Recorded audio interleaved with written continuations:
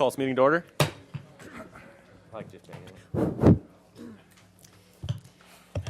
The City of San Clemente respects the many people of different faiths who reside here. The City Council historically begins its session with an invocation offered by one of the religious leaders of our community with full appreciation of our shared belief that we are one nation under God. And while the City cannot endorse any particular religion, we respect the religious freedom and freedom of expression of all our citizens to pray as they feel led to pray. This evening's invocation will be given by Jim Davis, Senior Chaplain with the Orange County Sheriff's Department. And after that, please remain standing. Kathy Ward will lead us in the Pledge of Allegiance. Shall we pray? Our gracious Heavenly Father, we thank you for our beautiful community here in San Clemente. We pray your blessing upon our city leaders to give them wisdom and guide them. We pray also for our deputies and our firefighters and all those that are serving here in the community, the teachers and the administrators in the schools that we have. But most of all, our students. Protect them, we pray. Also our Marines, the families that live here in town and those that are fighting faraway places. Watch over them and protect them. We thank you for all your blessings. In your precious name we pray. Amen. Please join me in the Pledge of Allegiance.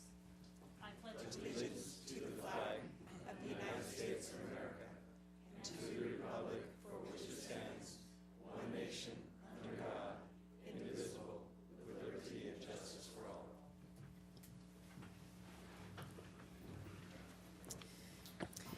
Councilmember Donchak, Councilmember Ward, Here. Mayor Pro Tem Baker, Here. Mayor Ham, and Councilmember Brown is absent. First item on the agenda is presentation of a certificate of recognition to Kirk Wells, Orange County Fire Authority Division Chief.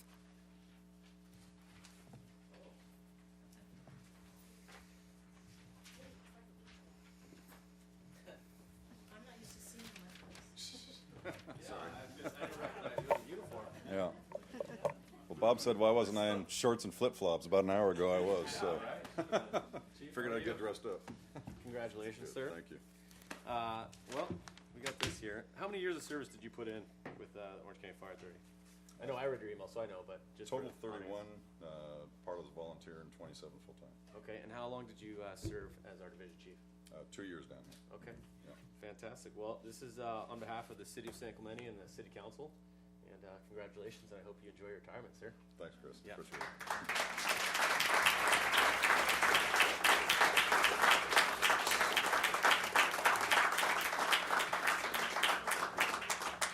And then we have one more on behalf of Assemblyman Bill Burrow. I don't think, his representative isn't here, but this one's not quite as fancy as the city one, but it does have some gold on it nonetheless. So this is just saying the same thing that ours says. So thank you, sir. Would you like to say anything? Take a few minutes? Just briefly. Yeah, Okay. Sure. Please. I'd just like to say thanks to the council and City Manager Maxinoff and all the city staff. It was really great serving with you guys. Dealing with San Clemente as a city was one of my favorite cities down here in the south that I had to be responsible for, and much appreciated. And I always appreciated the warmness and the welcome here. So thank you. Thank you, sir.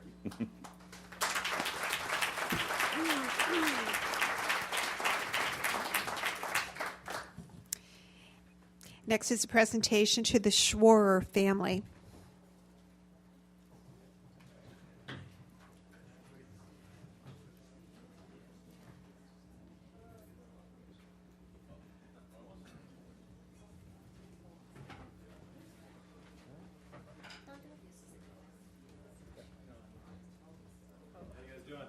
Chris, yeah.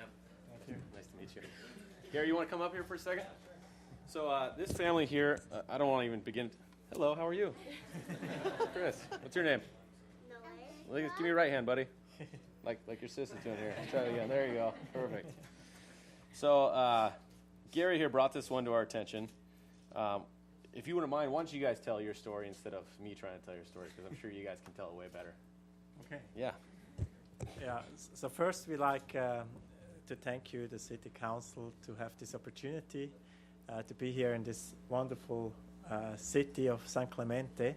That's thanks to Green San Clemente and Gary.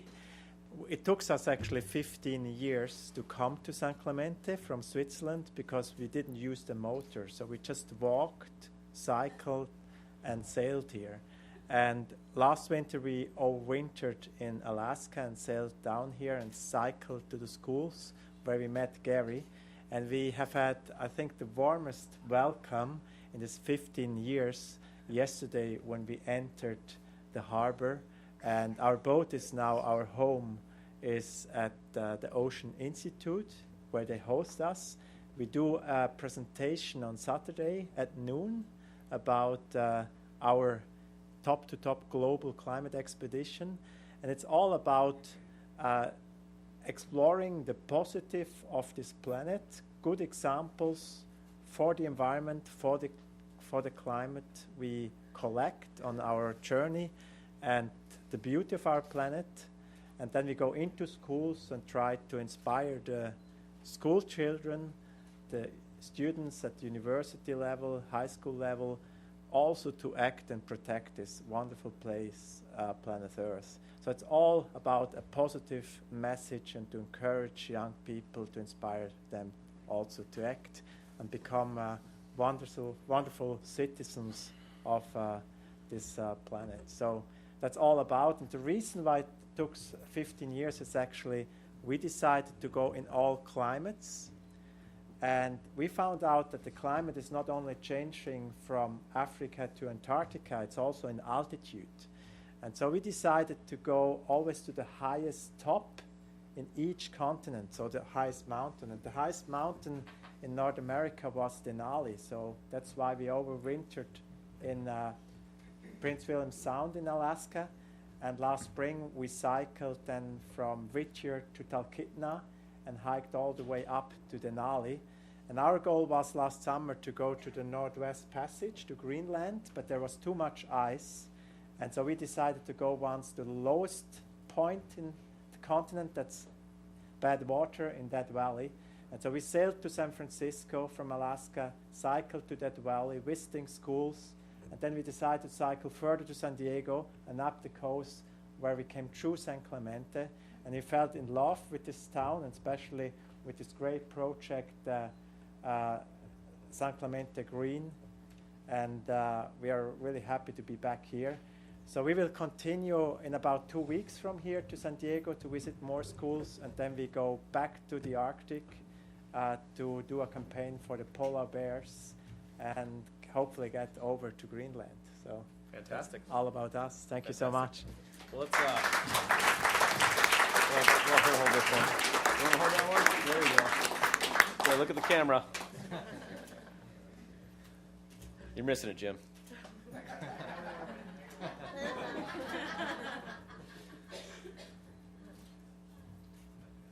Perfect.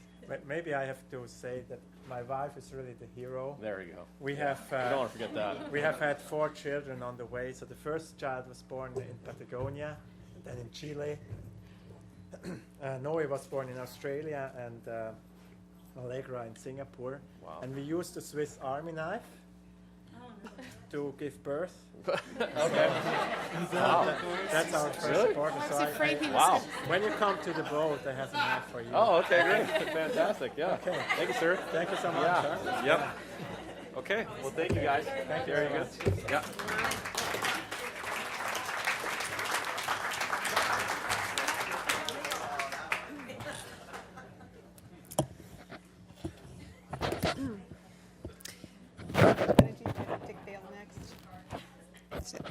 Next is presentation of a proclamation to Dick Vale proclaiming the month of April 2015 as Donate Life Month.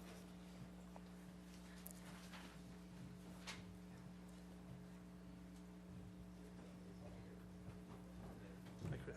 How are you? Good, thank you. How are you? Good. I feel like we see you every year. Yeah, you do. Yeah. Do you want to say a couple words? Sure, I'd love to. I'm not a big fan of reading these No, you don't whereas. have They to get read. real confusing. Yeah. And you have a pretty heartfelt story you tell us every year. Yeah. So we'll listen to your story and then we'll get some photos. Okay, great. Yeah. All right. So. Thank you, Mr. Mayor and City Council people. My name is Dick Vale, and I'm the Donate Life Ambassador for the City of San Clemente. 7.5 years ago, I was dying, and I needed a transplant.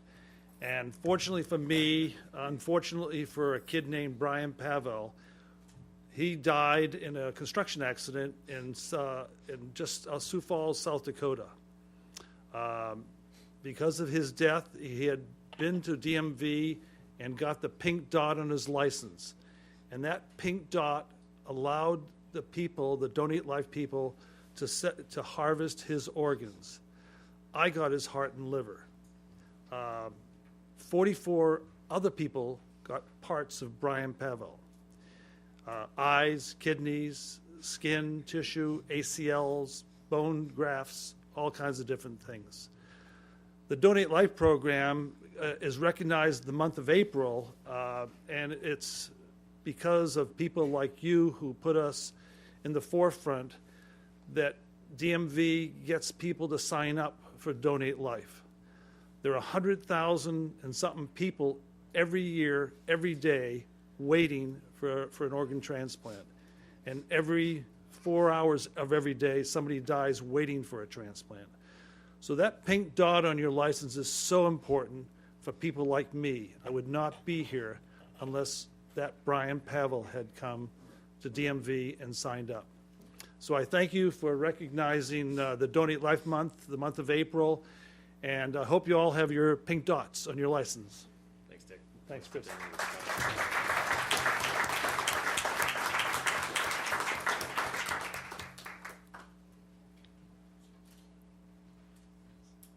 Thanks, Dick. Thanks, Chris. Appreciate it. Next is a presentation by Transportation Engineering Manager Tom Frank concerning modern roundabout education and outreach. Hi, I'm Jennifer Rosales, Senior Transportation Engineer. At our last council meeting, we tried to show the video, but we had some difficulties with the sound, so we'll be showing that tonight. And we are planning to consider modern roundabouts when evaluating intersection control on future projects. So with that, let's show the video. Thank you.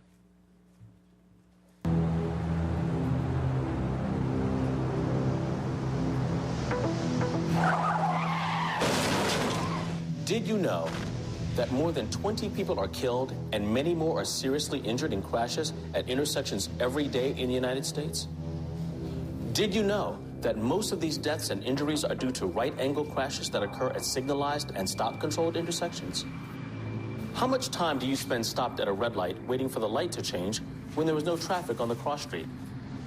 Did you know there is an intersection alternative that is substantially safer than signalized and stop-controlled intersections and much more efficient? The U.S. DOT's Federal Highway Administration, FHWA, has identified modern roundabout intersections as one of 9 proven life-saving roadway safety strategies. Modern roundabouts are not only safer than traditional signalized and stop-controlled intersections, where appropriate and properly designed, roundabouts operate more efficiently, often have lower life cycle costs, and result in increased fuel efficiency. So, what is a roundabout? A roundabout is a circular intersection. Traffic flows counterclockwise around a center island. Entering traffic yields to circulating traffic in the roundabout. Channelized approaches using splitter islands deflect traffic as it enters the intersection, slowing speeds. While the vast majority of roundabouts are single lane, 1/4 of the roundabouts in the U.S. have 2 lanes, which also provide safety benefits. Roundabouts with up to 3 lanes have been successfully built. Mini roundabouts can be used in low-speed urban environments in lieu of a stop sign or traffic signal. Roundabouts are different from other types of circular intersections that you might have seen. They are not rotaries or the older traffic circles, which are still common in the northeastern United States, which typically have higher speeds and approaches and usually higher speeds within the circle. They may use stop or signal control, or they may require circulating traffic to yield to entering traffic. A roundabout is also not the same thing as a neighborhood traffic circle, typically used on local streets for speed control. Roundabouts have several distinguishing characteristics and benefits, setting them apart from other intersection types. Traffic can move freely through roundabouts. This makes them more efficient than signalized or stop-controlled intersections. Unlike other types of intersections, roundabouts are designed to slow the speed of vehicles entering by deflecting them from a straight-line path into the roundabout. Drivers approaching the roundabout have time to judge for gaps in the circulating traffic and either yield or adjust their speed before entering the intersection. This allows for safer entries into circulating traffic. In addition to channelized approaches, signs and pavement markings on the roadway guide drivers to make sure they take the proper entry path. Roundabout intersections can require additional space compared to a traditional intersection, but they may be constructed within the existing right-of-way. Roundabouts eliminate dangerous left turns across opposing traffic lanes and virtually eliminate high-speed right-angle and head-on crashes. While initial construction costs can be higher with roundabouts, they often have a lower operating and maintenance cost than signalized intersections. They can have ongoing costs for lighting and maintaining the landscaping, but unlike a signalized intersection, there is no signal equipment to install, power, and maintain. Roundabouts have longer service lives than traditional intersections, resulting in better economic value over the long term, especially when you factor in the reduction of fatal and injury crashes. Roundabouts are also the greenest intersection alternative, and not only because of their aesthetic appeal. Reduced vehicle idling means fewer emissions and less wasted fuel. Less acceleration and fewer sudden hard stops means quieter, more peaceful transportation through communities. Landscaping in the Central Island, splitter islands, and along the approaches can further benefit and enhance community livability. With all of these benefits, why aren't all transportation agencies building modern roundabout intersections? One of the biggest reasons transportation agencies overlook this proven intersection safety solution is out of concern that the public just won't accept them. Trying one roundabout is usually all it takes to convince even the biggest skeptic of their benefits. The United States will be over the age of 65. Intersections are the single most dangerous traffic environment for drivers of any age, with left-hand turns being the single most dangerous traffic maneuver that any of us can make. 40% of all crashes that involve drivers over the age of 65 occur at intersections. This is nearly twice the rate of experienced younger drivers. AARP would like to see more roundabouts constructed because of the many safety benefits that they present for drivers of all ages. As with all new traffic treatments, thorough public education, effective signing, and pavement markings are key to educating all drivers on new traffic patterns. So, are roundabouts safe for other road users? In general, pedestrians face far less risk at roundabouts than traditional intersections, primarily because of the slower speeds and the elimination of turns across the pedestrian crosswalks. Splitter islands both shorten the crossing distance for pedestrians and allow them to cross one direction of traffic at a time. All of this adds up to increased safety. There is ongoing research to determine the most effective strategies for making roundabouts accessible for visually impaired pedestrians. The U.S. Access Board has been active in the development of design guidelines for roundabouts. The National Cooperative Highway Research Program, NCHRP, is also researching a range of geometric designs, traffic control devices, and other treatments to make roundabouts more accessible to pedestrians with vision impairments. Bicyclists can dismount and use the pedestrian crosswalk, or experienced bicyclists can ride through the roundabout. What about trucks and other large vehicles? Are they able to navigate through roundabouts? Roundabouts can be built to accommodate the turning radii of large trucks and trailers, just like any other intersection. Roundabouts generally have truck aprons, a slightly raised area around the inner circle that provide trucks, buses, and other large vehicles additional room to navigate the roundabout. So what do emergency service providers think about roundabouts? Emergency service providers are able to navigate through roundabouts with their largest vehicles. In emergency situations, roundabouts can be safer and more efficient for an emergency vehicle than traditional intersections. With the roundabout on Carlsbad Boulevard officially open, we hit the streets to see what people think. I just drove through it actually, and I think it's great. It's beautiful. It's going to be really, really nice. They'll slow the traffic down. I think they're an excellent way to avoid accidents. The combination of lower speeds and no left turns results in a smoother traffic flow compared to stop signs or traffic signals and means fewer opportunities for accidents. Because roundabouts promote safe and continuous travel, they're part of the city's effort to make it easier for drivers, bicyclists, and pedestrians to get around. Hi, Jennifer. Hi. So, just curious if you have any questions about modern roundabouts? Sounds like they're still trying to figure out the best configuration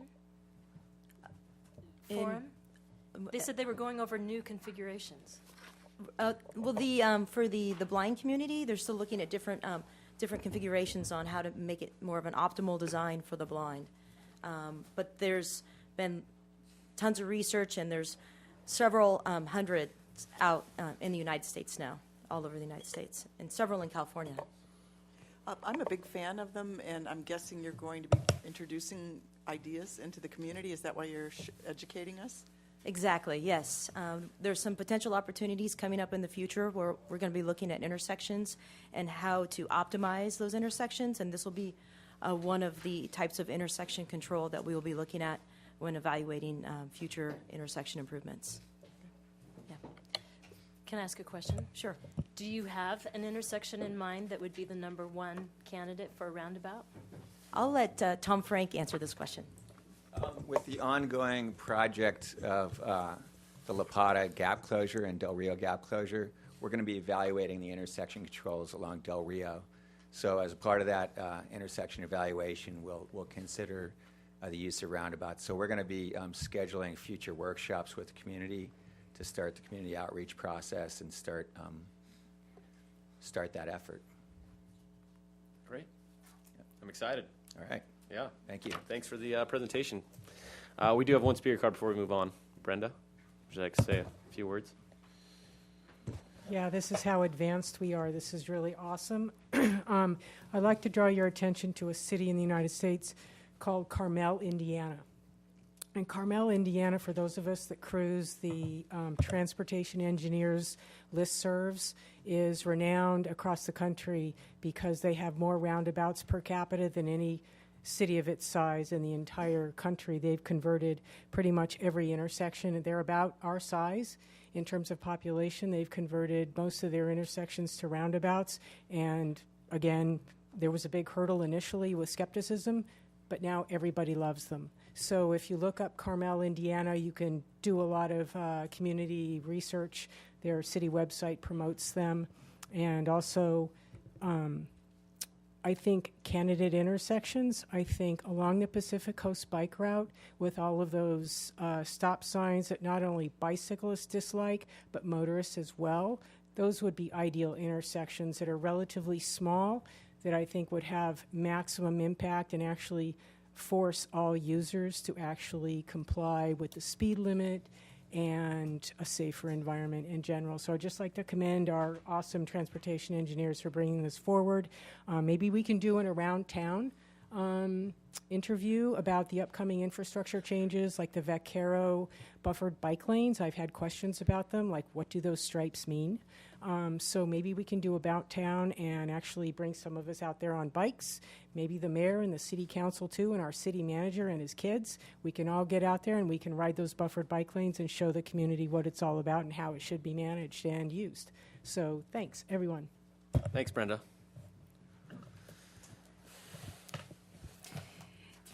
Next is a presentation by Tony Struthers of Saddleback Memorial Care Hospital concerning the status of the potential closure of Saddleback Memorial Hospital. Hey, Tony. Hey, how you doing? Good evening. 3 minutes or? No. Well, it won't take that long. No, you guys yeah. got a long agenda tonight, so Yeah. I'll let you deal with the other stuff. 3 But, good evening, Mayor, members of the City Council. As promised, I'm here tonight to give you an update on Saddleback Memorial San Clemente. Last month, the Saddleback Memorial Board of Directors agreed to continue the feasibility study to determine whether we can maintain emergency services as part of our proposal to transform the San Clemente campus. When we began the feasibility study to transform the campus, a freestanding emergency department was not a possibility. Since then, Senator Patricia Bates and State Assemblyman William Breaux have introduced legislation to allow for a freestanding emergency department on our campus. We still believe that transforming the campus from an inpatient-oriented facility to an outpatient medical pavilion focused on comprehensive outpatient medical, health, and wellness services is the best use of this campus and makes the most sense in this rapidly changing healthcare environment. But we will continue to pursue and support legislative and regulatory opportunities that allow us to maintain emergency services on the San Clemente campus. There are two pieces of legislation. Assembly Bill 911, very creative on Assemblyman Bro's part, and Senate Bill 787 that address this goal, and they are working their way through the legislative process beginning this month. We are extremely supportive of this legislation, and we will put whatever resources are necessary into helping this legislation get approved. This evening, I ask the City Council to lead this effort into forming a community-wide coalition to help support this legislation. This coalition could consist of cities of San Clemente, San Juan, Capistrano, Dana Point, and Mission Viejo, all who have passed resolutions asking to maintain emergency services on our campus. In addition to Memorial Care Health System, the coalition could also consist of the San Clemente Chamber of Commerce, the South Orange County Economic Coalition, the SOS Foundation, physicians, and Mission Hospital in order to speak with one voice in Sacramento. In addition, other businesses and community groups could also participate in this coalition. We need to work with the legislative staff of Assemblyman Bro and Senator Bates to see how we can help them as they introduce this legislation to their colleagues. Time is of the essence, and this is not something that can be put off in a few months. The window of opportunity is very narrow, and I again call upon the City Council to lead this effort and form this coalition so that we can maintain emergency services in our community. I'm here to answer any questions you might have. Tony, how did the vote go? I know you guys did a press release, but can you just fill us in for the viewers at home? As far as? Was there a vote to continue on with the feasibility study? Yeah, it was a unanimous vote by the board to continue continue on with the feasibility study because the board felt very comfortable that the feasibility study wasn't complete until this question could be answered about maintaining emergency services. They felt very strongly that that was something that was well worth postponing any major decisions until that question got answered. And, you know, we've been in constant contact with Assemblyman Bro and Senator Bates' office, and they are very optimistic that as long as this legislation stays narrow, and we're in the process of helping them craft that legislation now, that there's a good chance that this can get through this legislative session. So it goes before the Assembly Health Committee 2 weeks from today. It goes, we don't know, it hasn't been assigned to the Senate Health Committee. The good news is it's only been assigned to the health committees in the Assembly and the Senate. That's a good thing. It wasn't assigned to multiple committees, so that's usually not a good sign if it's assigned to multiple committees. And so they've been in contact with all the major statewide groups, CMA, California Medical Association, California Hospital Association, California Association of Emergency Physicians, California Nurses Associations, all that typically weigh in on this. And so, so far, you know, knock on wood, there hasn't been any major opposition that's come forward because it's such a narrow piece of legislation. So, but once again, you know, I really think it's important for us to do what we can as a community to support Senator Bates and Assemblyman Bro as they go through this process and they're talking to their colleagues in Sacramento. I will be up there next week for 3 days, and obviously we'd like to be up there in 2 weeks when it's introduced to the Assembly. So. Great. Tony, I got one question for you.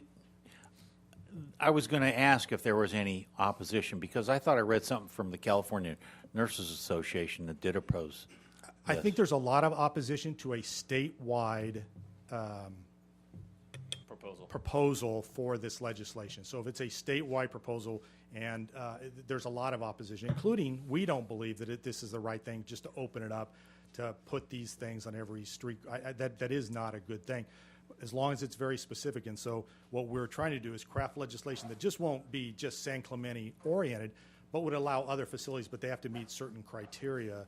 And that's what this legislation is going to be based on, or very specific criteria in order to qualify to become a freestanding emergency department.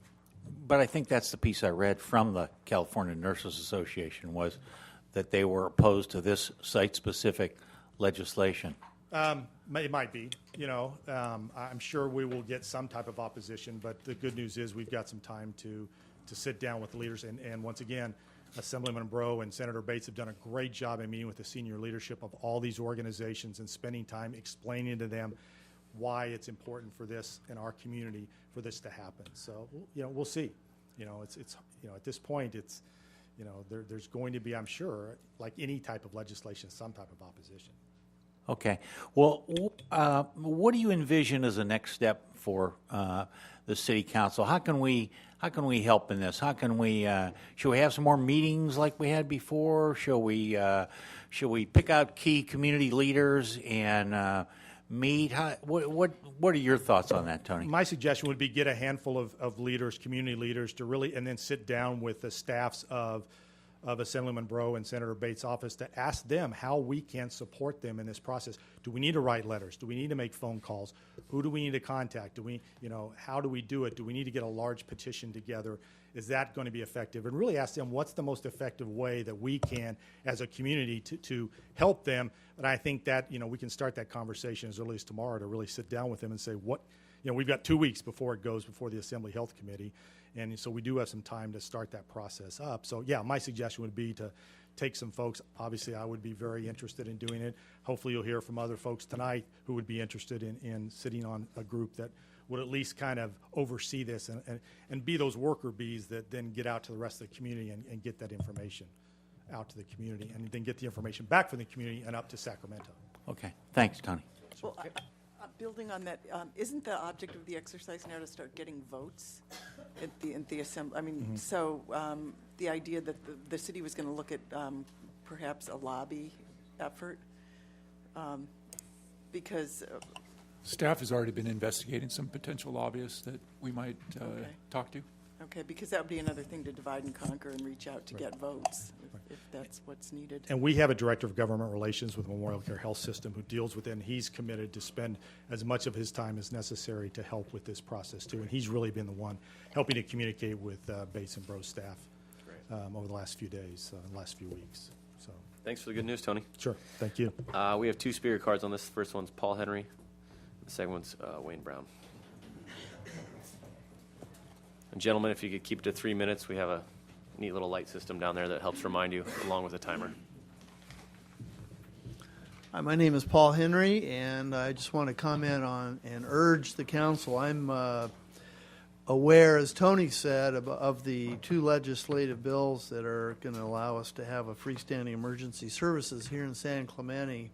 I support that legislation and anything we can do to craft it to encourage our state to allow San Clemente to have that freestanding status.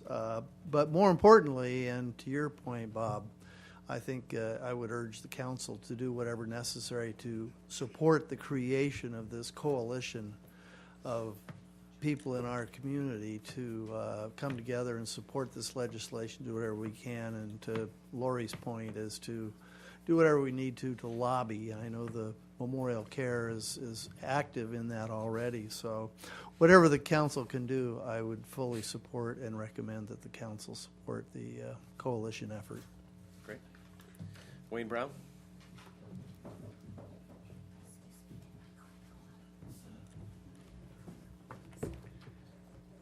Good evening, Mayor and council members. My name is Wayne Brown, and I am the Government Relations for South Orange County Economic Coalition. The coalition understands that Saddleback Memorial is continuing its feasibility study in light of the introduction of the 2 California state bills to allow the freestanding emergency services, specifically in San Clemente. These bills would create the opportunity to convert the campus to a state-of-the-art outpatient center while still continuing to offer emergency services. I reached out to both Senator Bates and Assembly Breaux staff last week and on the status of their mirror bills, and they had been sent to the respective health committees. It looks like as long as the bills are specific only to specific ideas that cluster around San Clemente, they could get through this session. AB 911 will be heard by the Assembly's Health Committee on April 21st, and SB 787 will also be heard very soon. The coalition would support the city's establishment of a task force or committee to bring key stakeholders together to advocate in support of these bills. We would be happy to help facilitate such a group and to assist in the communication with our legislators. Let us know what we can do. We need to act now. Thanks, sir. Thank you. We got 2 cards also, Carol Wilson and Dr. Robert Realmuto.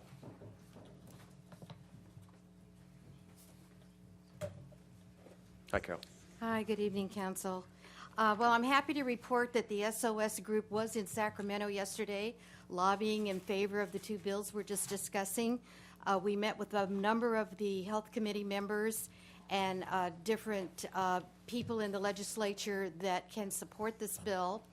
And we were trying to tell our story of our unique situation geographically here and how important it is for us to have emergency services here.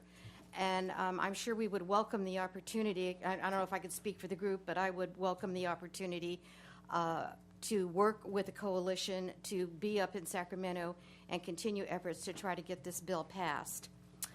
So that's that. Another thing I'd like to bring out, I had a couple handouts for the council tonight. And one of them I found in the paper was very interesting because we were kind of thinking we were getting some leading, and I'm sure we are getting some leading edge health care here. But there's an article in the paper that Martin Luther King Hospital, South Central LA, worst part of town, has just redone their campus, and they're doing all the things that we want to do here, but they've got a smaller hospital with an ER room, and I think that their plan is if we could do something like that in San Clemente, where we can copy what they have. I mean, certainly we're a more affluent community than South Central LA, and they have all the same things. They've got urgent care, outpatient services, public health clinics, a smaller footprint hospital with an ER. It's not a trauma center, but the healthcare experts are saying this is aligning with the latest thinking on the way to provide health care today. So I hope that Memorial, although we are pursuing the emergency room bill, will still continue to consider the win-win solution that SOS has proposed to build a smaller hospital. I'm not able to speak tonight on the monetary costs because I don't have those numbers, but I believe if they really look as an alternate, that maybe they will be able to do everything they want to do and still be able to give us a smaller hospital and ER room here in San Clemente. I've also enclosed an article that shows that California has received an F in ER room availability. It leads the nation in lack of ER access. So with that in mind, I think we need to continue to preserve emergency rooms here in San Clemente. And I asked Memorial Care, who is a nonprofit hospital, to provide health care, that they also consider the public benefit that they can bring to this community. Thank you. Thanks, Carol. Dr. Robert Real Muto, and then Gus Giolomas. Good evening, Mayor Ham and council members. My name is Dr. Robert Real Muto, and I am here today speaking as a resident of San Clemente since 1987 and a practicing emergency physician for 30 years. I am presently the chairman of the emergency department for Orange Coast Memorial Medical Center in Fountain Valley, which is a memorial care facility. My work history also includes being on staff at Saddleback in the early 1990s as an emergency physician when the hospital was owned by local doctors and it was named Samaritan Medical Center. My family and I have utilized the Saddleback San Clemente campus for many years, and I would assume we will receive health care from this facility in the future.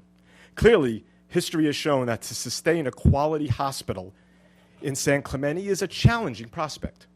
This has never been more true than today, where we find that healthcare resources are moving towards the outpatient arena and away from inpatient services. I'd like to applaud the Saddleback's Board of Directors for continuing its feasibility study to develop an outpatient campus with facilities that would include physician offices, radiology, laboratory, and other services that will allow for a truly integrated, quality healthcare environment. With respect to emergency services, I do firmly believe that we are on the right path in pursuing a freestanding emergency department, which preserves the paramedic receiving capability and emergency physicians as the providers of care. I wholeheartedly support the legislation introduced by Senator Bates and Assemblyman Breaux on this very subject.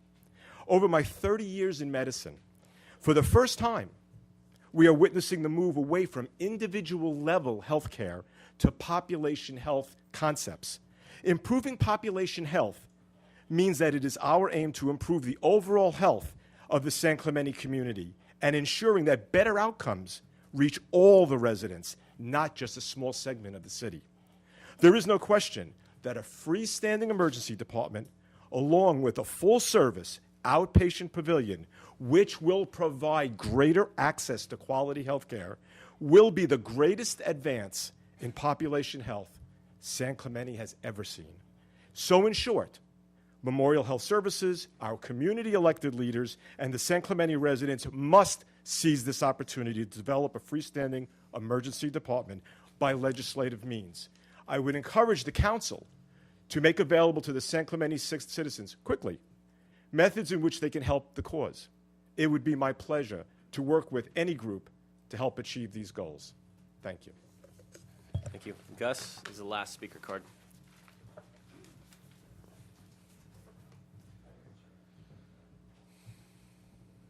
City Council, pardon my informal wear, just got out of the operating room. I want to thank the City Council for taking the lead on this issue of the San Clemente Hospital emergency room situation. Our Save Saddleback San Clemente Hospital Foundation was formed because of the announcement that Memorial Care was going to diminish and remove our emergency room and hospital. Save for that, we wouldn't be here today. So, Save San Clemente Hospital Foundation went to Sacramento yesterday, and we actually lobbied for this bill, and we spoke to multiple legislators, interest groups, and we had some positive comments, but we also had some negative ones. We heard and we read the CNA opposition letter, which is pretty vehemently negative about a freestanding emergency room at this location. So we're also realists, and we understand that legislation may not totally succeed. And so for that reason, we want to continue to lobby for the freestanding emergency room and support our legislators who, by the way, were paramount in actually causing the pause that Memorial Care showed several weeks ago. They would not have stopped their feasibility. They would have continued. And perhaps they would have announced closure soon. So I applaud them, and I applaud the City Council for taking the lead on that as well. I think knowing what the reality may be and what other options might be, I would ask at this time that Memorial Care look at our new scheme of the Ware Malcolm proposal, Scheme 4, which I have tonight, and I'll share those with the newspaper media today. And also the cost. We've had the costs looked at by several general contractors. We have Scheme 3 that was coming in at around $32 million. Scheme 4 came in at $28 million. And basically what that does is forms a smaller footprint hospital, medical office building, outpatient center with all of the bells and whistles, with radiology, et cetera, including a parking garage, for under the amount of money that Memorial Care was stating that they were willing to spend. Up to $40 million is what I remember they said. So in the spirit of community interest, I think that one of those options ought to be the win-win situation that Carol spoke about earlier. Thank you again. Thanks, Gus. Gus, I got one question for you. Yes. You referenced the CNA as being in opposition to this standalone emergency room. What's the CNA? California Nurses Association. They represent the largest number of nurses in our state, and they're a very strong lobby and organization with ties in Sacramento and all over the state. Thank you. Thanks, Gus. Before we move on to oral communication, I just want to say I'm glad that we're finally on the same page and we're working towards a similar goal.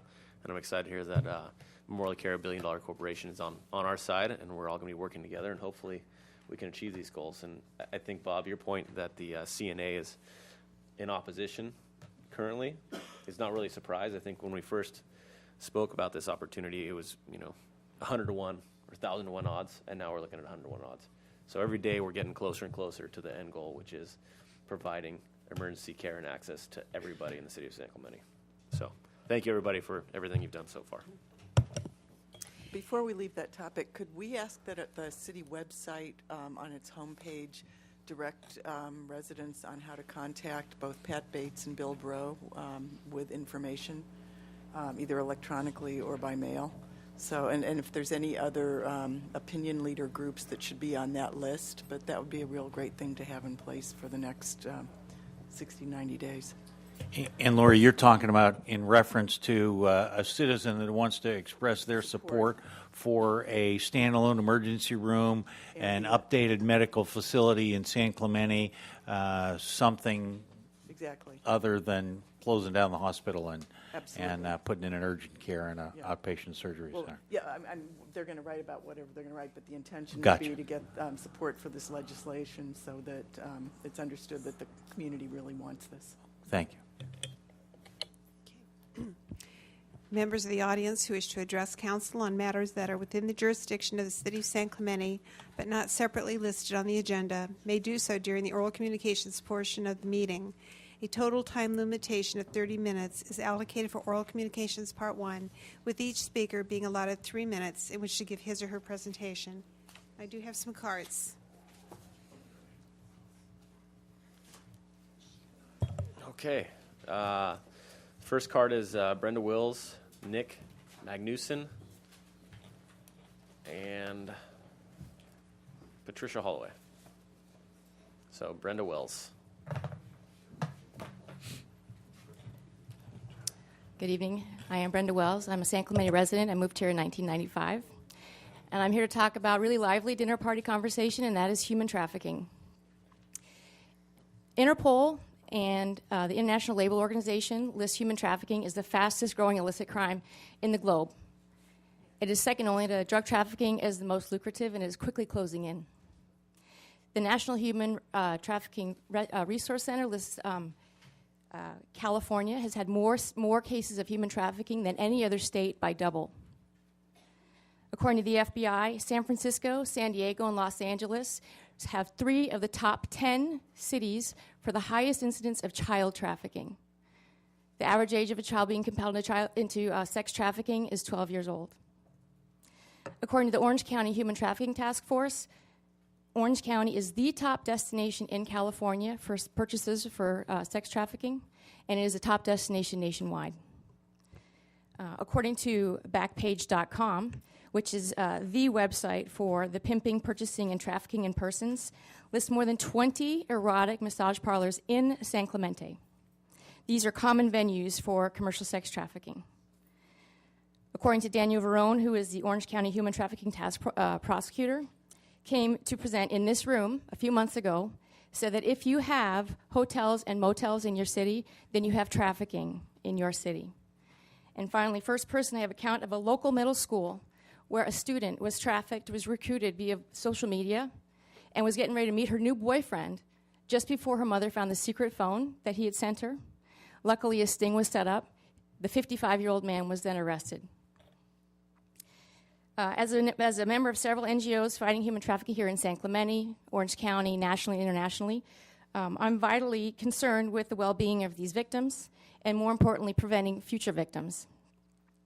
The advantage of human trafficking as a cause is that it's unequivocal. There's no for or against. It's nonpartisan. We can all agree that human trafficking is nefarious in all of its facets and forms. The advantage, the challenge, however, is that there's a lack of belief that is happening right here in San Clemente, in Orange County, in California. It is in our backyards. That this is not just a Southeast Asia problem. These are, when I talk about our children, I'm talking about U.S. residents and citizens are the largest victims of sex trafficking in America right now. The vulnerability exists as a result of us resisting this difficult truth, and therefore we have our blinders on and we're not paying attention, we're not looking for the indicators. So therefore, I've submitted to all of you a copy of a resolution I've presented for adoption for the city that I would like you to agree that vocally declares zero tolerance for this activity in our city to support awareness and trafficking in San Clemente, awareness and programs here in San Clemente. Thank you for your time. Mm-hmm. Brenda, I'd be happy to meet with you on this issue. If I've got your card, so I'll call you. Okay. And we can talk about it, because my experience has been, I'm also on the Orange County Transportation Authority, and they launched an initiative last year, and everything you said is true. The prevalence in Orange County is staggering in terms of how much is going on.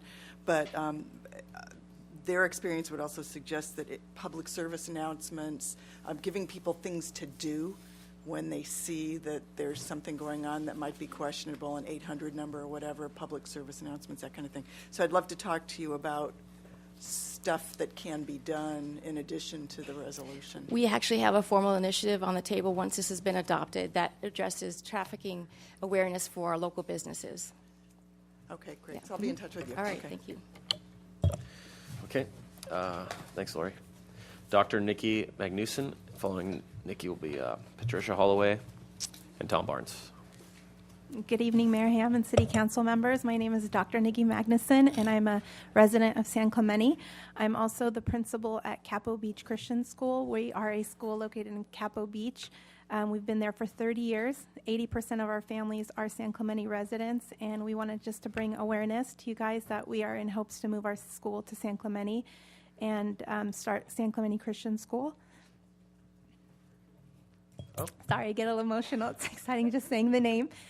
We'll be the first TK through 12th grade school in the city. We just submitted our CUPs last week in hopes to begin the process of moving our school. In hopes that possibly fall would be our opening date, but realistically knowing that it might not happen. Currently, the church that we're at, Capo Beach Church, is a wonderful home church. That's where our school was founded in, but it's not ideal for a school location. We've had multiple security issues. There's a large transient population there. We love our brothers and sisters, but the reality is a lot of them, we share a bathroom with the general public. So we have our 4-year-olds, 5-year-olds, all the way to 14-year-olds in restrooms open to the public. So weekly, we're asking people to leave who are trying to bathe in our bathrooms. We have had multiple knife issues, arrest right outside our campus. You can smell marijuana anytime walking from our playground. So there is a strong need and desire to move our school. A lot of our families are holding back to sign up just to make sure that we are moving our school into a safer location. But we've been blessed to be there for 30 years, but we're growing. We serve all families. We have a big single mom population as well. We have a lot of military families. We offer a lot of military discounts. So we are excited to serve the city. We have a lot of community outreach programs. We've partnered already with over a dozen businesses. Part of our 9th grade curriculum is to do internships within the city. So we might have a student that wants to be a chef when he grows up, and we can create internship programs with different restaurants in the city or different areas where kids want or have interest to serve. So we just wanted to bring awareness and let you guys know that we're in hopes to start this fall. But if you guys had any questions. Who's your assistant there? Oh, this is a student. Do you have anything to say? We love our school. We're excited to move into the city. Yes, very excited to move to the city. Thank you so much for your time. Thank you. Patricia? So James has been retired for all of a month now, and you're already getting sick. You had to come to council meetings to get away. Yes, I just can't stay away. Yes, Patricia Holloway, a 25-year resident of San Clemente. I'd like to start by announcing that the San Clemente Tree Foundation will be giving away 100 free trees to the public on Earth Day, which is being celebrated down at the pier on Saturday, April 18th. San Clemente's official city tree, I have a picture of it here, is the coast coral tree, or Erythrina caffra, originally from South Africa. Even if we don't know it by name, we all recognize its bright red flowered flowers that grace the Ole Hansen Beach Club, the Pier Bowl, and our freeway interchanges. What I've seen recently has caused me great concern for the welfare of our landmark trees, our coral trees, and other trees. I will now show you a series of pictures to illustrate my concern. This is a healthy coral tree at the Ole Hansen Beach Club in bloom. Here's a picture, a nice picture of the tree when it's not in flower. Here's the stump of a coral tree by a trash enclosure at the beach club. I used to park in the shade of this tree. A coral tree was cut down in this planter, and as you can see by the greenery, it's trying to resprout. Here's a beautiful picture of a mature coral tree on the front lawn of the Ole Hansen Beach Club. I took this picture in 2013. Here's the same tree that's struggling today. We all recognize this healthy ficus tree by the pool gate. And here's a picture of another ficus on the front lawn of the beach club. This is the picture of that same front lawn tree. You know, the beach club is under construction now. And then this picture was taken just a few days ago where several branches have fallen off the tree. Here is a palm tree stump leading to the beach. And not pictured is a mature palm on Pico in front of the beach club that was just recently cut down. What would our iconic casino be without the iconic palms? Here, 2 palms were removed behind the casino near Ellie's table. This is down at the Pier Bowl, and another coral tree removed fairly recently. And I was very disheartened to see this limb cut back. This is approaching the pier down at the Pier Bowl. Here is a solution for the problem of a tree extending over the walkway in Laguna Beach. They created a metal brace to support the tree. And lastly, here are some freeway coral trees, and with the freeway construction, of course, we've seen hundreds of trees lost, and now all the coral trees at the Pico interchange are gone. So it's possible that there was no way to prevent any of this tree loss, but I would ask that the city do whatever it can to avoid harming our trees. As for the public trees that must be removed because of disease or construction, I would hope that the city would budget and plan to replace these trees, and the future San Clementians will appreciate it, and the San Clemente Tree Foundation would be happy to assist in any way. Thank you, Thank Patricia. And then the last 2 cards are Tom and Vonnie Barnes.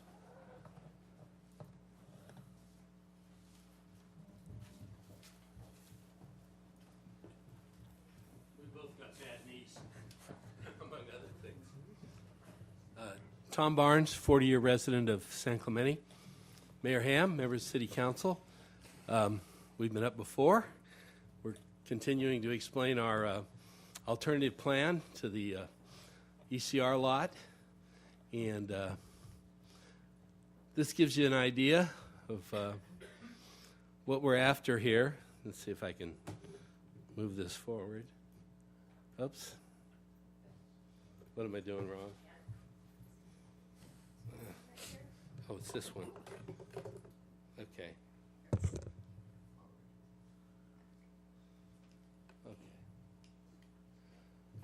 We've got some new figures. By adding the Tim Brown sidewalk, we've increased the amount of concrete in our plan slightly, and we've also made a couple of other changes. If you remember, the Coastal Commission, they objected to the city's plan for 3 primary reasons. One, that it put the cars up front and at a higher elevation to block the ocean view. Now the city maintains there is no ocean view, but we think we've conclusively shown the Coastal Commission that there is. The second reason was the amount of permeable area or non-permeable area the city's plan has compared to ours. The key figures are the green permeable area, if you see at the bottom of the slide there, 27% in the city plan, 43% in our alternative plan. And that seemed to make a difference with the Coastal Commission. And then the third area that they were concerned with was the safety factor in terms of the getting in and out of the lot there. Ours has the entrance and exit.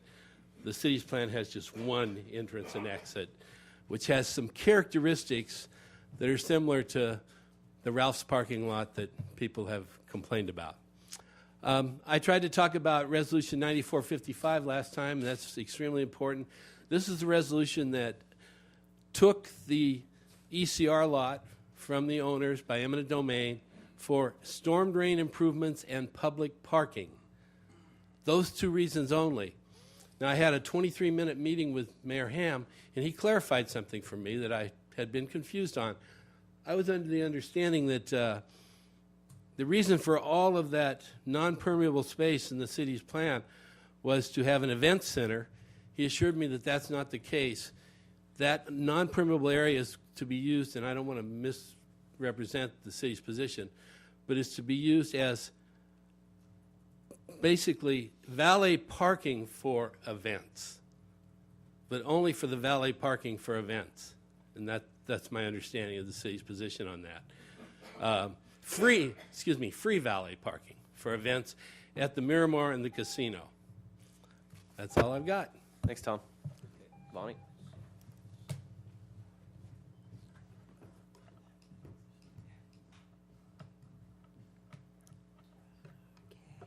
I'm Bonnie Barnes, resident of San Clemente. Good evening, Councilman. GPAC discussed negative visual impacts of auto-related businesses along El Camino Real, and the city's parking plan would add to the existing negative visual impacts in the North Beach area as shown on these slides. The first shows cars parked at a car rental business at Cali Lago and El Camino Real on the east side. Parked cars are set back 5 feet from the sidewalk like the city's parking lot plan for the ECR lot. This is the atmosphere visitors will experience walking to the North Beach Historic District. The next slide shows parked cars for sale right across the street, also close to the sidewalk. The city's ECR parking lot plan should be set back from the sidewalk to avoid a visual impact like this. This next slide shows visitors walking, doesn't it, on the same sidewalk? That was the last slide. Oh, I'm sorry. Okay. There we go. There it is without the visitors. Here it is with the visitors. Sorry, I couldn't see it. These sedans are all mostly under 5 feet in height. Some of the pedestrians are not tall enough to even see over the cars to see what's on the other side, on the ocean side. On the right is a flag from a post to welcome visitors that says North Beach History, Music, Surf, and Art. These cars are not visually pleasing. They are not history, music, surf, or art, and they're not an atmosphere for our North Beach Historic District. Now this slide shows what 5 feet of landscaping between the parked cars and the sidewalk looks like, which is similar to the city's parking lot plan. Surely we can do better than this with the ECR parking lot to complement our North Beach Historical District. This is the city's proposed ECR parking lot plan with the row of cars set back 5 feet. They're 5 feet in height. They could be any type of car. With 5 foot of landscaping, it will look similar to the preceding slide we just looked at. And if they're 5 feet high, they will also block the ocean view. And this is the alternative parking lot plan with the parked cars set back 35 feet and down the slope, which preserves the ocean view over the cars you've seen before. This is the plan that we showed last time, showing the adequate green space for artistic landscaping along El Camino Real. But what I'd like you to look at is this slide, which shows the colorful xeriscape in this green space that will frame and preserve the ocean views over the parked cars as visitors drive along El Camino Real, ride their bikes, or walk along the sidewalk. Contrasting colors and shapes, with heights less than 3 feet, will provide the interest, absorb urban runoff and greenhouse gases year-round.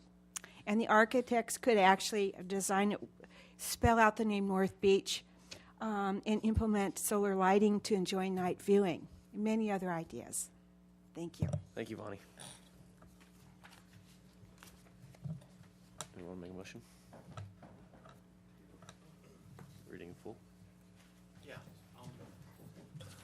I'll move that we waive reading in full of all resolutions and ordinances. Second. Okay, motion by Baker, second by Donchak. All in favor? Aye. Passes 4-0 with Tim absent. Closed session report, City Attorney. Thanks, Mayor and Council. There was no reportable action taken. All items listed on the consent calendar are considered to be routine and will be enacted by one motion without discussion unless council, staff, or the public request removal of an item for separate discussion and action. The public has requested the removal of item F and G. F and G. Okay. F and what, Joanne? G. G. Lori? Sorry. Nothing. I have a few. Okay. 6B1A, 6B1C, 6B3, item number 8. Okay. Bob? I've got an issue in 6B1, 6B2.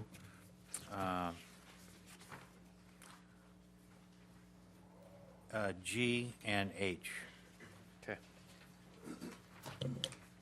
So, no. Move the balance? Motion by Donchak, second by Baker. All's in favor? Aye. Passes 4-0, Tim absent. So 6B1A, is that what the first one you have too? Yes. Okay. Do we have any 6B. cards on any of No. those? No. Not this one. Okay. These are both in zoning administrator minutes. 6B1 concerns a fence that was approved for Sano Tire, and 6B3 concerns the approval of an event center, La Ventura Event Center. Okay. Both of these properties are kind of intermingled, and there are some ownership issues that are integral to some of the findings that we have to make to approve this project, so I would ask that they be pulled and agendized. Okay. I'm not opposed to that. What kind of ownership issues? What are we talking about? We don't know who owns the. Yeah, there's a question. There's a recorded easement in the back that has access issues, and staff is claiming that it's a private issue, but the other owners of the commercial center have not worked that out yet, and in effect, the fence that we just approved is going to block that easement, and there is a parcel map that exists on that I've seen, and I think we should clear it up. And also, with the event center, there is issues where the businesses around it have not cleared up that they like this use, and the owners on San Gabriel have asked us not to approve this particular use. It's only allowed in this area of neighborhood serving commercial by a conditional use permit. So I think that we should review that and give the owners of the residents that live around that area and the owners that have a problem with this easement a chance to tell the city council what their concerns are.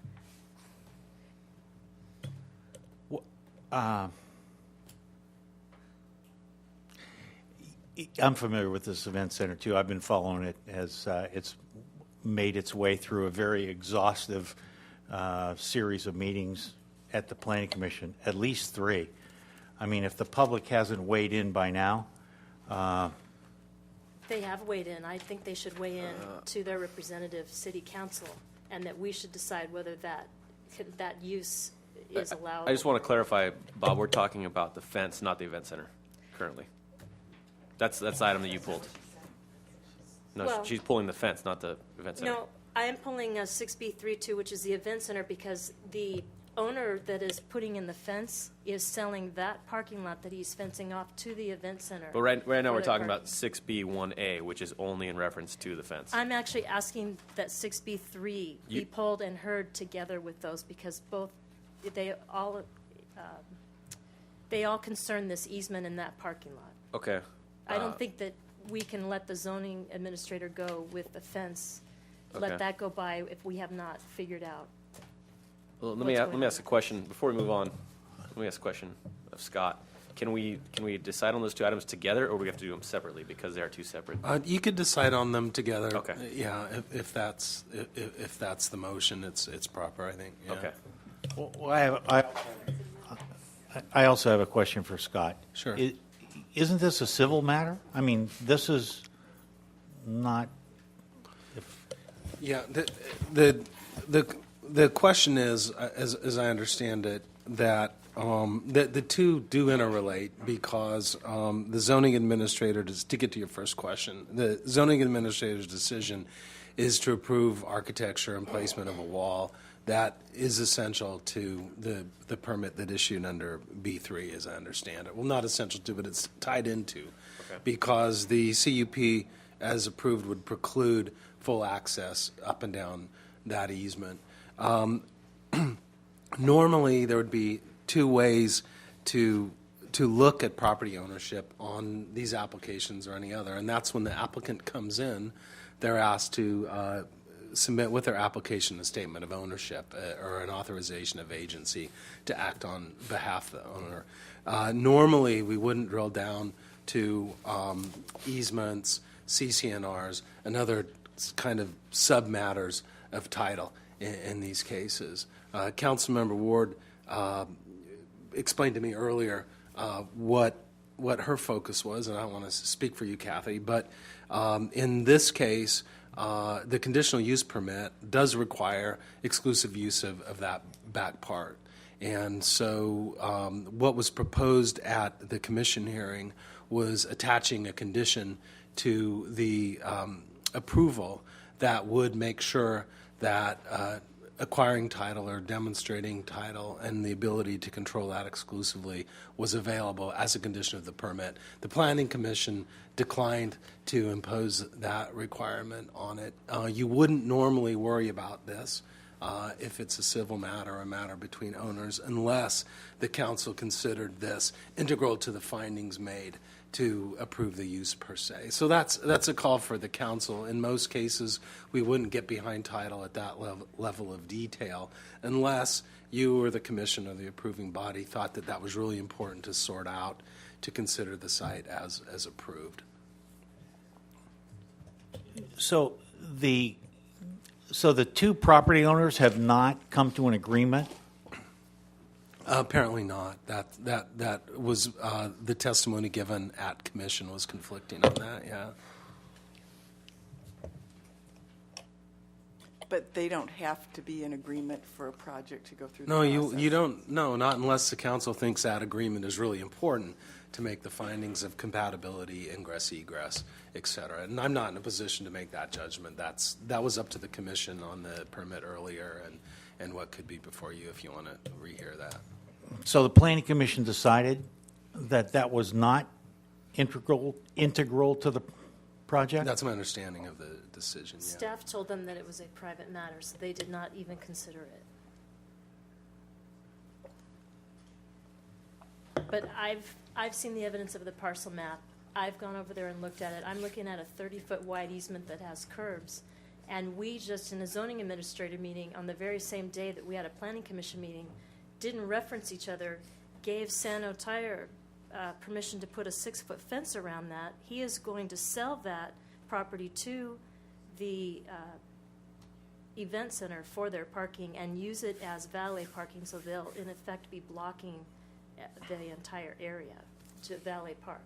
But what I was concerned with is that the zoning administrator did not mention anything about that property being sold. In fact, it was incorrect. Staff advised that Sano Tire got use as an auto sales, and they had a CUP for that when in fact it expired in November of 2012.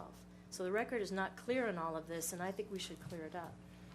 Well, what does Sano Tire's CUP for auto sales have to do with this project? I'm missing the connection. Zoning administrator, the record of the zoning administrator is not correct on this property of what the use is, and I saw staff talking about that when they did this fence and he wanted to do his auto use, that he would then open the gates. Well, that auto use, they no longer even have a CUP for that. So we're in error on that. But while there's me, as one owner comes in one meeting and asks for this, and another owner comes in at night and asks at a planning commission meeting for, permission for an event center, and he has an agreement to buy this property that we just agreed in a separate morning meeting to fence off. and it's not in agreement with the other two properties that have this easement for access. Even in the Planning Commission minutes, our staff says that this event center has a shared parking agreement and an easement access. So we acknowledge it in the Planning Commission minutes, but then in the zoning administrator minutes, we say it doesn't matter. So I think we're conflicting on this. So I think it needs to be cleared up, because all we're doing is... Here's a point of reference, Scott. What happens if we have 2 and 2? Well,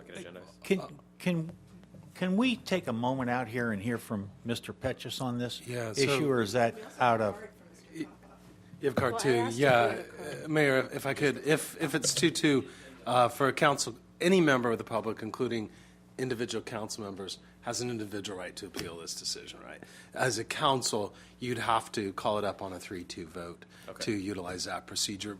If I could, while I'm talking, hearing very briefly, I don't think we want to solve the issue. The issue, I think, before you is whether, as a condition to these approvals, the city thinks it's important to sort out title to this access, or whether you can allow the property owners to sort that out post facto. I don't mean to speak for you, Ms. Ward, but I think that's what's before you. I'd like, and whether it's appropriate for the council to reconsider these matters to sort that out. That's what before you. I don't want you to pre-debate them. Well, what I like is or discuss them. You really narrowed the focus down. Yeah, to thank a very you. specific point, which I think they're kind of dancing around. And so I think if we narrow it to that point, and you can lead us in that direction. That's we great. do The agendize it. member of the public can speak about anything they want. Yes. Staff clarification on the issue as it's framed, I think, is great. But again, we're talking about whether to discuss it. We're not discussing it. Yeah, exactly. Okay. That's why I brought it up. I think it's an issue. I'm okay with talking about it, but the bottom line is it seems like it's 2-2 right now. We do have a speaker card. You want to talk to staff about it, so. Okay, so let's take a listen to Mr. Kapoff. Don.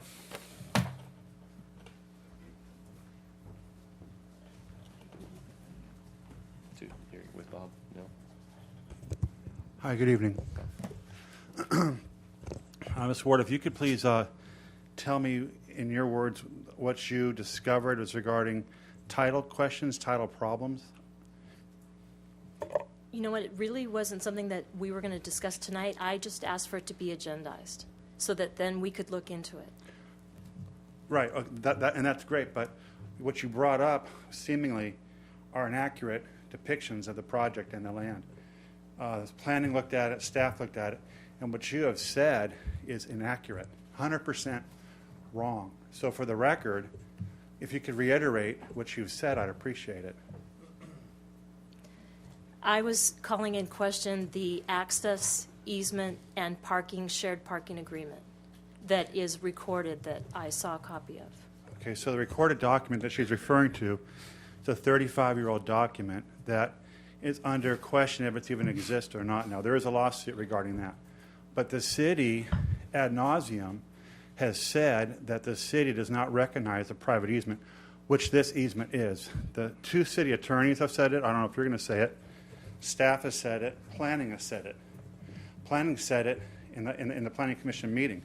The city does not recognize a private easement. So I don't know why you are bringing that up now at this juncture. Okay. Just the comment. Yeah. Thanks. Scott, you want to comment? Yeah, this isn't Q&A with the council member. It's just to I've never been in this position, sir, so I don't. Yeah, no. The project was approved 6/1, and now it's being called into question after 2 years of doing everything that I'm supposed to do. And now I'm having questions. Now it's like my integrity is being questioned. That's how I feel when I hear things that are inaccurate or plain wrong. So forgive me if I'm not doing it procedurally correct, but help me out here. Tell me what I'm supposed to do so I can address the situation and rectify what people have said that is just inaccurate. Yeah, Mayor and Council, I think that's been done. It's an opportunity to make a comment and to raise those questions even rhetorically as you've done. Yeah. Okay, Don. Is that it? Yes, sir. Thank you. I appreciate your comments. Laura, did you have a question of staff? Well, I guess, generally speaking, if a colleague wants to agendize something, I'm going to respect that request because they probably feel like there's something that needs to be investigated. I have trouble that it's this particular project because, and this is, I've been harping on our minutes, the quality of our minutes. I don't know what it means when Mr. Persich stated because the city doesn't recognize the easement, the city is playing into a lawsuit. Mr. Poche stated the city enforces. I don't know what I'm reading. I have, and I'm sure it was a high-quality meeting, but as a council person, I'm a little bit at sea. So if we're going to focus on this issue of the fence, and it's important to bring it back up, I'll support Councilmember Ward. Okay. But I do want to say, for the record, that if these minutes are correct, Mr. Kopoff has done so much to accommodate. I was, let's see. They decreased the facility to 1 story. They agreed to close earlier than originally proposed. They decreased the maximum capacity in response to concerns, attempted to negotiate for additional parking, et cetera, et cetera. So, I mean, a lot of heavy lifting has been done on this particular project, and we need to be respectful of that. So I'm fine with agendizing it on the fence issue. 2 points. One, refocus us again on what we're going to re-agendize that you spoke about earlier. The 2 items are the zoning administrator's approval of the wall. That was B1A. Councilmember Ward, I don't know if you made a motion. I'm sorry. No, she hasn't made a motion. She hasn't made a motion yet. And to have that called up with item B38.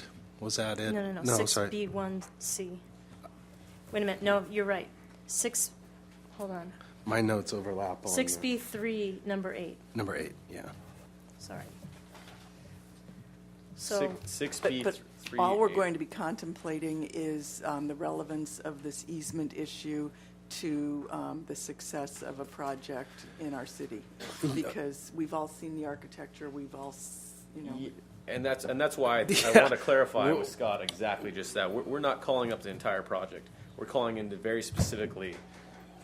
When you call words. something up, your code says that it's a hearing de novo on that approval from top to bottom. When you get there on it, of course, you can limit your debate and discussions at that stage to the one minor element. But the call-up is an all or nothing, I'm sorry to say, is what the code says. because it's a conditional use permit. Okay.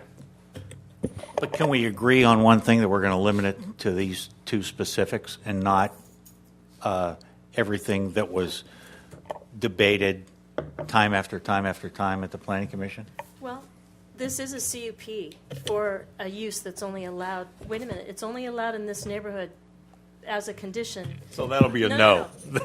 I am concerned about just a couple things, and I want it called up so that we can clarify it. And it has to do, with issues that were brought up. But I'm not debating the entire project. Okay. So I would make a motion that we agendize 6B1A and 6B3, item number 8. Okay. Before someone seconds that motion, just for clarification, the concern is over the easement on 6BA. So why are we incorporating in it? It's a shared CUP? easement with the property that shares, it's a shared easement with 4 different properties. I get that, The but event center is one of them. my point is the fence, if the fence is unapproved, the other projects still move forward, in theory, correct? No, because if they are talking about using the parking and valet parking in that entire area, which they have not explained, and the minutes are very not clear for us to be able to tell what is going on here. That's why I want to look at it, because it's not clear. If the fence is No, not because they approved. could valet park over the entire thing and block it anyway, Okay. if they don't recognize the easement. Okay. So a motion by Ward, second by. We're just approving? Okay, there we go. It's agendized. This You is want a majority motion? of the council, yeah. Okay. So we had to document that if there's opposition. Okay, motion by Ward, second by Doncheck. All those in favor? Aye. All those opposed? Oh, there we go. I'm done with it. Okay, so that's 3-1 1 with Baker, opposed, Brown, absent. And could we Okay. have, on those two sets of minutes, could we have motions to receive So and file moved. the balance? The remainder, yeah. Hold on, there was one other item. No, I'm not done. Yeah, we still have. I have some more. In the zoning I have a administrator, question. there's In the another- zoning, I have a question in the zoning administrator Well, meeting. we still have, so we just cleared 6B1A, 6B 3, 3.8. We didn't do We still have 6B1. 6BC, 6B1, and 2. So, Yeah. okay, so let's go to 6B1, which was, who was that? Was it Bob? Me. Bob had Me. 6B1 and 6, 2. 6C. I've got a question for Mr. Petches on page 9 here at the top there where it says San Gorgonio minor architectural permit. Just fill me in, Jim. Right there in that first paragraph says the addition conforms to all required setbacks and there will be no modifications to the non-conforming components of the project. Okay? So no modifications to the non-conforming project there on D. Mm-hmm. But on C, the first paragraph says, second-story addition to a legal non-conforming residence, same thing, non-conforming structure, legal non-conforming residence. Project also requests a reduction in the required side yard setback for a new second-floor deck. Well, I thought we had regulations about making non-conforming structures even more non-conforming. How does this Okay, let's see. play? Great question. I'm talking about the Rivik project. C, Yeah. I'm making I pulled C, but my reference is to D, which is on the next page, which talks about it's non-conforming. Okay, so the D, all the additions. The conform D to- is just the example. I'm Yeah. pulling C. Okay, and so C, what the story is that there's an existing garage, and the applicant's requesting to put a deck over the existing garage. So basically, it's retaining, actually, it's pulled in a little bit from the garage, which is part of it's encroaching into the side yard setback. So a portion of that deck is also encroaching, but it's not actually expanding the nonconformity because it's already all there. So the only thing you're getting above it is basically a railing. So in other words, the reduction in this required side yard setback is already It's already there. It already exists. it's already there. So there is no reduction in the side yard setback. It's not creating a new encroachment into the setback, but it's building upon an existing encroachment. so it's not actually reducing the required side yard setback.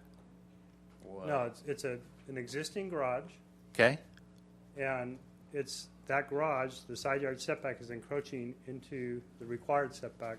I forget what the distance was. So they're building a deck over the top of the garage to take advantage of the ocean views in the area. And so that is built upon an existing structure. So what they're doing isn't creating a new encroachment into the setback, it's building upon an existing encroachment into the setback. But that's not what it says here. I mean, am I missing something? Or are you missing something? Or we're not connecting here, Jim, because I don't get it. This says it is a reduction in the required side yard setback. Well, it is because in order to build something new, okay, you're building on top of it, so they have to ask for permission to have a reduction into the side yard setback. And the code provides provisions where you can go 20% into the side yard setback. It has some latitude there because, as you know, southwest San Clemente, there's all kinds of encroachments everywhere. And to provide people the opportunity to build their house without tearing it all down and building a McMansion, we've added some flexibility into these, building requirements so that they can do some things within the existing structures and allow some flexibility. This is pretty typical. This is not unusual to grant this kind of an exception. So the setback is not being changed. The setback is the same as the setback is today. Is that correct? Correct. But the difference is The garage is, right here, and then you're building a deck on top of it. No, I get it, The but deck's not going closer to the setback than the existing structure. Actually, it's pulled away a little bit from the garage edge. But still, nonetheless, it's new, and it's in the required setback. so it's maintaining the same reduced setback Right. that was there. Okay, thank you. You're welcome. Are your meetings recorded? Your zoning administration meetings? Yes. Okay, can we have somebody look at these minutes? I'm kind of losing my patience. I was very polite about it 3 months ago. But I thought we were going to look at minutes and get them to be at a more professional We level. had a meeting recently, okay? This meeting occurred before. Okay, so the- from the here meeting going with Joanne. forward, we're not going to have And we're all on the same page, and the minutes you'll see going forward will have the more action-style minutes. Okay, 'cause we So I don't need apologize things that it wasn't done this time, Okay. but it's Things just like because we Mr. hadn't gotten the information to do it yet. Okay, because things like Mr. Petch has thanked everyone for their input. He likes that the fence is required to be set behind the landscape strip. Right. I'm sure it was an exciting meeting, but for us to, if it's on tape Yeah. somewhere, we can go listen. No, I if we- understand it, and we're all on the same page, and these are the last of the cumbersome minutes. I completely understand what you have to go through as a city council member, sifting through these things and trying to make sense of them. So we're on board, we just haven't got there yet. I'll let you do it. No. You're doing such a good job. Okay, Jim, I have a question on this. When was Riviera, the development, when was that created? Do we know what year? I don't know the exact year, but it's probably the How old? early 60s or maybe even the I late 50s. couldn't remember that. So this item is one that I want to call up and actually ask for it to be agendized also. It involves a long-standing rule that there's a 16-foot height limit, and this one's appears anyway to be measured differently than all they have in the past, so I would like that called up, and it has already been, I think, officially appealed by a resident. So in effect of calling it up, I would like to ask that resident's fee for that, since if we do call it up, be refunded.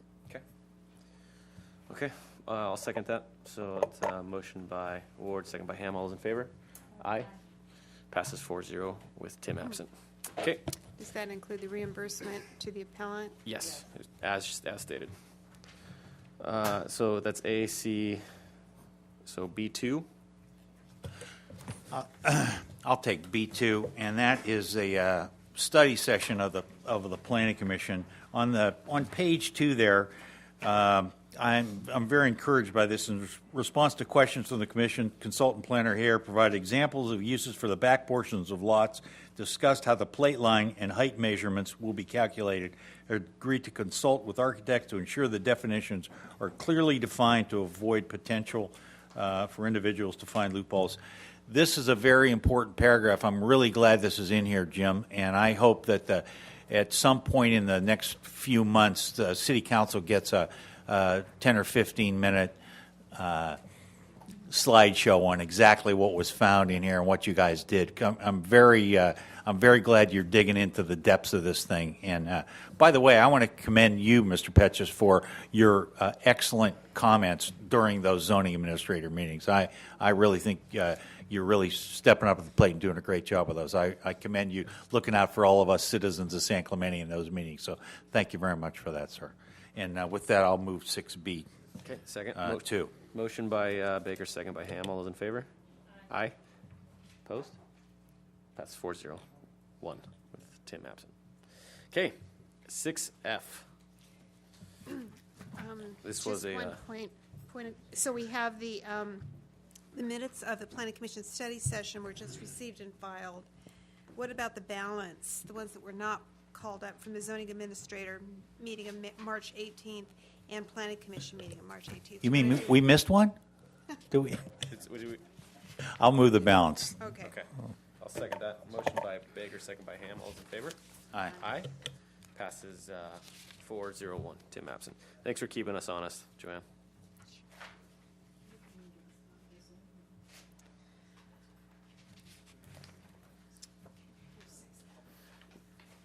You know, before we move on to F, I realized we just approved 6E without any comment, which is very exciting because this Saturday we're going to have a whole list of trails coming on board for the city of San Clemente. It's an exciting time, and it deserves some recognition. So this Saturday we're going to have a whole list of trails coming available to the citizens of San Clemente and Marblehead at Vista Hermosa, yeah. But Vista Hermosa. Oh, and Vista Hermosa is going to be opening up. Are we doing a ceremony? I haven't gotten a... Are we doing a ribbon cutting? It's not on our schedule. Yeah, right? Corvettes only, right? Corvettes, okay, whatever it takes. Can we do Sunday? Can we do ribbon cutting Sunday? Sure. Okay, let's do it Sunday. Sunday morning, ribbon cutting. At like 8:30. I don't get off work till 8 a.m., so we can't do, yeah. So. We'll do it at 8. Okay, between 8 and 8:30, ribbon cutting Sunday for the trails in Vista Hermosa. No, I thought on the street. On the street. And Vista Hermosa, yeah, the trails and Vista Hermosa. Oh, okay. Yeah. All right. Yeah. West Avenida, Vista Hermosa. Yes. It's very At the exciting. new signal. We should open up the Yeah. new signal. Perfect. Can't believe you just tried to sneak that one in on us, James. I'm not trying to sneak Okay. Item F is bid rejections for North Beach. We have 2 speaker cards in the audience did pull us, so let's hear from the audience first. So Jim Rulin is number 1, and then Brenda Miller will be following him up. Hey, Jim, how are you? Good, thanks. You representing yourself? Representing myself, yes. I'm Jim Rulin, 15-year resident of North Beach and San Clemente. As you know, member of the Planning Commission, the Traffic, the Mobility Task Force, and the NBCA Safety and Traffic Committee, only representing myself this evening. I want to say on this project, by the way, that staff did a great job in terms of the aesthetics of what they did, the safety elements. I think it's a great project. I was doing some back-of-the-napkin calculations on Marblehead retail based on the information that I've heard, what the developer says, the number of visitors that they're going to get, the millions of visitors once that is open. And if you calculate that 1% of those people might make their way down to North Beach to get on the Metrolink or hit the beach or something like that, that's going to result, that conservative estimate is going to result in about 2,000 more people every day coming into the North Beach area. So we're already pretty stressed there in terms of our traffic and safety and the infrastructure. I think it's really important to be looking forward at what's going to be coming at us. So this is one piece of the puzzle of what we have to do for traffic and safety in North Beach.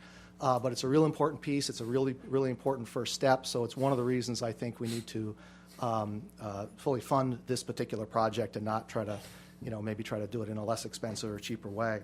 Another observation on that little area of Avenida Pico, it's right next to a city gateway, the ECR and Pico corner. Also, there's only 4 properties on that section of street, and 3 of them are major historical resources. And we kind of have a responsibility or owe it to the historical resources to have good infrastructure, good aesthetics there. When you enter that part of the neighborhood, you should see that something special is going on there. That the community really respects that area. So having a proper infrastructure, safe infrastructure, to help what the kind of danger that's been introduced there is important, and higher quality urban design and aesthetics as well, so that you really know that something important is happening here. You've got these structures, and we respect those, and we want them to be noticed in that area of town, to be appreciated. So I'm hopeful that you'll look at providing full funding to the project as it's been designed, by staff. And that's all I have. Thank you. Thanks, Jim. Brenda? I would like to concur with Jim Rulin. With respect to the significance of the project, I've been nearly creamed there, both as a pedestrian and a bicyclist, many, many, many times. It's ripe for a major tragedy, and in fact, a major tragedy has occurred in that area within the last few years. However, I did have an opportunity to go over with staff some of the line item pricing in the tens of thousands of dollars, or $12,000, I believe, is the figure for laying a little bit of PVC drip irrigation. For that price, it should be gold-plated. So I'm concerned that the reduced number of bidders has reduced potential competition between service providers. And if we soak money into something like this, where we have astronomical increases, we won't be able to do other types of projects that are just as important. In talking to staff, they're well aware of the necessity of timing on this, with the outlet mall coming on, and then our PCH El Camino Real Class 1 project. And all of those multiple modes are going to be mixing together, and we need to make sure that the traffic of all modes, motorized and motorized, moves efficiently but also safely. And I think everyone is on the same page. But again, I think the engineers have a very valid point here, that this is ridiculous, the amount of money they want to just spread manure and lay PVC pipe. So I think they've got really good points. So let's look at this really critically. Thank you. Thanks, Brenda. Yeah, Laurie. Yeah, I was going to pull this, but the public had. I had a couple of questions, either for Tom or. One of the things was I was struck by how close the two estimates were, and usually that's a sign that it was clear what was asked, and things are all good that way. So it wasn't like one was one price and the other was double. So that was interesting to me. The second thing was you had identified air quality relief funds as a possible funding source. If this were to be approved at the $415,000 level, what would we not be able to do? Where would that $215,000 extra come from? Or what project would be compromised if we're going to fully fund this project? We would be asking for a supplemental appropriation of an additional $15,000 from the Air Quality Relief Fund.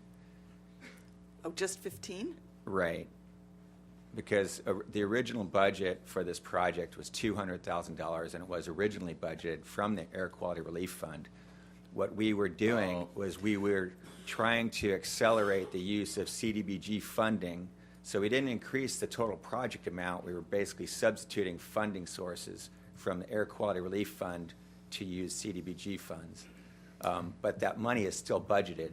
So we have the $200,000 from Air Quality Relief Funds budgeted, and we have the CDBG funds available. So if we did want to award the project, we would just need a supplemental appropriation of $15,500. I'm not recommending that, though. Okay, so help me then, I'm confused. So the two bids came in at what they came in at, let's call it $320,000. Right. Then you loaded up with design and contingency and management and this, that, and the other thing. Correct. And the total price now becomes $415,000? Correct. Okay, but in your budget, you were assuming you could do the project for $200,000? Correct. So if we were to approve this tonight, we're really looking for $215,000 more dollars because you've already moved the CDBG money somewhere else.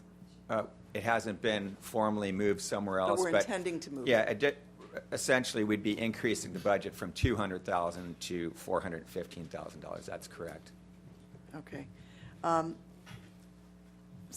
Because I share Mr. Rulin's sentiment that North Beach deserves, its fair share.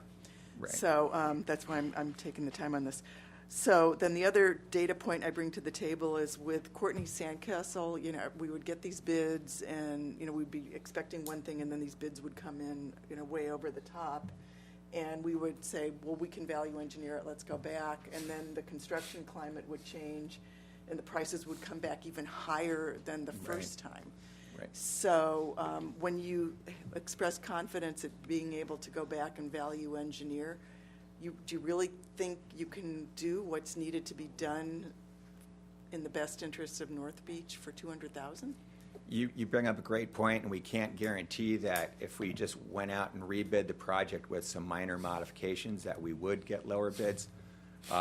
There's a great chance that we would. I have several examples. We've constructed 8 of these curb extensions or bulb out projects throughout the city.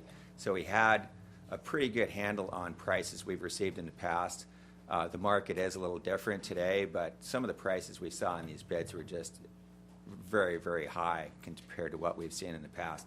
an example for mobilization for this project, which is a relatively small project. We've seen mobilization costs of somewhere for this project of around $5,000. For this apparent low bid, the low bid was $30,000. Right, topsoil, which we estimated ours is conservative based on past bids received. $4,000. We're receiving a bid of $16,000.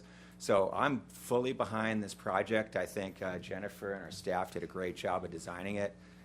We don't question need. I don't want to value engineer the design down to something that isn't something we'd all be proud of. But I just can't, and good professional with integrity, sit here in front of you and recommend awarding these projects when I feel that it would be the city's best interest to rebid them and see what bids we receive in the future. In your department, what about doing best and final offer when you've got a case like this where you've got two bidders? Is that ever a step that? I don't think we have that ability with. Okay, yeah. Oh, that got Bill's attention. Bill Cameron, Public Works Director. We cannot negotiate bids. We cannot.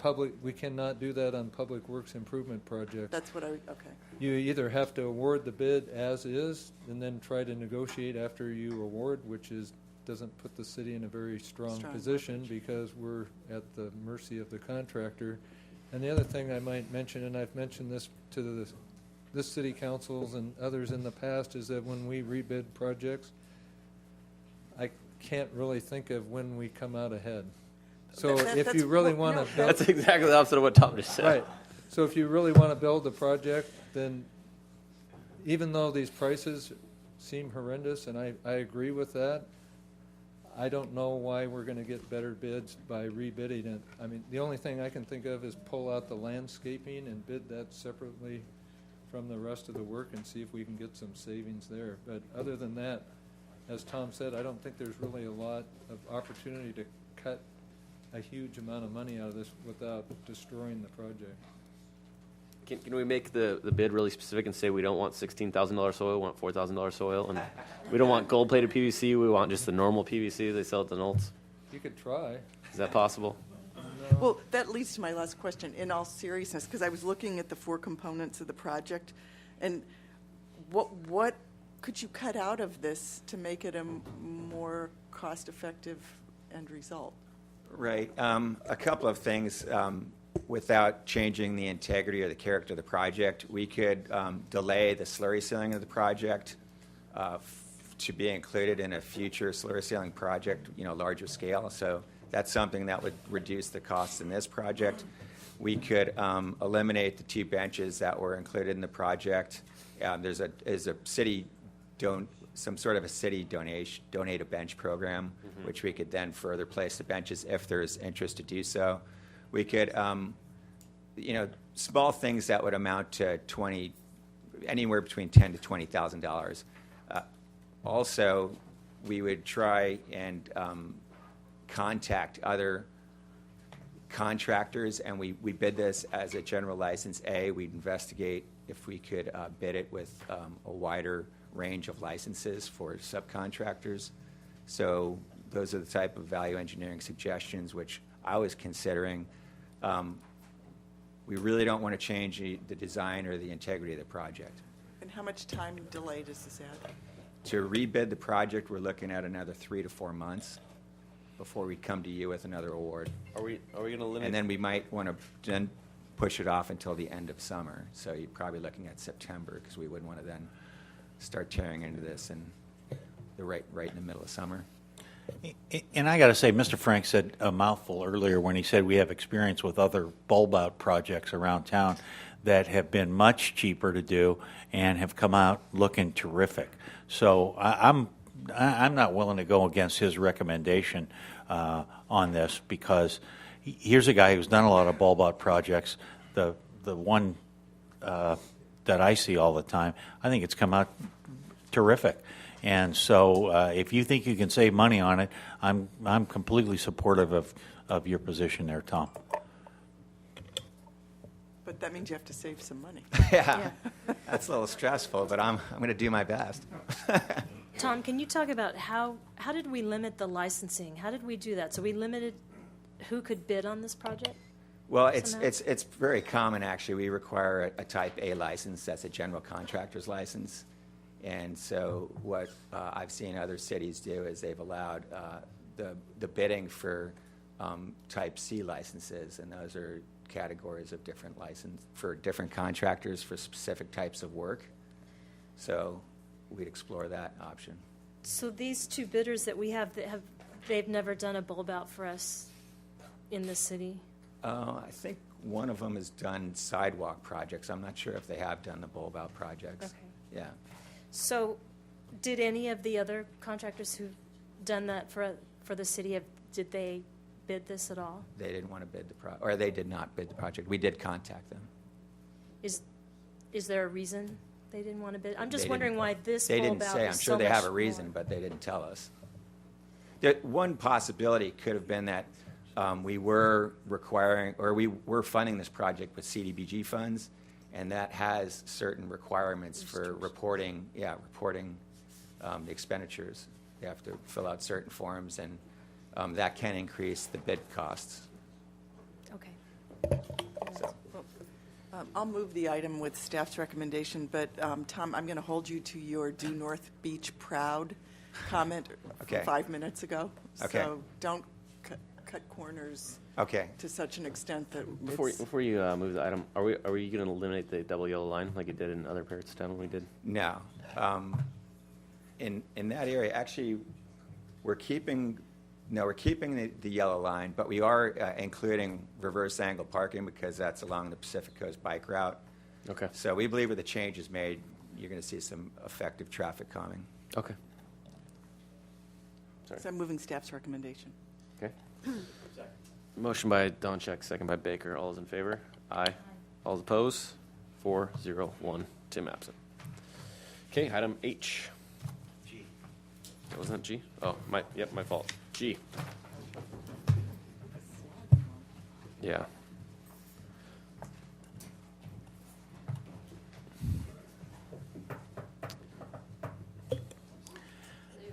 Hello. Yes, please. I got a question about why we're doing the falconry service again. It seems like I need some data. There's no data in the staff report that makes me believe that this is necessary. Okay. I don't see the tie-in between our bacterial indications from April 1 to October 31 and the falcons from June 2nd to September 8th. I want to know what kind of data supports the fact that the gulls at Poche there in the first slide versus the gulls at Poche in the second slide are directly attributable to the falcons. Sure.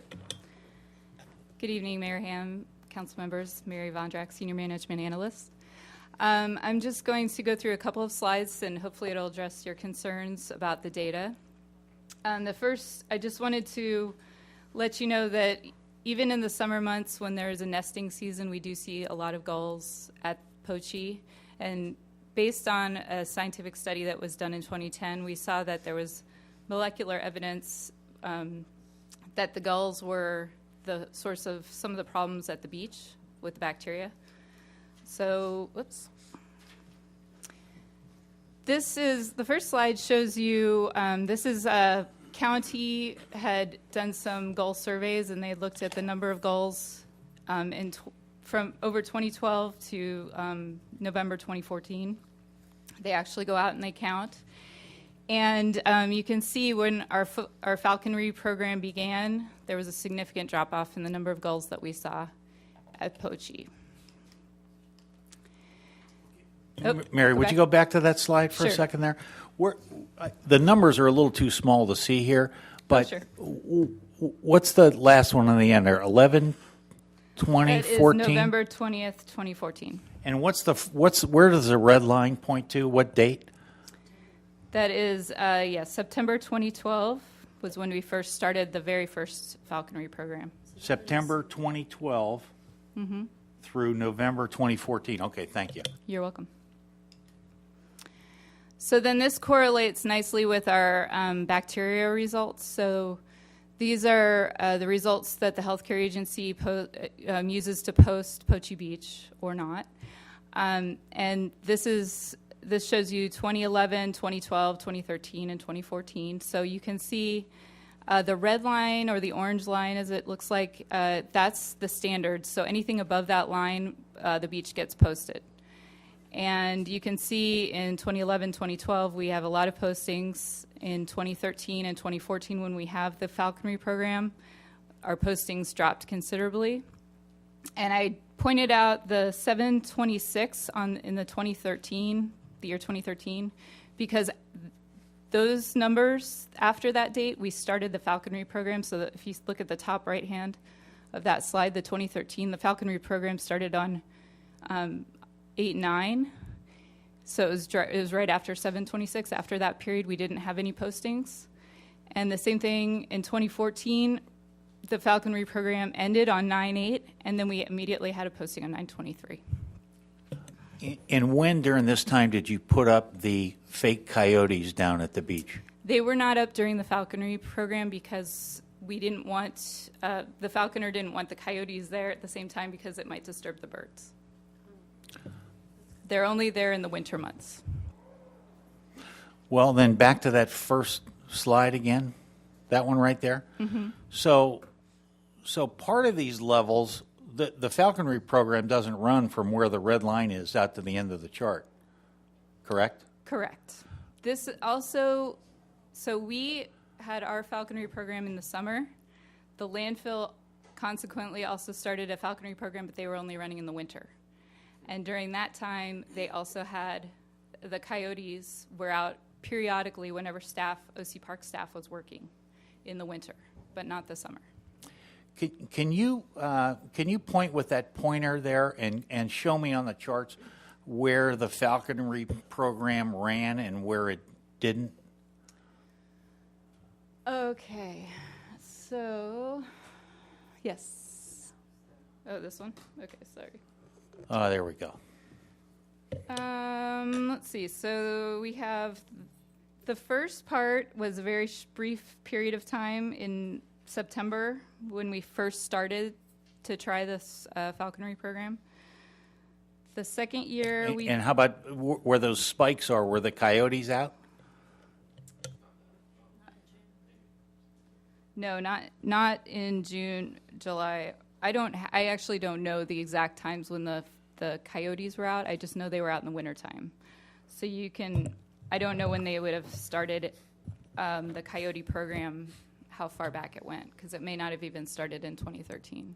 Okay. Sorry, I don't have that data. Is there a for you. reason that we don't do the coyote program in the summertime? Because of the gulls, or because of the falcons. Because of the falcons. Right. There's no science to prove that the falcons work better in summer and the coyotes work better in winter. Not at all. Okay. So if we reached out to, say, Orange County lifeguards and we bought them a coyote and paid them a couple of dollars to have every time the lifeguard comes out, he puts the coyote out, and then when he leaves, he puts the coyote away. So I'm sure that's part of That's kind of what they're doing at OC Parks. Yeah. Then we could have the same outcome or similar outcome that we've had. Possibly it's not been tested because we have never not had an overlap with the coyote program. There's never not been an overlap with also the landfill falconry program. Okay. So we've never had the coyote program without some type of falconer in the area. Mm-hmm.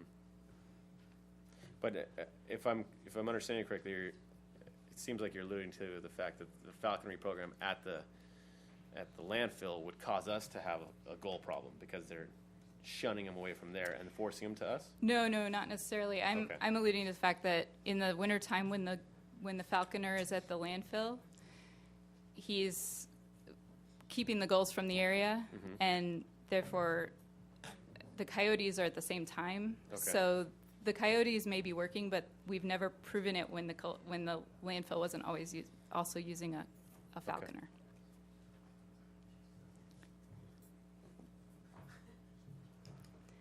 I'm on board to buy 2 coyotes, one for the Coast Beach Club and one for the Orange County Lifeguards. And ask them to put them out when they're down there and take them in when they're gone during summer months, because they're there every day. Are we in discussion yet? No, are you done, Mary? No. Or are you going No. to? Yeah. Okay. Well, this more of the same.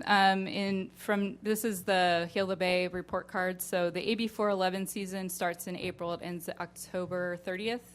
That's the green line, and as you can see, the line, we've always not gotten any better than a C until 2013 or 2014, really.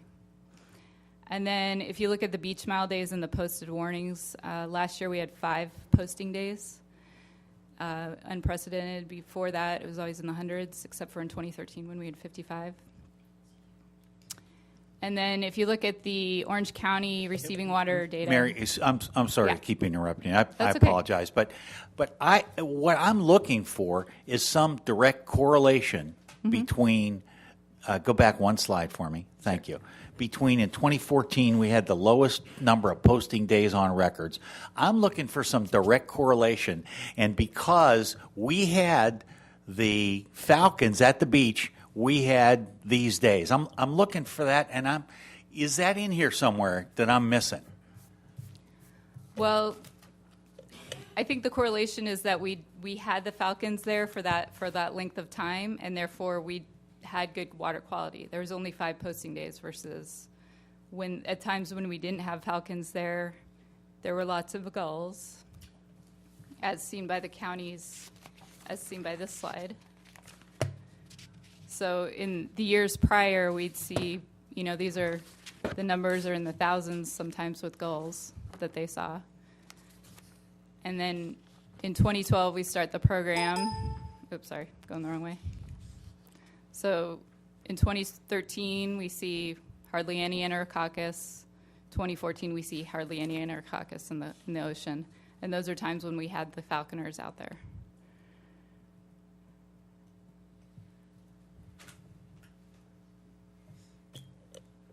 So you believe there's a direct correlation between having the Falcons on the beach from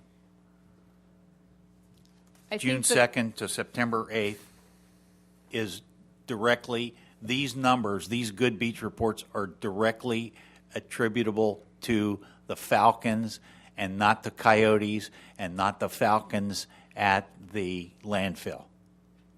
There were no falcons at the landfill. There were no coyotes during these times. So is that a yes? I believe yes. Okay, thank you. Kathy, you have any questions? No. We don't have any cards. Oh, my apologies. Okay. Thanks, Mary. Thanks, Mary. Let's hear from George Gregory and Mitch Colapinto. George Gregory, professional boat captain. Well, it looks like you want to pay $52,000 for a professional beach bum. Why didn't he get up off his butt and chase the birds instead of bringing the falcons down there and fighting poo with poo? I'll do it for $49,000, and I'll just stand there and sing badly. We have shelter dogs and cats by the numerous amounts up here in the hills. Why not let them run around on the beach and chase the birds? That wouldn't cost anything. How about a scout project? The scouts could go down there. They could rotate their time and chase the birds away. The plastic coyotes are working fantastic. We chase birds off our boats and stuff by just hanging up a plastic trash bag or a little whirligig or something like that. Anything that moves, the birds are uncomfortable, they will leave. No RFP? No request for proposal? I have all kinds of proposals here. Anyways, maybe how about a nude beach for really old people? That'll scare the birds. Let's teach the birds how to read. If they can read that bacteria sign, maybe they'd leave too. So anyways, you really guys got to really think about this because it's about the most comical thing I've ever seen. Okay. If the Falcons worked and it was a fun little project, but let's face it, the guy could walk around with a stick and scare him. Let's get Larry Culbertson out there with his canes, Come on. Thank you for your time. Thanks, George. Mr. Colapinto, Poche Beach, birds. Good evening. great humor for sure. But this is actually a really serious issue. I've been at the Poche Beach for, this will be my 18th summer. I run Cola Surf Camp down there, and we have a great program. And as Mary, where's Mary?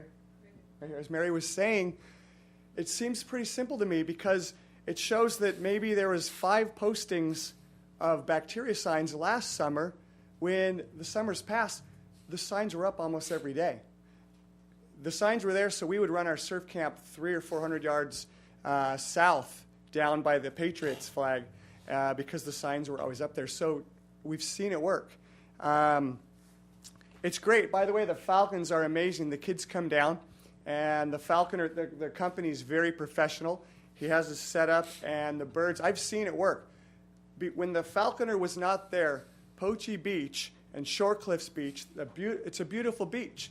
As a matter of fact, people are coming down there more and more now. I was at T Street today surfing. I got out of the water and realized there's only about 20 yards of depth to the beach. Poche Beach is a beautiful beach. It's about 30 or 40 yards deep. It's got the lifeguard, the clubhouse. It's something that San Clemente needs to take pride in. I have about 400 families a summer coming down, and we work with some of the other businesses in town, and the moms will go to yoga or to breakfast, or so a lot of dollars are coming into San Clemente because of Poche Beach. And finally, after all these years, like I said, I've been there 18 years. They put in $3 million filtration systems. They've done all these things. None of it worked. The signs were always there. Here's the water that's being cleaned. It's put into the pond, but then the birds come down there to drink, and they go to the bathroom there. And then the bacteria level goes up, and then the beach is polluted. So there's 2 things that need to be done. Number 1, continue to have the falconer down there because it's proven to work.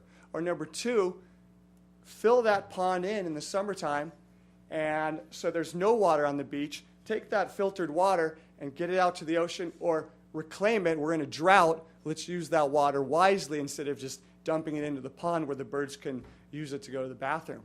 So, I mean, like I said, I've been there 18 years. If you have any questions or want to know anything about Poche Beach, I'm the expert. Any questions? I have a question. Is your surf camp in San Clemente or Dana Point? Well, the border, it borders Capo Beach and San Clemente. So I believe it's in San Clemente. That's, it's a boundary thing right there, right? But who's your agreement with your surf camp? Is it the city of Dana Point or the city of San Clemente? The beach is a county run beach. So it's the county that runs it. But I always assume the border of San Clemente. And I know that Dana Point and San Clemente has worked together, and there's been a lot of dollars that go into that. But the metered parking right there on Camino Capistrano, and Camino Capistrano, if you follow that straight to the ocean, that's all San Clemente. San Clemente meters, San Clemente businesses, all to the south of Camino, what is it? Capistrano. Camino Capistrano. Mitch, if we buy a coyote and loaned it to you, would you put it out every day at surf camp? I would, but it doesn't work. I've seen the coyote down there without the falconer, and there's birds everywhere. And you know what? It was so sad because the beach, you used to walk down the beach, and there was bird poop everywhere. This beautiful beach in San Clemente, San Clementeans coming down there, it was a disaster. I'd set out the surfboards, and within an hour, there'd be bird poop on the boards as well.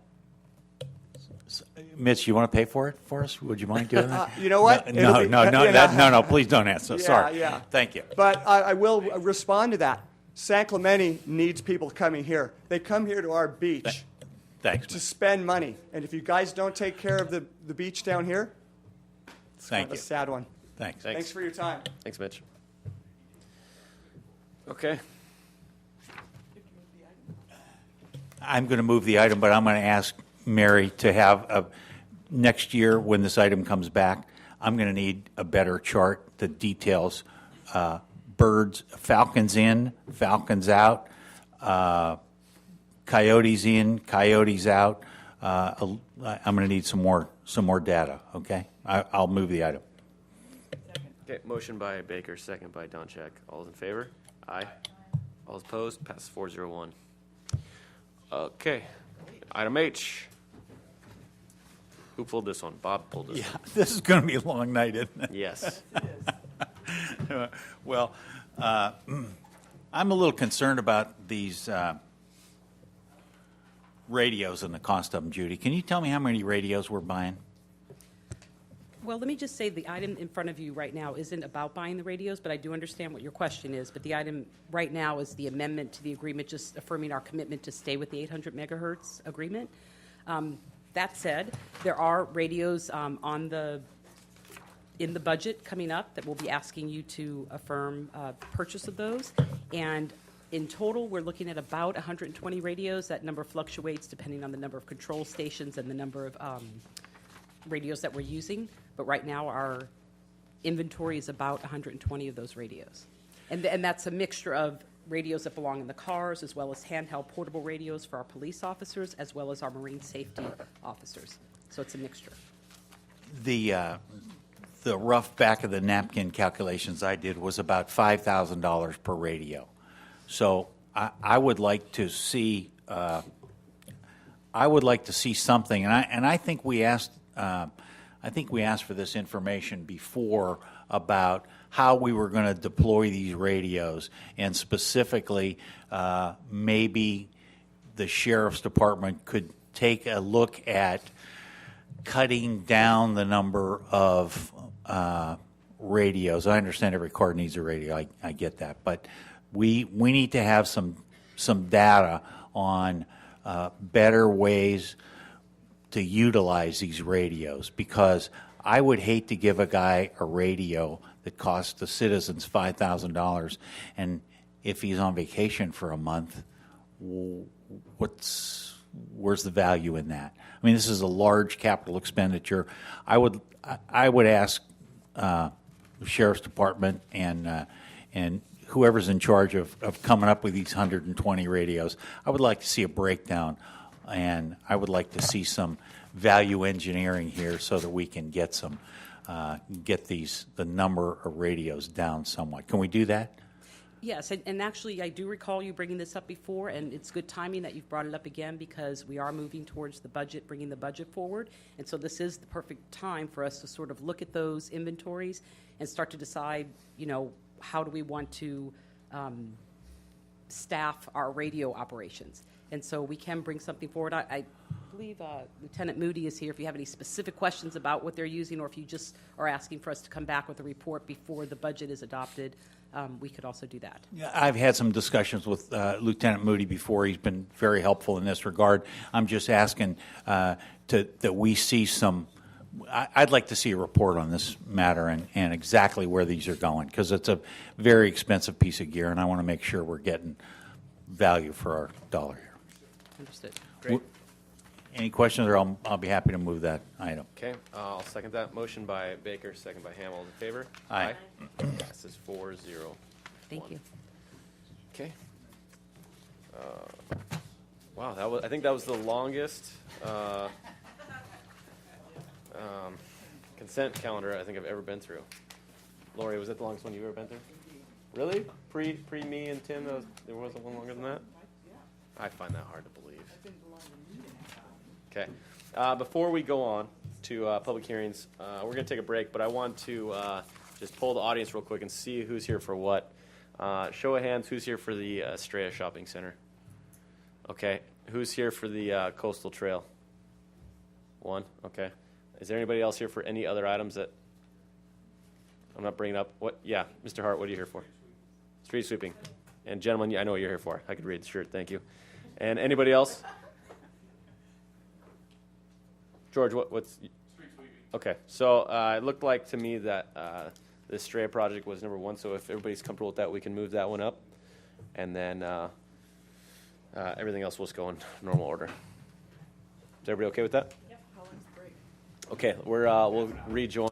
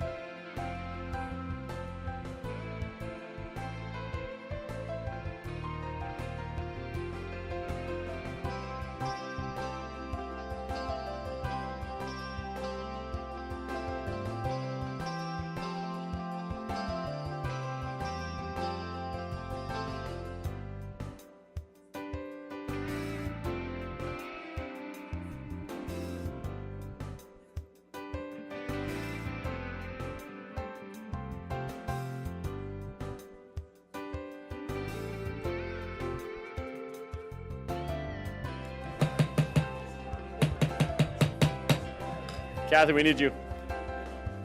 This is all for Estrella. What item was Estrella? D, thank you.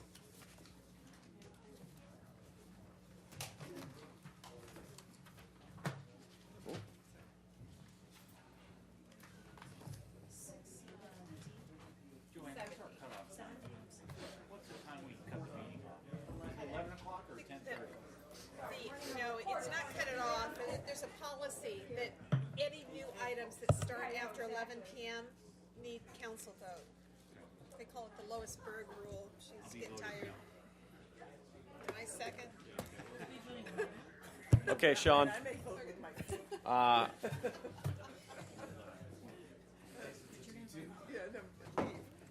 Okay. We have Sean Nicholas here. Do we want to hear a full staff report? Or were the information provided enough? Do you have an abbreviated staff report you can give us, Sean? I can do a very abbreviated, maybe hitting on a few high points, and feel free Fantastic. to cut me off or ask any Okay. questions as we go. How many slides do you have, Sean? I have a number, but I'm planning on skipping over several. Fantastic. Okay. So good evening, council members. Sean Nicholas, project planner. As we know, this is the Estrella Master Sign Program. Last year, some updated architecture was approved for the facility. This sign package, which is before you, has gone through design review subcommittee where the monument signs, proportionality of all these signs, and the long-term proportionality were all discussed. Planning Commission did review this on March 9th. It was the discretionary sign permit component was approved 7-0, sign exception permit 4-3. The City Council approved the minutes on March 17th and then was appealed on March 19th. Here's the project site I believe everyone is familiar with, the old Kmart facility. As I said, there are two requests this evening. There's the discretionary sign permit covering the master sign program as a whole and the monument signs over Sean, 6 feet. I'm sorry, can you go back one slide? Yes, sir. I need clarification. We're talking about just phase one, which is only encompassing the larger portion of the building, It correct? is just associated with the signs associated here, and then I have a site plan showing the monument sign here and a monument sign here. Great, thank you. You're welcome. Sean, yes, sir. Sorry, with that pointer, point out where the freeway-oriented sign is going to be. It is proposed to be in this back corner here. Thank you. You're very welcome. So the sign exception permit request covers two items as well, wall signs over 64 square feet and the freeway-oriented wall sign. Quickly, the monument signs are two monument signs associated with this project. The 6-panel primary sign located at the number 2 at the entry between the Cornwasser property, which is the Kmart facility this evening, and then the Burnham property, which is phase 2. This is the secondary sign located at the lit intersection, only a 4-panel sign. They are located in the enhanced landscaped areas approved for the phase 1. This is the conceptual landscape plan approved as part of the discretionary process, and those black bars shown here and here, as I noted, are in those what will be newly created landscape areas where those monument signs will be. So here's the wall signs just shown quickly on a colored elevation, as well as that freeway-oriented sign. Here are the actual detailed wall signs you can see here. Quickly looking at it, this is the proportionality. I'd just like to point out a big part of the design and the process in which we went through, especially looking at these signs and the size of these signs on the facade, and this is facing, as you know, the Camino de Estrella size, is we really tried to look at the proportionality of the sign in the frame, if you will, or the facade in which the signs are located. You know, it's a unique site, set back far from the street, and looking at it and the facades, staff really tried to look at, okay, 64 square feet, when we looked at it, seemed too small for the signs in terms of proportionalities with the character of the architecture, and that staff felt that it would took away from the architecture. So what felt appropriate, what seemed to fit the space appropriately without overfilling it. And so staff really tried to look at that in terms of the spacing around the signs and making sure that there was a sufficient white space on all sides, both now for these signs and also looking at it in terms of, as I said, in the future. The way the sign program is written is that signage in the future will be limited only to these areas where you see the signs as would be approved if it were to be approved this evening by City Council. Also, this would prohibit any logos from ever being utilized for the wall signs, and also only be able to utilize text. So there'll only be the proportionalities, and what you kind of see in terms of text will fit always in this box, ensuring, again, that design compatibility, proportionality. You mentioned logos in the staff report, and I think came up in planning minutes as well. What's the reason for not allowing logos first? Again, just a clean lines, clean look to the signage. You know, staff has always been really trying to promote high-quality signage. Everything proposed associated with the wall-mounted signs both here and the freeway-oriented are individual metal pin-mounted signs, halo-illuminated. So it was always a big deal making sure that we got high-quality materials, high-quality illumination to match the high-quality architecture of the proposed remodel. I got a question while we're on this. The at the last meeting, the developer talked about making these signs smaller. Have you gotten any correspondence on making these signs smaller? We have talked about it back and forth. There's been a number of correspondences.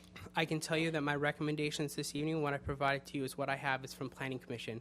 I have a very good feeling that'd be a great question to ask the applicant, the developer, when they come up here, perhaps can answer that question. Okay. Just real quick, help me clarify. You know, when Chevron builds a gas station in San Clemente, they put their classic Chevron emblem. McDonald's has their M. What's the reasoning for not allowing? Again, it was just the basis of the look and feel and character of the signs. What is that, a staff recommendation, or did that come out of Planning Commission? Or That was come just from the something that, applicant? in talking with the applicant, that was just talked about and discussed, and they felt that it would be appropriate, and this addressed their needs in terms of signage without it, and so they were comfortable with it. Okay, so it's specific to this site. Yeah, Okay. absolutely. Yeah, it just has to do with this site. So in terms of evaluating it as well, there was visual simulations that were prepared. So this would be as the sign, the larger than 64 square foot signs as it would be normally viewed from the Camino de Estrella right-of-way, and then comparative again to the 64 square foot signs placed on those buildings and what that would appear from the site. So again, that played into part of the recommendation in terms of proportionality, making sure that it looked proportionate, that it didn't take away from the architecture that we worked really hard on. So there is the last component of this project is the wall sign on the freeway-oriented side of the portion. It is part of this new detail that will be added to the project. It's a component in terms of breaking up the massing on the side facing the freeway. They added this additional space back here. Sean, can you go back to that slide? Yes, ma'am. We're looking at this elevation. It appears to be brick up to that. What is the line that is above that falls just short of the tower element? That is a roof equipment screening that's actually set back on the building. So it's actually set back away from, in the center block, screening the rooftop. How many equipment. feet setback is it? Off the top of my head, right here, right now, I don't have that exact amount, but I know it's set back and it's painted to match the rest of the exterior building. Is it stucco? Yes, it will be stucco. Okay, thank you. And this, and I believe this facade is being stuccoed. I can try to see if I can remember what it was. I know that what's not shown here is that there are 3 landscape panels that are actually shown here.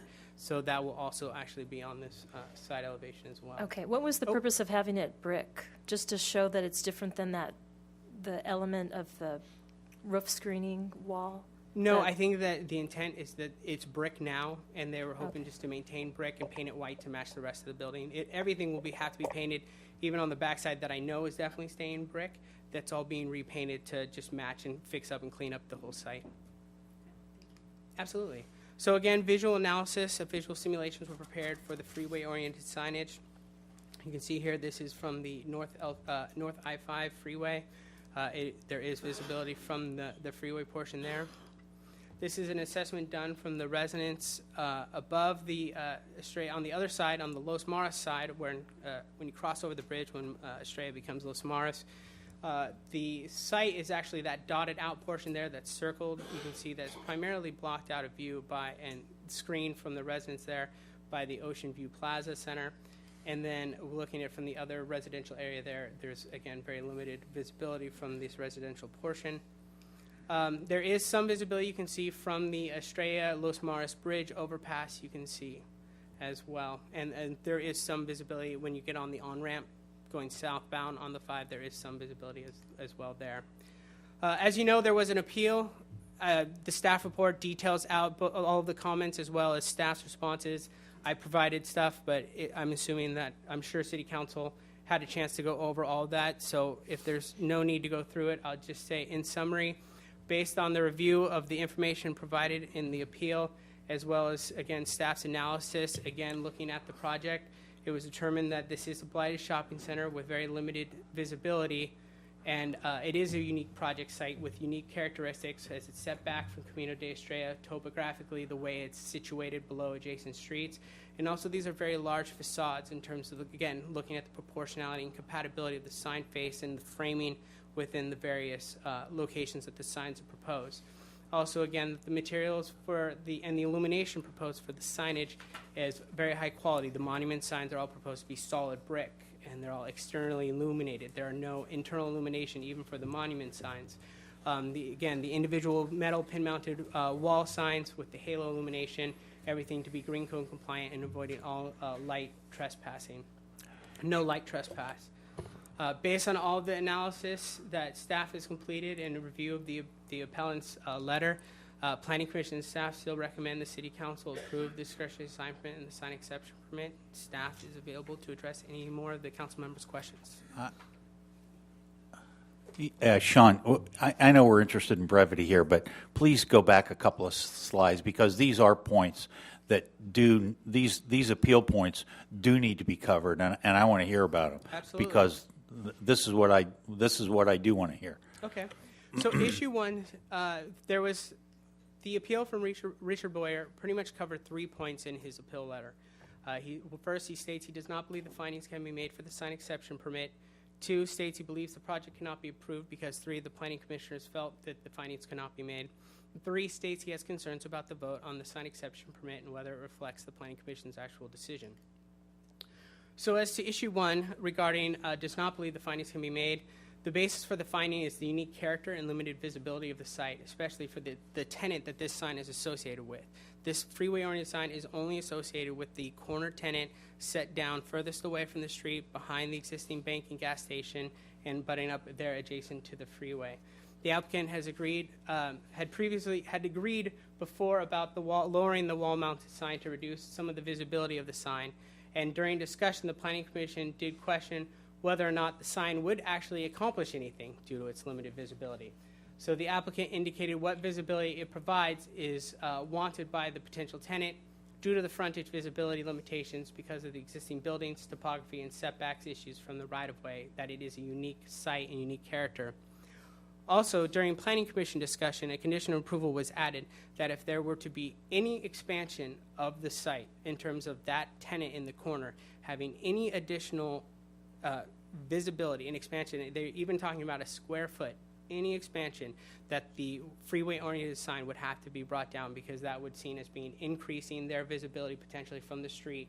And everything in terms of the findings that the commissioners who did support the project made is because of the unique characteristics and the limited visibility of that particular tenant's space to be able to support the findings. So that's why it's tied to really the existing condition as shown without any modifications. Issue 2 states he believes the project cannot be approved because 3 planning commissioners were not able to meet the findings. He is correct. 3 planning commissioners did not support the freeway-oriented sign, thus voted against the sign exception permit, though 4 of the planning commissioners did believe the findings could be made and due to the unique character of the site. Ultimately, the sign exception permit was approved 4-3, and a simple majority is both required at Planning Commission and subsequently also at City Council to approve a sign exception permit. It doesn't require unanimous or a supermajority. Lastly, the third issue of the appeal had to do with states he has concerns about the vote of the sign exception permit and whether or not it reflected the Planning Commission's decision. The sign exception permit, as I said, has 2 components. It has the wall signs that are larger than 64 square feet, and it had the freeway-oriented sign. As part of their discussions, the Planning Commission took straw votes to really determine, where they were in their discussions to understand, where the discussion should go and, the various points. Through the straw vote, it was determined that the Planning Commission supported the larger wall sign 6-1, with Commissioner Barnes voting no, and that the Planning Commission supported the freeway sign 4-3, with Commissioners Barnes, Rulon, and Smith voting no. Ultimately, reflecting the sign exception permit and the issues associated with the sign exception permit, with the freeway-oriented sign, the sign exception permit was approved on a 4-3, consistent with the Commission discussion and those straw votes. Just a follow-up question here, Sean. Absolutely, sir. There was a lot of discussion about approving a freeway-oriented sign would set a precedent, and then others would ask for freeway-oriented signs.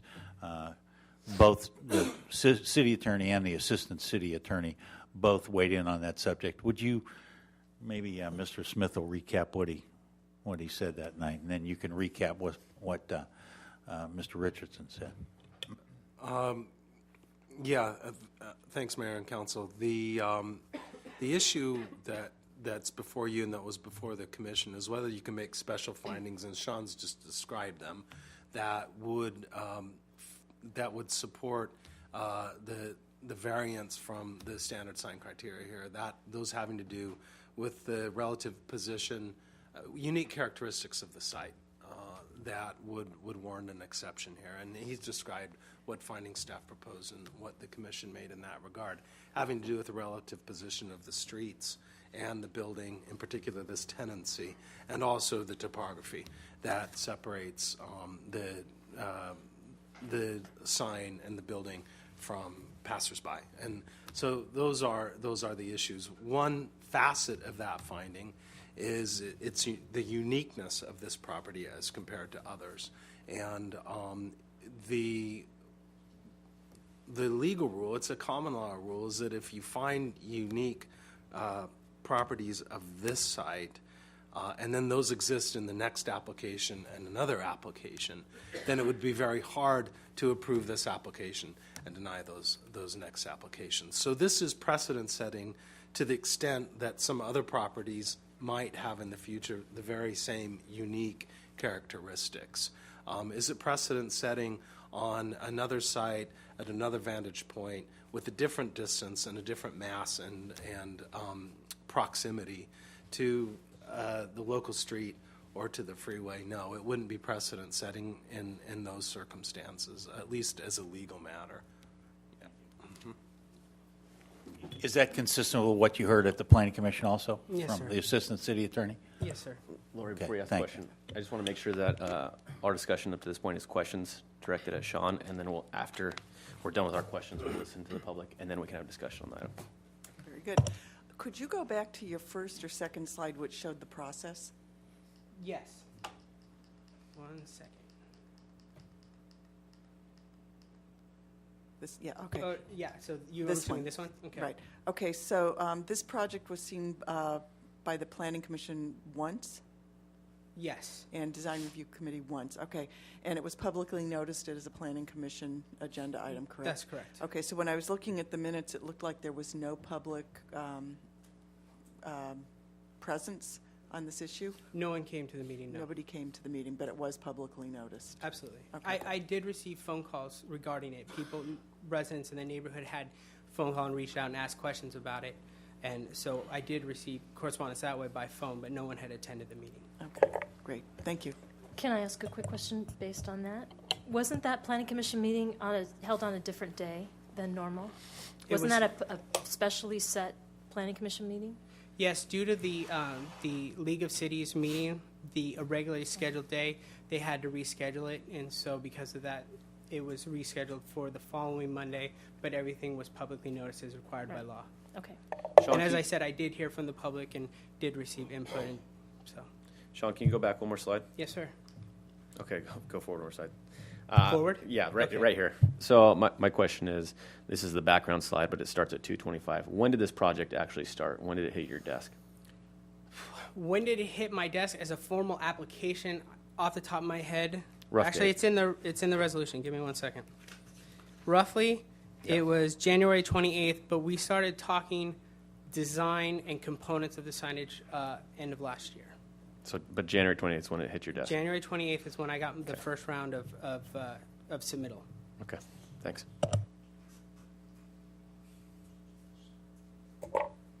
Sean, can you clear up? I'm a little unclear of how these are written and what we have to find.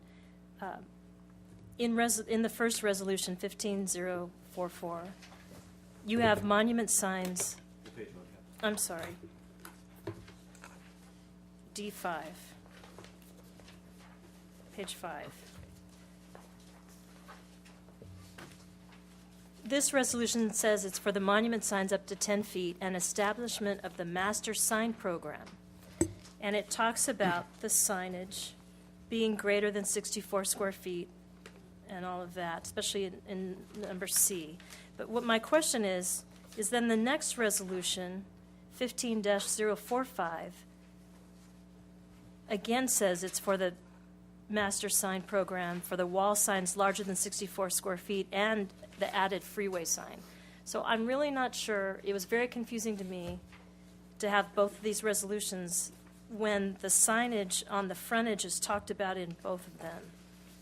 So I'm not sure. I need that explained to me because I'm having a hard time with that. No problem. So the name of the project is the Estrella Shopping Center Master Sign Program, and that's why it's referenced in both of the resolutions. In terms of the discretionary sign permit, the discretionary sign permit is required for when you have monument signs larger than 6 feet in height, you have to have an approval of a discretionary sign permit. Similarly, to approve a master sign program in the code, which requires for situations like this, when you have a situation where they propose more than 4 or more signs at one time for a shopping center, you have to do a master sign program, which also requires an approval of a discretionary sign permit. Since there are 2 applications, we separated the 2 out. This approves the master sign program, which would, in essence, approve the monument signs, as well as the materials, colors, illumination, and general location of the signs. So obviously, other than as modified or amended by any other, changes or approvals or conditions of approval this evening. As to the second resolution, again, that's, as I said, it's the Estrella Master Sign Program. It's the name of the project. It's for the wall signs, as I said. It's for the larger than 64 square feet and the 1 freeway-oriented sign. So they're both associated with the Master Sign Program. It's just the discretionary sign permit is particularly associated with the approval of the monument signs and the larger Master Sign Program in terms of, as I said, materials, so on and so forth. And then the sign exception permit is only required associated with the wall signs if they were to be approved larger than 64 square feet and the freeway-oriented sign. Absolutely. Sean will. Mayor, can I just interrupt you with just a little bit of housekeeping before you open the hearing? Yes, please. There are 3 procedural items that I wanted to make sure were addressed on the record. The first has to do with me and my firm. Because we represented the Planning Commission in hearing this application and staff in bringing that forward, the applicant has the right to ask that someone other than me sit with you tonight. His counsel has waived that opportunity and requested that we stay on for purposes of continuity and prior exposure to this. So I wanted to make sure that was on the record. Secondly, the council did have a brief discussion when these minutes appeared about whether to call it up. Ultimately decided not to do that, but just wanted, with a nod of the head, to clarify that you're here today without bias for or against this application, basing your considerations on what's presented tonight at the hearing. And then last but not least, if there's evidence that you want to consider at the hearing that you've heard outside this hearing, other than what's in the written record before you, you can disclose that on the record and then consider that as part of this proceeding. But otherwise, if you're willing to hear and limit your consideration to what's on the record and what's spoken tonight, then there's no need to make those additional disclosures. And a 4th housekeeping question, since we're missing a council member and there's 4 of us, if there were to be a 2-2 vote, how does that go? Does it Okay. go in I'm glad favor? you asked that because I had some time to think about that. The city's municipal code, in short, requires that the council must decide this issue with a majority vote. Once this hearing is gavelled, then any prior decisions are null and void, and so the council has to approve or deny the application. So if it looks like you're tempted to deadlock tonight, then my recommendation would be that you continue this until you have 5 council members available to decide it one way or the other. Or if you deadlock, what that means is that none of the matters before you are approved. It does not revert to the decision that existed prior to the council's gaveling of this hearing, if that answers your question, Councilmember Donchek. But a motion fails with a 2-2. Yeah. Thank you. Yeah, no permits issued, yeah. So all bets are off now that you've convened this proceeding. Yeah. Well, as one more question, so if the motion is made and the vote comes out to be 2-2, then what happens? Well, then My view is that no permit is issued, no approvals have issued.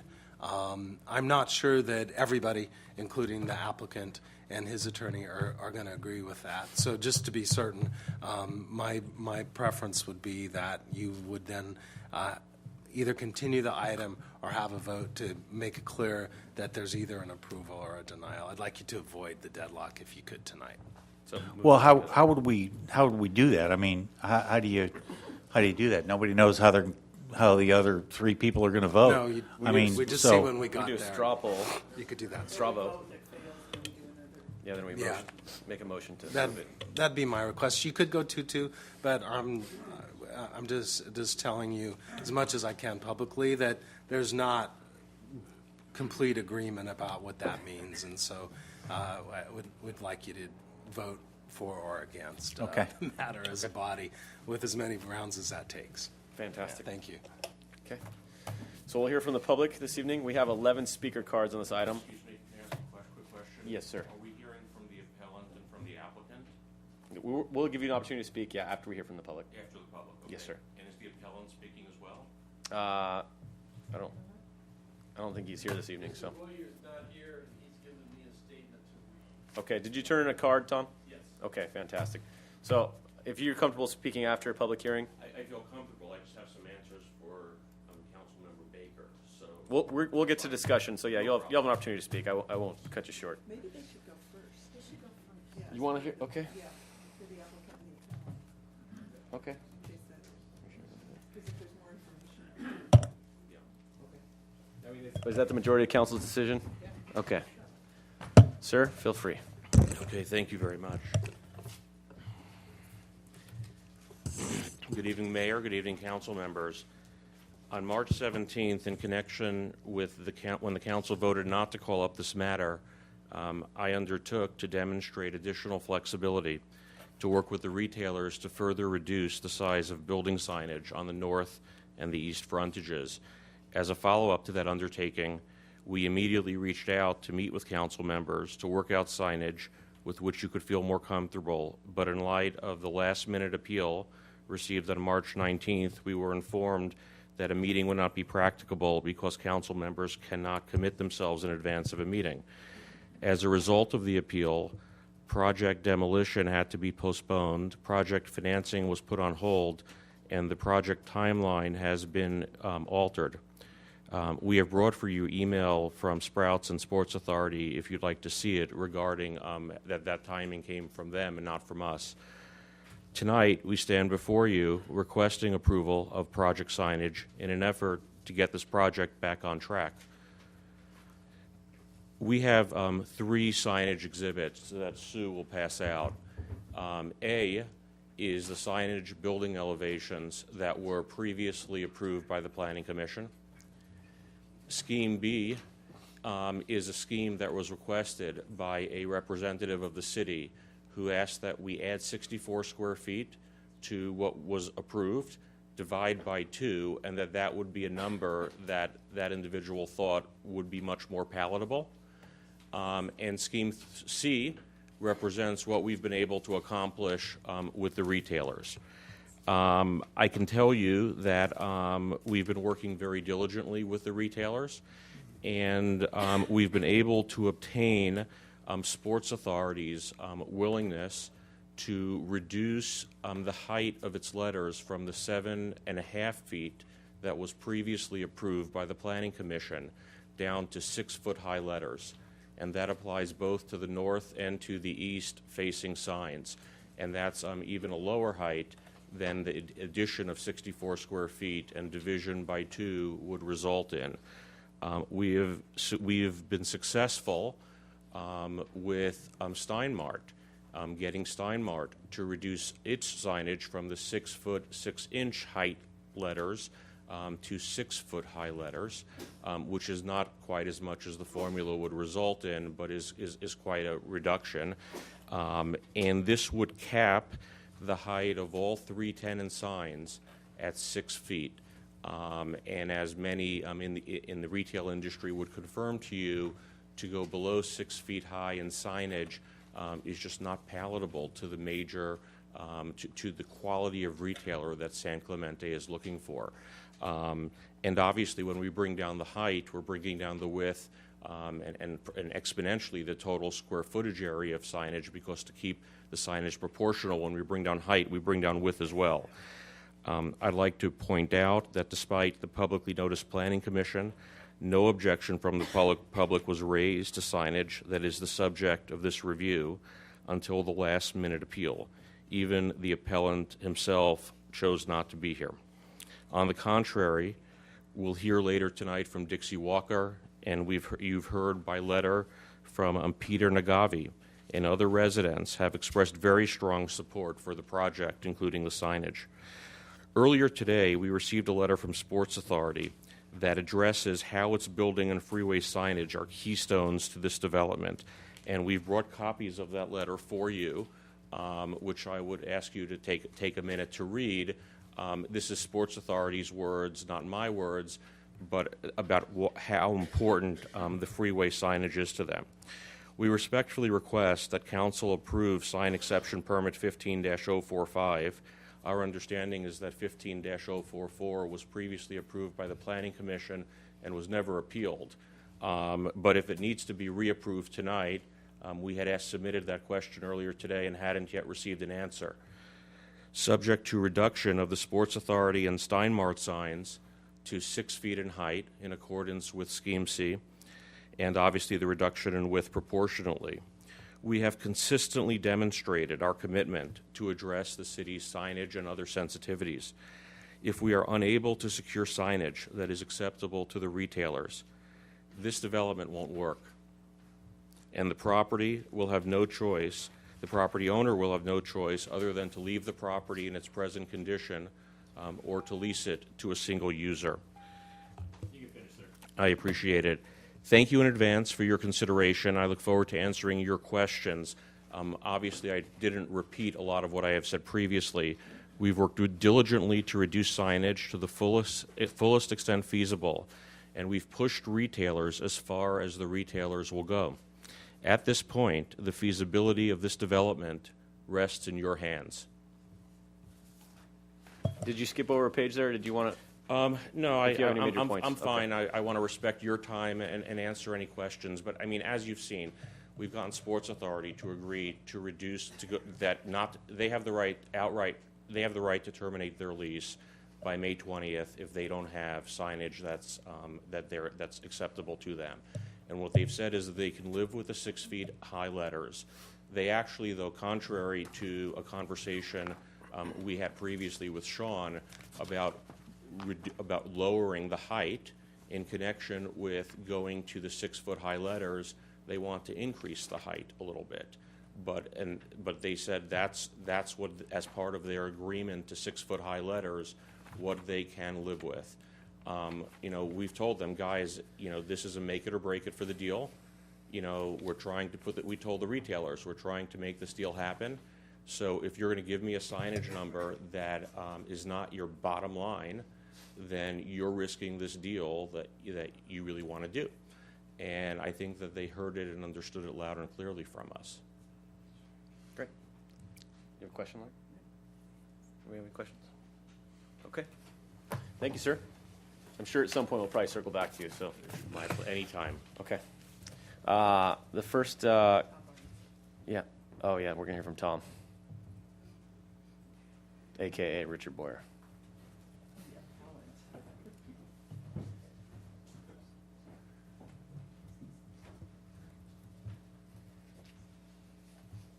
Yeah, this letter is from Richard Boyer, and he gave it to me to deliver here tonight. Dear City Council members, I regret that I will be unable to attend tonight's City Council meeting. Attached for your reference is a letter from Cornwasser Shopping Center. The text in the first two paragraphs of the Cornwasser letter indicates that, 1, the property has sat empty because owners had to pay off Kmart to terminate a lease ending in 2048. 2, the owner had received multiple offers from retail operators who would lease the entire building. And 3, the owner chose to subdivide the building into 3 spaces. Contrary to those statements, the city staff report calls the site one of the most blighted in the community, and states that it has long suffered from its difficult location. The reality is that the property is in demand, and the need for a freeway-oriented sign exception has not been demonstrated. Signage for the proposed project was first presented to the Planning Commission on 3/9/15, at which time it was approved by a 4-3 vote under pressure from the applicant. Signage has been specifically excluded from discussion at earlier Planning Commission meetings. As a result, public participation was effectively excluded from the signage approval process. A member of the public appeal was necessary to ensure residents reasonable opportunity to participate in the governance process. That should not happen, especially for a high-profile issue that affects San Clemente's image and Spanish Village character. To summarize, the property has been vacant not because it's blighted or long-suffering, but because of an issue between the owner and tenant. The owner has chosen not to lease the property to any one of multiple tenants ready to occupy the entire building. The owner's apparent desire to follow the market trend toward mid-box stores has led to another owner-tenant issues. Issues between an owner and a tenant are the owner's problem, not San Clemente's. Council's approach to this issue should occur within a simple framework. It's the owner's job to seek every advantage.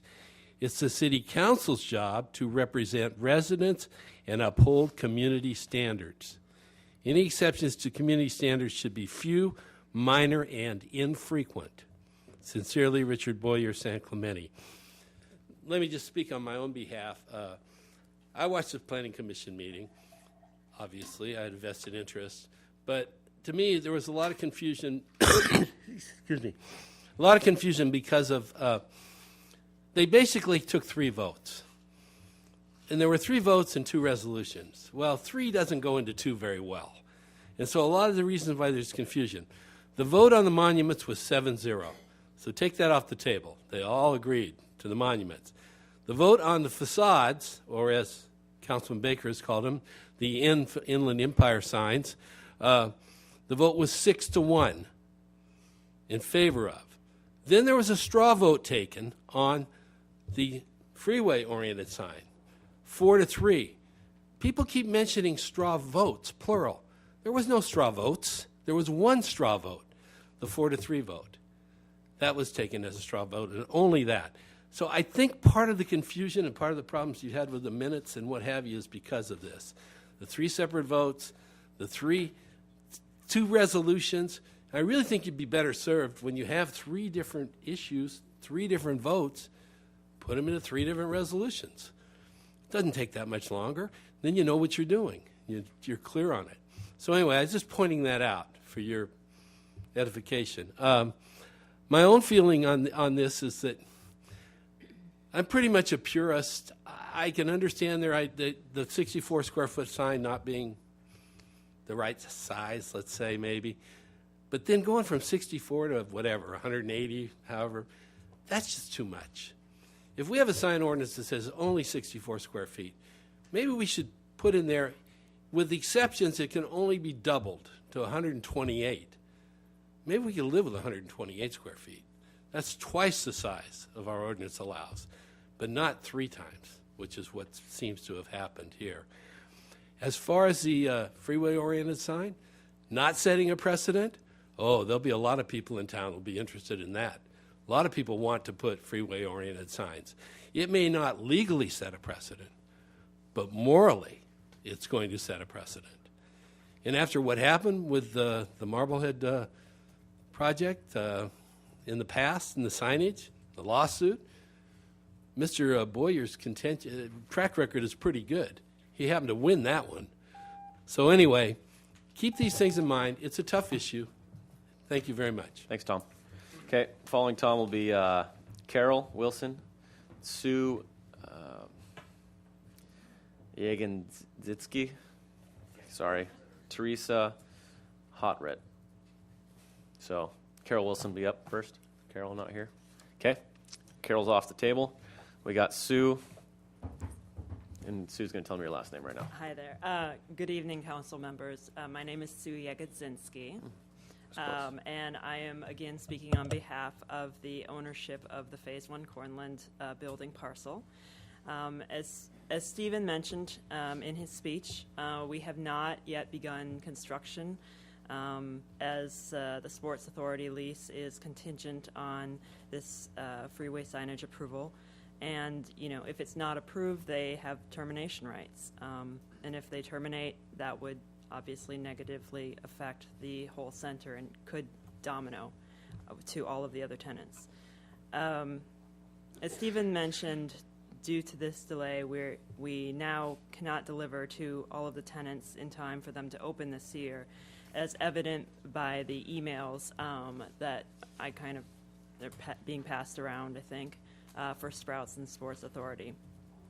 Was there more than just one email that was at the top of the? We received one email from Sports Authority. Oh no, there's two more. Okay, thank you. There's just one copy of each. We'll read as you Perfect. talk. Sue. Okay, great, thanks.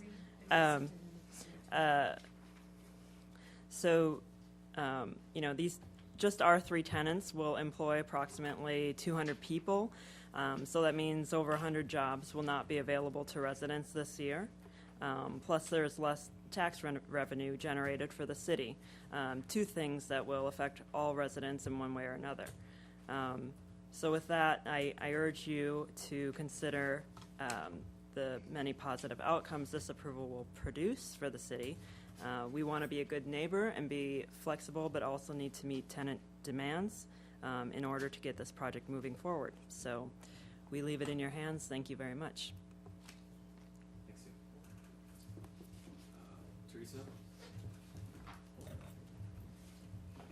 Good evening, council members. Nice to see you again.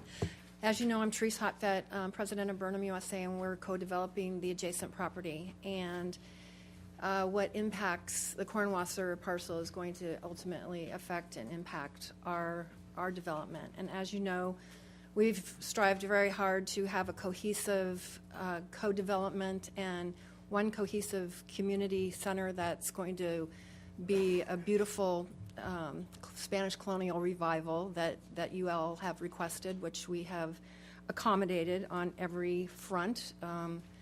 We're really excited about this project, but we also have signage issues. In the national retail business, signage is a huge component of every single negotiation, of every single lease that we ever do. I probably spent 25% of my negotiations with TJ Maxx just on signage.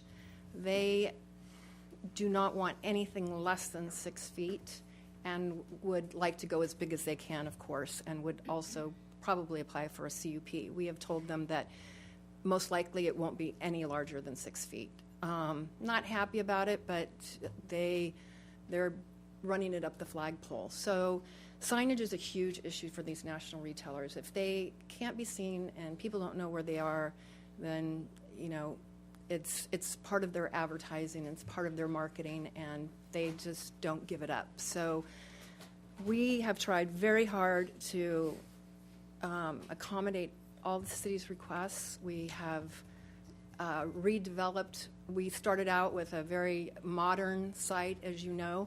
We scratched those plans, we threw them in the garbage. We're now in Spanish colonial. We're excited about moving forward.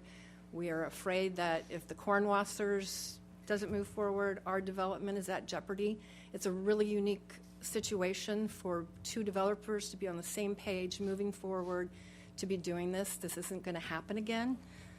It's now or never, basically, for this to happen. So I respectfully request that you please approve this tonight so we can all move forward. We are wanting to start our construction as well, and we have kind of put ours on hold until this is resolved. So I, again, respectfully request that you approve this evening. Thank you so much. Ken Ross. Following Ken will be Evan Weiss, and then Pete Van Nuys.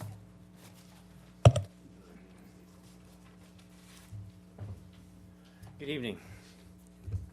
San Clemente resident, and we have a family business in San Clemente as well, and have bought a few TVs from the old Sears.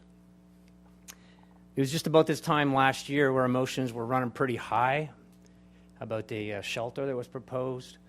for the Estrella Plaza, and I believe this room was pretty packed, and there was a lot of people I was talking to were very, very unhappy, and petitions rolling around and coming through our doors. And I can tell you that most residents in that area are not aware that this project is now at risk, or they would be here. They are have had a great opportunity over the last few days to talk to many residents that live right in that area, whether it's Dana Point, Capo Beach, or the San Clemente side. They're going, oh yeah, that's great. You know, they're really, really happy. They don't have to drive to Laguna Niguel to go to Sprouts anymore. Very, very happy. And then you say, you tell them there's potential risk, and they have no idea. So they would be here if they thought there was a risk. It's an eyesore. Always has been an eyesore. It was an eyesore when there was stores present. It does nothing for the neighborhood. It does nothing for the San Clemente culture that everybody talks about, that we all love so much. It does nothing to promote what San Clemente is all about. It's always difficult to measure what any one thing does to property values, positive or negative, because you don't have anything to compare it against. Because one day you're never in a situation where one day something is one way and the next day it's the other, and you see immediate changes. I can tell you from my experience, and it's fairly deep in real estate, is that this plaza is doing no favor, let's at least say that, to property values in that area. Anybody that comes into San Clemente and their first exit is Estrella and they head towards the water, they probably already got a little bit of a negative impression about San Clemente, because that's their first vision, is this big thing sitting on the left-hand side, way back. What is it? They don't even know what it is. As well, all San Clemente residents are going to suffer from the lack of tax revenue. So we have this big hole, and it's not just any tenant coming in. I'm sure, as was indicated here, this building could be rented to anybody that wanted to give it a go. Well, we've seen people come and go that wanted to give it a go. We now have some Class A tenants. Sorry. Yeah, Ken, can you one more sentence and wrap it up? Okay. The positives of this project far outweigh the potential negative of one sign. How much longer will we have to wait if this project is not kept on the burner? I strongly urge council to approve these signs, and let's get on with it. Thanks, Ken. Thank you. Evan Weiss, Pete Van Nuys, Greg Liponovich. I want to thank the mayor and the city council, the city manager and attorney for listening to me. I'll make it real quick. The things I've heard from both sides here, a lot of things make sense. The very fact that they're considering reducing the sign, I think that is a positive thing, but you do set precedents. You know, I've always been nervous about that. Sometimes some people have attorneys with, they're very good, they have deep pockets, and sometimes these things can backfire, as I'm sure the city council has found over the years. I don't like to think that somebody is telling us right now or telling you that you either have to do this now or you're going to lose the deal. I think it would be prudent for the city council to wait for Councilman Brown to come back.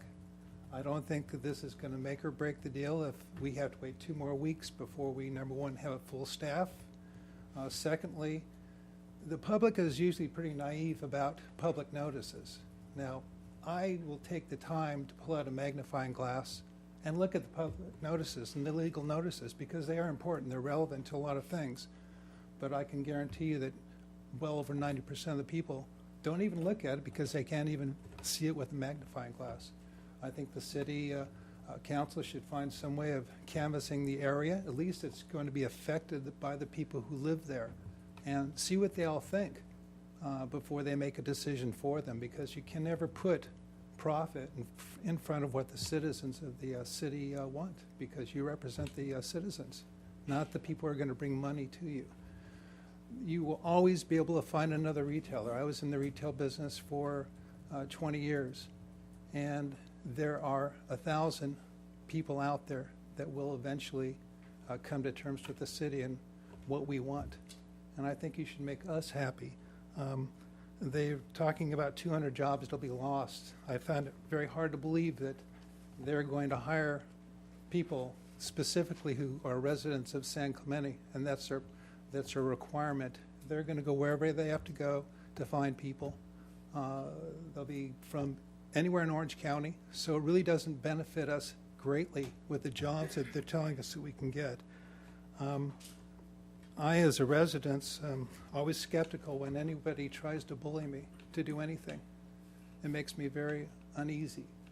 And there were some things that were said here that made me thought that maybe this isn't a bad project to have, but as soon as somebody tells me, you have to make a decision tonight or it's over, they lose me right there. I thank you for your time. Thanks, Evan. Pete Van Nuys, and following Pete Lee, Greg Panovich, and then Dixie Walker. Good evening, Mayor, City Council. Regarding this freeway sign, you know, we all want to be nice to our neighbors, especially when they've been part of our community for a while. We all want to see our neighbors improve their properties, invest in the community, and be happy. And we want to help our neighbors when we can. But that help should not come at the expense of all the other citizens in the neighborhood, which too often it does when the help involves lowering standards, cutting corners, and granting special exceptions, especially if that exception creates a permanently visible structure, a glaring example, a citable precedent. Funny thing about precedents, the people who create them usually don't want to admit that they're doing it. They don't care about the negatives they create for others. They only want what they want for themselves now. Unless they're playing a strategic game, creating some financial or professional opportunities for themselves or a colleague in the future. This applicant benefited tonight by creating parallel issues which they claim are relevant to the real point here. 64 feet, 128 feet, I don't care. Bob, I'm fine with the Inland Empire size signs, by the way. It's a beautiful project. I love all the architectural improvements, and I'd go with the signs on Estrella. You notice how there's so much urgency included in this request. All of that is a ruse. The issue here is one freeway sign. By the way, the freeway is widening here, right? Traffic will be moving closer to that freeway sign. It will be more visible than it has been in the past. Does this sign, and I think this is the issue, meet the quality standards of the community? No, clearly not. They need an exception permit to get it. Well, then does this sign produce palpable benefits for the community? Does the sign itself provide any value? No. Does it set a precedent? Maybe not a legal precedent, as you've explained, but it most certainly does set a precedent. And I think you should consider that and answer no. Thank you. Thanks, Pete. Greg Panovich, following Greg will be Dixie Walker, and then Brian Manning. Council members, Greg Lepanovich. I live in San Clemente for the last 18 years. I want to publicly thank you, Richard, for bringing this to our attention. He's done it before, he's done it again. In our busy lives, sometimes we don't see things happening until somebody really hits us over the head and say, oh, wait a second, they put this crap on the freeway? No way. He stopped it before, he'll stop it again, I think, with our help. We don't need it. And to the businesses, I say, they don't need it. Signs don't sell stuff. Signs don't make a successful store. I shopped at a lot of stores here for many years. I just realized on Easter that there's signs on the other side of the street for those stores. I've been at Trader Joe's a million times. It does a great business. I've been in Ralph's and the other shops in that center, Sader Brothers and stuff. They're doing a great business. Because their sign? No. because they sell good stuff that we want at a good price. That's what sells, not some garish sign on the freeway with some, no matter how nicely halo lit it is. So that's all they've got to do. I like the stores. I like the shopping center be renovated, blah, blah, blah. If signs sold stuff, then that Zytoscope or whatever it is that up there, that real garish sign that's up in Laguna Niguel, you know what I'm talking about? It's what? Kaleidoscope, whatever it is. I see it all the time, don't remember it. They're always changing stores. They're always going bankrupt in that store. And they got the most garish, biggest sign you can't miss. So they don't need the sign. We don't need the sign. Nobody really needs the sign. Let's build a shopping center. And, you know, we've been to this dance before, some of us. And we're really tired of developers trying to dictate to us, play our way, or we're going to take our ball and go home. No. They don't dictate to us. We do it to them. We have rules and regulations, and they obey them. Or they don't come here and get to sell us stuff. And they want to come here and sell us stuff. And it's a very affluent community, and they want to be here. Trust me. Thank you. Thanks. Dixie Walker, following Dixon will be Brian Manning, and the last card is Michael Metcalf. Dixie Walker, I'm was a 25-year resident of San Clemente. Right now live right around the corner from the center at Estrella and Camino Capistrano. And I have to say there's a lot of misinformation flying around here. I'm in the commercial real estate business. I've been in the business for 30 years. I've done lots of leases. I've seen lots of developments. And the situation to put a development like this together is very unique because usually it's a three-party deal: the city, the developer, and the tenants. In this case, you've got a four-party deal because you've got two owners. So the ability to get two owners together to act in concert is rare. And these threats about, if this doesn't happen now, let me tell you, these tenants are so different now than they were in years past. 30 years ago, in order to get a tenant to a spot, you would drive out there, meet with the site person, talk for about 15, 20 minutes, walk around the site, go have a couple beers, and then he'd send you an LOI, and then you'd do a lease. And that was it. Right now, it takes months and months and months to go through committees, approvals, the operations people, the real estate people, the financial people. The ability to get these tenants lined up is much, much more difficult than the people who think they know what it takes, and they don't because they aren't doing it. And it's a very difficult procedure to get them done, and it is a delicate balance, especially when you have two owners. I've seen many centers where there was an attempt to make two owners work together. They didn't work together, and all of a sudden the center really just blows apart. Everybody goes their own way, and the community suffers. What I would say here when people are talking about, well, let me talk about Kaleidoscope for a minute. Interesting you brought that up.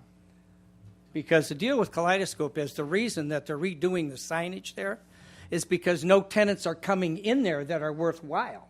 They've got a $2 million... Mr. Walker, please address the city council when you're... Thank you. I'm sorry. There's a $2 million sign program that's in effect there now in order to attract good tenants, because good tenants would not come there because the signage and the visibility was not up to their standards.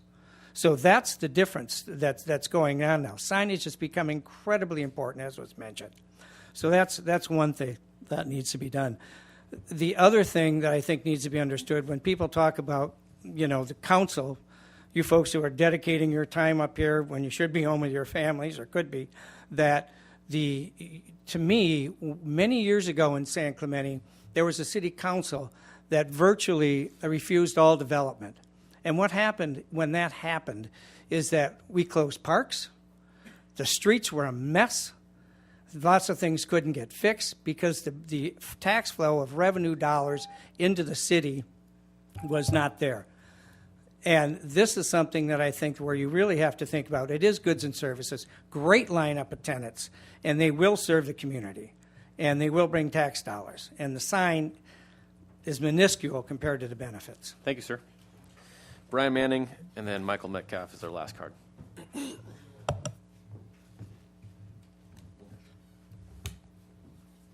Hi, how are you? Good to see you. Thank you for the time. So I wrote down some quick notes. Just wanted to make sure I was on par. My name's Brian Manning. I've lived off Camino de Estrella, the western side of it, my entire life. This property has been an eyesore forever. Since Alpha Beta has left, it has never brought value to that side of the community. You know, one thing that we're talking about is signage. I manage a medical company and I'm in charge of the southwestern U.S. And when I'm out traveling, signs do matter because I need to know if I'm driving on the freeway exit if there is a Sprouts there because I'm going to stop and I'm going to get a sandwich. Signs matter. They don't matter as much to the residents, but they matter to the people that are going to go there and drive past there, that are going to come from San Juan Capistrano to shop at the San Clemente Sports Authority, to San Clemente Sprouts, and not drive up to La Paz. They do matter. You know, one of the things that was discussed was time. Are we getting bullied by the two developers? Everything takes a lot of time right now. Lawyers, no disrespect, make issues difficult. Like I said, I'm in medical sales. We're trying to reduce for San Bernardino Public Health. My company is rather large and tends to be a monopoly. They asked for a price reduction. We're offering them a $100,000 price reduction for their county hospital. It's still going to take 6 months to get through the bureaucratic paperwork, and we're reducing price. They're not bullying it. It takes everything that long to get signatures, to go from one lawyer back to another lawyer, to redline everything. One thing, we're discussing the signage. We're not discussing the property. In Sean's presentation, there was only pictures of what it is or what it's going to be, not what it is. And what it is awful. It is terrible. It's a cinder block, massive structure that isn't San Clemente. We talk about San Clemente. It has nothing to do with Spanish style. So we do want to talk about the signage, and it seems like it's come down a little bit in the size of the signage. But what we're not talking about is that we're making it San Clemente now. We're making it Spanish style. And that's very important. It's one of the few shopping centers in San Clemente that doesn't have a Spanish theme. And it is a very unique property in terms of it is recessed. When you get off at that exit, you can't see the Kmart sign. The elevated gas station and the bank block that signage. The only reason I know that Kmart was there, or Sears Essential, and then back to Kmart, and then I think it went back to Sears Essential was there, is because I drive past it every day. But if I got off that exit and turned left, I never would have known those were there. Signage is important. Let me make sure. Oh, I'm done. All right, thanks a lot. Thanks, Brian. Michael Metcalf and then Charles Mann now is the last card. There's no one else.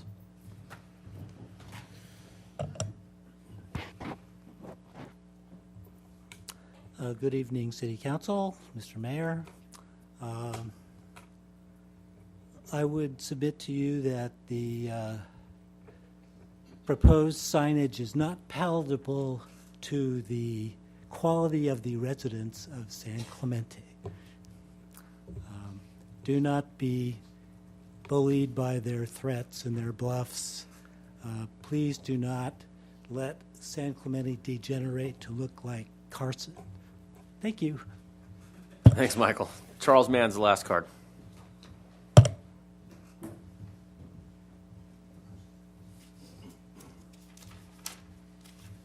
Good evening, Charles Mann, a resident of San Clemente. And I, first of all, have to say that I'm excited about this project. I think it's a good project, and I'm looking forward to it. But when an LA developer comes into our town and starts threatening and pressuring the city council to do a sign exception, I take offense to that. If the city council passes on the sign exception, then they'll either do it because they're intimidated by the developer, or because they don't care about freeway signs, or they think the freeway signs are cute. But if that's the case, McDonald's wants a freeway sign. Carl's Jr. wants one. Don't forget Chevron and Valero. And, of course, then we have the Fortress Citadel up there that wants 32 Jumbotron signs. So there's plenty of demand for signs around here. It's a known fact that good communities don't allow any freeway signs whatsoever. And even their signs in good communities are smaller than the regular signs. There's a reason behind that, because signs do produce an environmental problem to the residents. They do not increase the quality of life of the residents, and they do not provide good quality as a city. So when Kmart was there, it was there for 45 years. And it did fine, except for the last 10 years when Lambert tried to do the Sears Kmart experiment and blew up the retail. But Kmart never had a sign. We all found Kmart easily. There was never any problems. Why all of a sudden do we need these big jumbotron signs to attract people? And I've seen many city councils give concessions to projects that were really not needed, and in fact that ruined the city. Here in San Clemente, we are victims to a few of them. The Fortress Outlet Mall had the sign problem. We had problems with Pacific. We had all kinds of concessions that were trying to be made. In fact, right now, the city of Dana Point, the residents, are circulating a petition to prevent the city council from ever allowing exceptions on the downtown project. Can you imagine they having to do a petition for the city council to understand that the residents don't want exceptions? They want to know what's going to happen. They want to know the course. And here in San Clemente, we have a wee gem of a city. And if we have to protect it. We have to let people know that we're firm in what we want to keep, this uniqueness. And I will wrap it up. Thank you. The city council has to be demanding on the developer, and not the other way around. It's a privilege to be here in San Clemente and not to get away with whatever they want. Please vote no for the signs. Thank you. Thank you, Charles. Okay, we have no more speaker cards. With that, we'll close the public hearing. Okay, Sean, can you step back up to the microphone for me? Sean, I'd like to talk to you for a minute about the speed of this process. I asked you earlier when you first received the application. It was January 28th, 2015. I know speed has been an issue with the applicant since day one. I think we heard about this end of last year, and we've done our best to bend over and assist in any way possible. So can you talk about how much quicker we operated with this entire development as compared to, say, a normal development? And do you want me to even speak to the original improvements or just the sign package? Both. In terms of the original improvements... And I'm sorry, while you're speaking, if you could include, I know there was some discussion with yourself and the applicant at the time when we were first approached about signage and how difficult that process was going to be. So back in July of last year, we had our first sit-down with the applicant and kind of their vision of what they wanted to do. It included a design for the center that was very modern. We informed them at that time that this would not be acceptable in the city. We had our general plan. Spanish architecture was required at the gateway here. And they had expressed to us a number of freeway-oriented signs, a large freeway, like a monument, large monument pillar type sign that they were interested in potentially doing. And we made it clear to them that that would not be supportive in even any wall-mounted freeway-oriented signs would be an uphill battle. It requires a sign exception permit. We informed them of the past history regarding sign exception permits and said that, with all projects, whatever submitted, we review everything objectively, independently, and as, case-by-case basis. And so we provided them that information, and they took that, and then they started the process primarily of modifying their architecture. So it went through, I believe, about 4 to 5 iterations in which it slowly transformed from that modern design into the ultimate product that was approved and what we have now today and what you've seen some flashes of images in my staff report or in my presentation.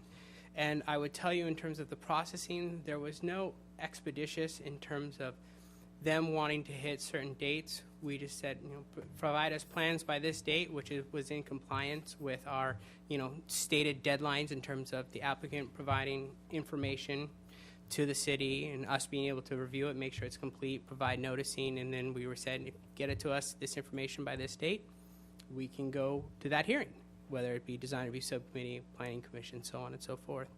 And we provided them those deadlines in that time frame and time period, and kind of laid it out on the table for them, and worked with them, and they were able to meet our requirements as necessary to make sure that we were able to hit all those dates. But there was nothing in terms of the process. It was all following our basic guidelines and framework that we have.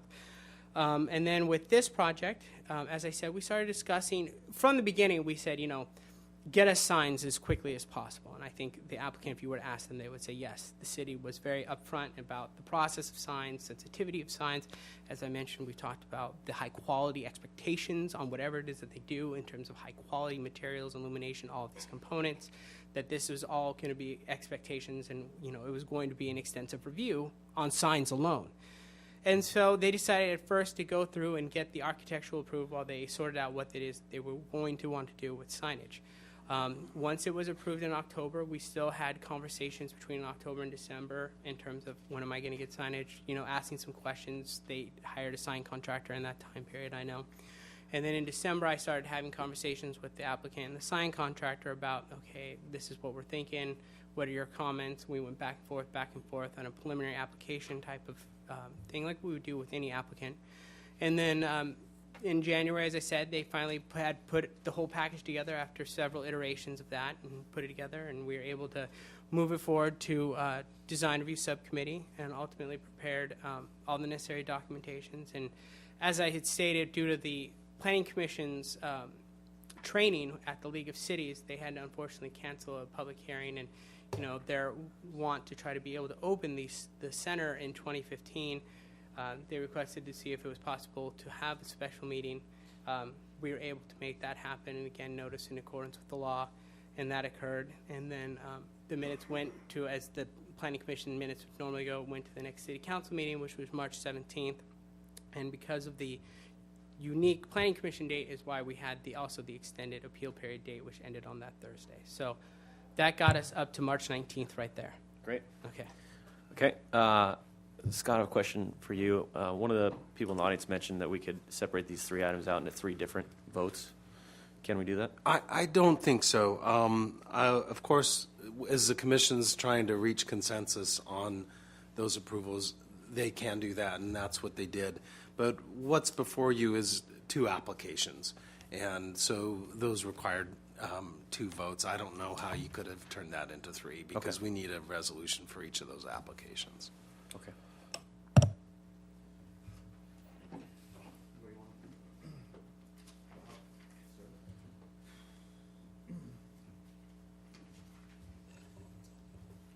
Well, I'm a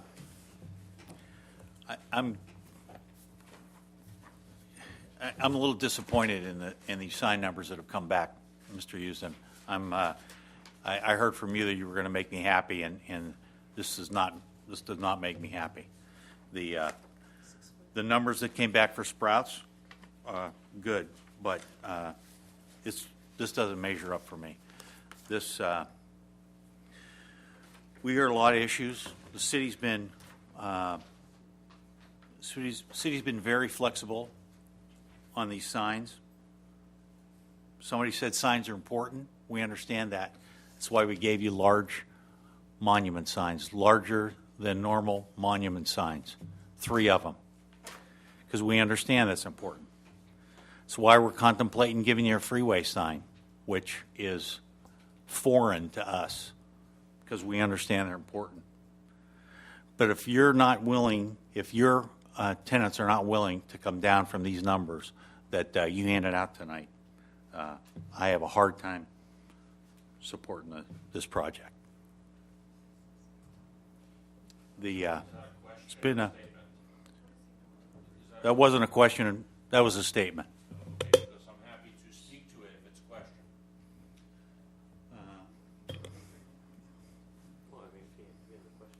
Well, then I guess I'll make it a question, and let's see what you got to say. Mayor, if you could just reopen the hearing to take this testimony, I think you need to do that. All right. I appreciate it, and also I was accused of quite a few things in the public hearings, and to the extent that any of those comments spoke to any of the council members, I would ask that, that you ask me about those issues directly, as opposed to listening to some of the accusations and the mud that was slung at me tonight.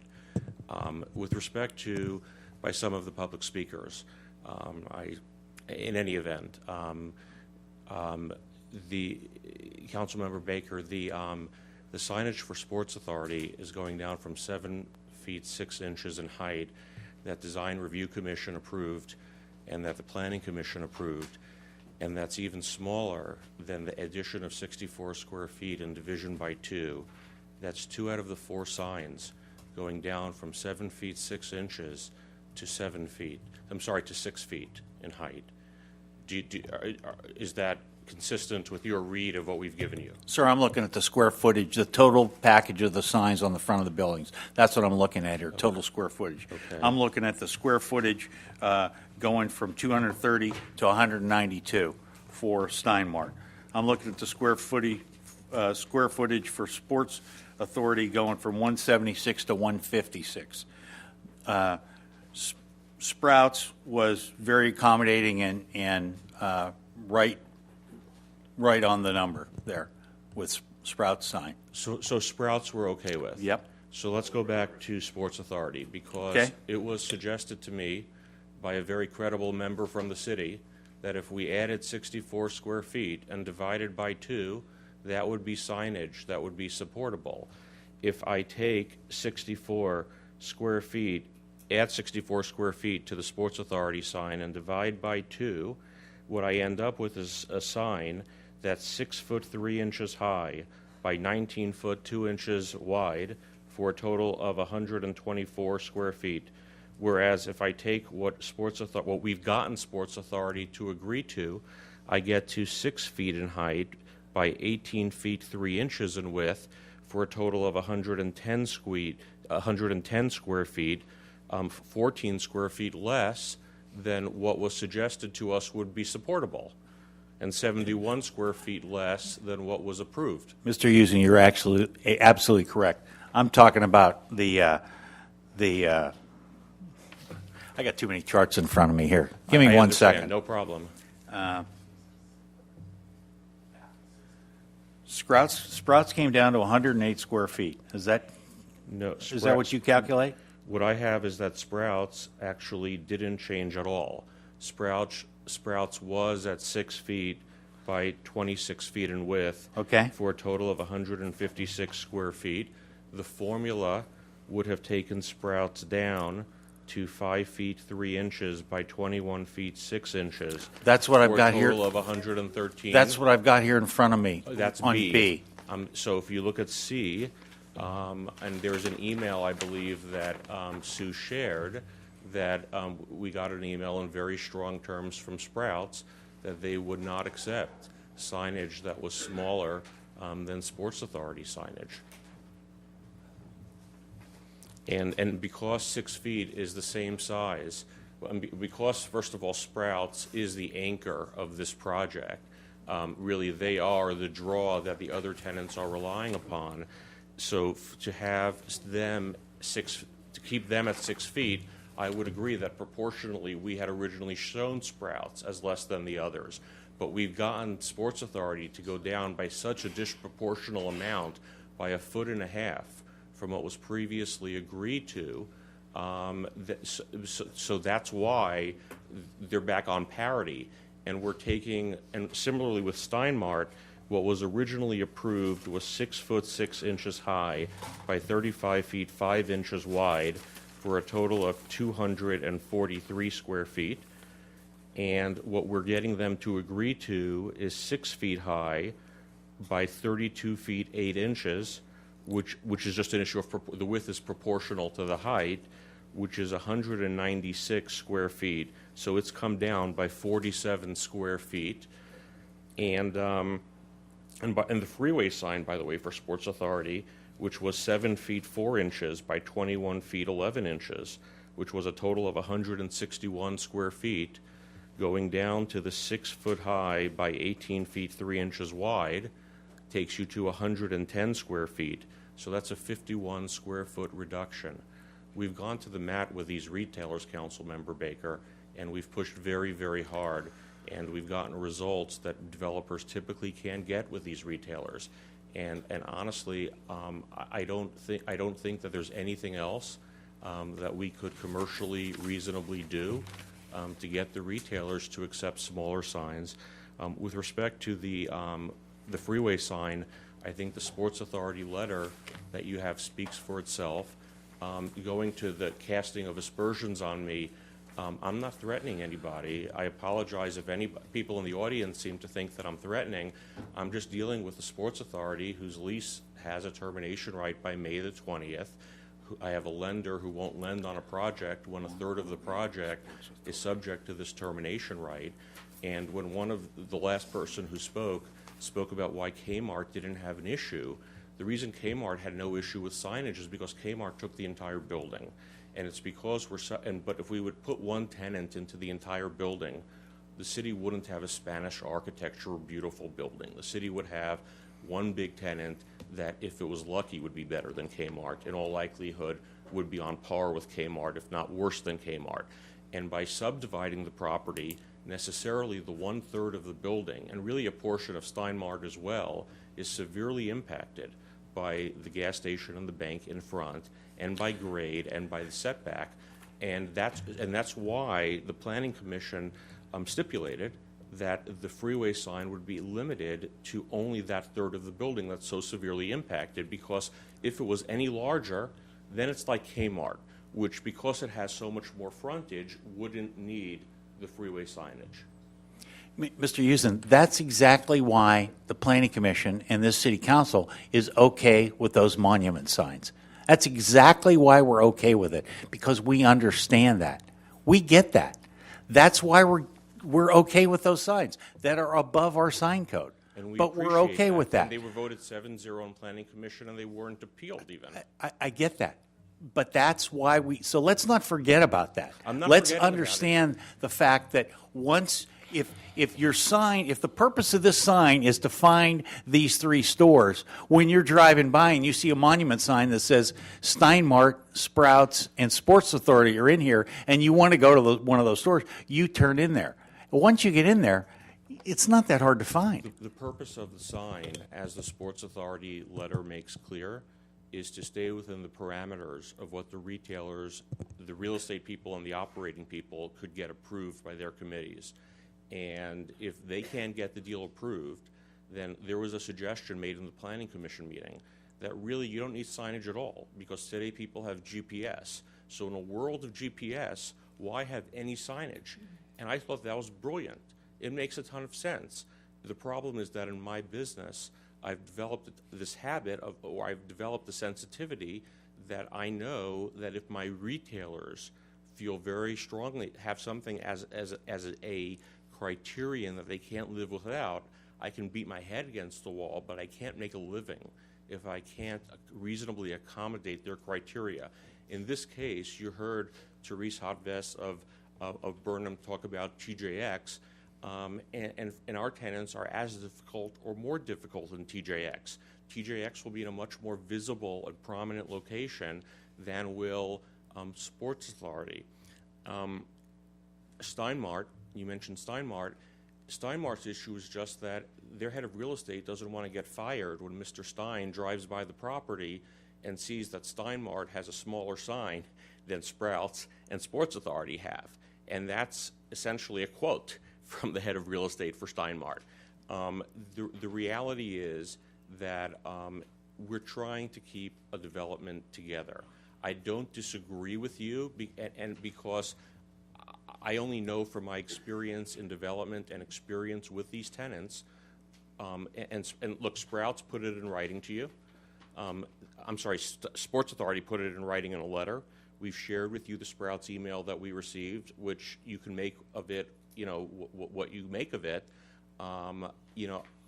They have a contingency as well to terminate for signage. And, again, I understand that there are members of the public who are trying to appeal to a sense of don't let an out-of-town developer push anyone around. We're not trying to push anyone around. We've had the family, my grandfather passed away And my father-in-law was able to negotiate and get Kmart out of the way to try to do something nice with the property. There are other stakeholders in the family who are really happy and have encouraged us to leave the property alone and just wait and not to do this. And because we're the shopping center, development arm of the family, we have the credibility to get this done. We don't have to do it. We want to do it. I flew here from Orlando today for this meeting that legally, and for all sorts of reasons, as the city manager and city attorney know, I believe that our correspondence on the matter speaks for itself.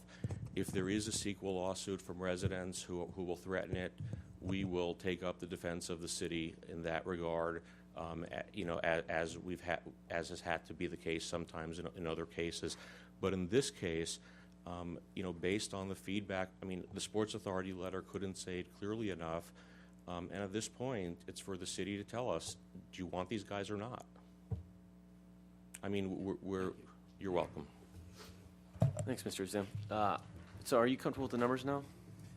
After going through it, because I was doing the math real quick on them, just from the new documents provided. So the signs now, the north-facing signs are 135 square feet, 114, and 105.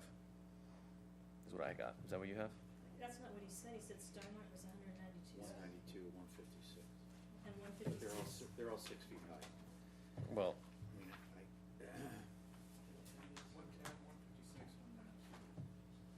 really? Yeah. That's 5'3". I'm talking about the western, northern-facing signs. Are you looking at the same thing I'm looking at? Are you looking at C? I'm looking at B. No, B is not. B is what we suggested, and C is what they. Oh, okay. Okay. That's why we're way off. Got it. That's why the numbers are all over the place. Okay. I thought B was their new. No, B was. So C was the adjustment from 2 meetings ago. From A. Okay. C is what they're proposing tonight. Okay. 6 foot. Got it. And there's. Okay. And so A was where we were 2 weeks ago. Mm-hmm. Okay, got it. And B is where. Great. Kathy, do you have any comments?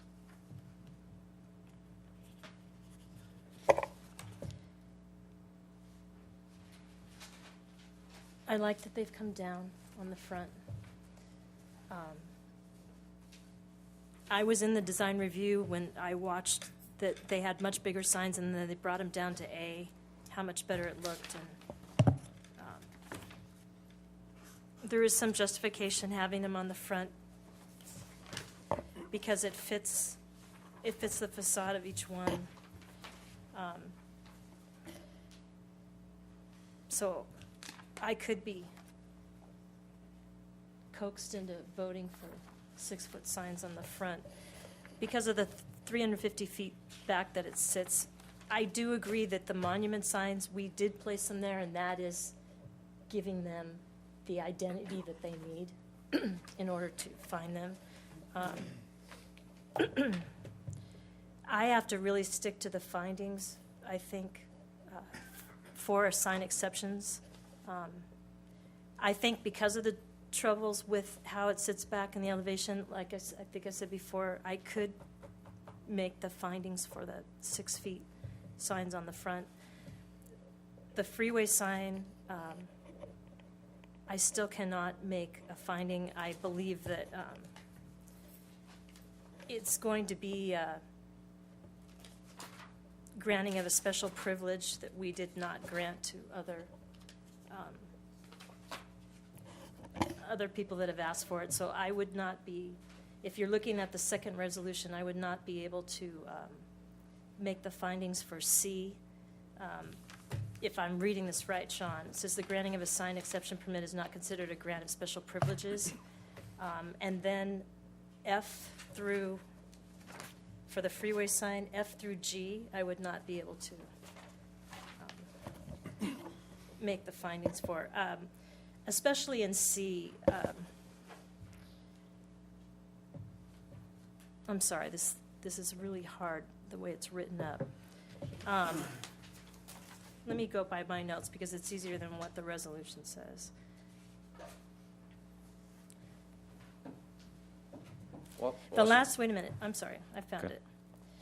In the monument signs, when we were talking about that, I believe that those at the very top of the site get in the public right away accomplish identifying the businesses for this site.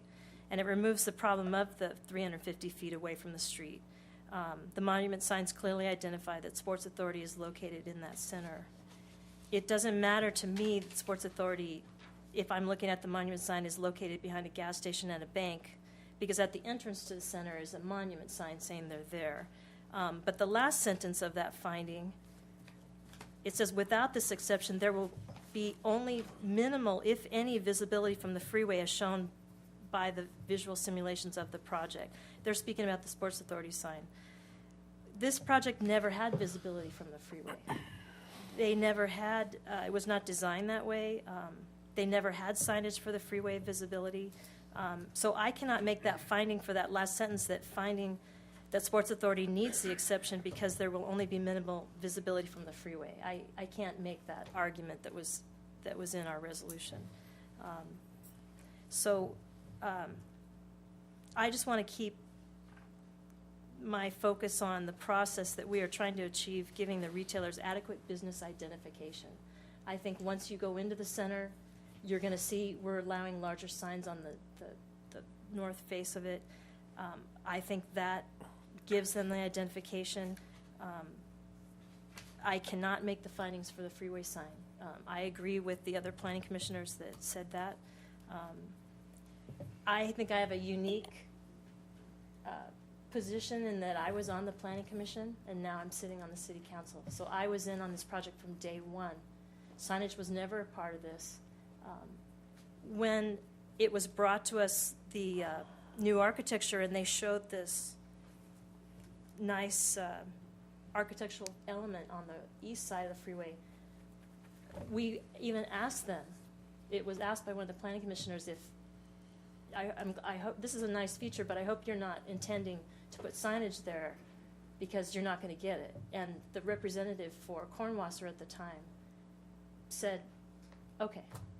So when we did our approvals on all of this architecture, it was kind of with the knowledge that that was not going to be a sign.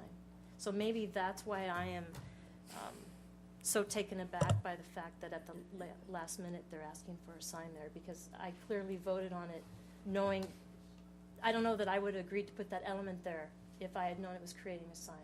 I don't know. So that's what, I just want to mention that because I was on the planning commission. I totally approve this project. I love, Mr. Usden said that his father-in-law, or I think his father-in-law, wanted to improve this center. So they were going to improve it. In order to get this quality of tenants, they need to improve that center. I'm looking forward to it. I'm hoping, that this doesn't do anything to it, but I cannot make the findings for the freeway sign. Thank you, Kathy. Sean, I have a question for you before we hear Lori's comments. I've heard a couple times now from Councilman Baker, and I think staff has said that the monument signs are more than is allowed under law, but under this chart here, it says it meets development standards. So can you clarify that for me? That is correct. It is just by right, someone could have, and they could have the number of signs that they're proposing up to 6 feet in height. It just requires, if you want to go between 6 to 10 feet maximum, it just requires a discretionary sign permit. It doesn't require any kind of exception or whatever. If they want to go above 10 feet, yes, that would require an exception, but that's just permitted with the approval of a discretionary sign permit. It's not an exception to the code. Okay, perfect. So it's more than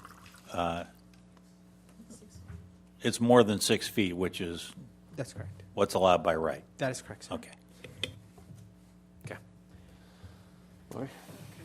I'll go next, and I want to come at this from a variety of ways, beginning with the fact that people in San Clemente want to work where they live, and that a well-balanced community has an economic component to it as well as a residential component. And there's been a lot of conversation recently about Ladera Ranch. There's been a lot of conversation about Area 8 and Rancho Mission Viejo. What those two things have in common is they don't have any commercial vitality. They're just residential. and they're probably not going to be standalone successful on their own because of that. So in terms of our job to make sure that our community is thriving, this project is an important piece to the puzzle, in my view. When I first came on city council, somebody very wise said to me, always evaluate every project on its own merit and stay open until the last moment. So the conversation about precedent, while interesting to me, really isn't relevant because this project is unique on so many levels. It's correcting an area that's been neglected. If the developers had come with maybe they'd been given direction even by the city, where we want the facades at street level and the parking behind, because the idea of a parking lot is really offensive and competes with our Spanish Village character. We probably wouldn't be having the sign size conversation because the stores would be at street level, but they're not. They're set way back, and there's an obligation to be noticed and to be visible if that's how that's going to work.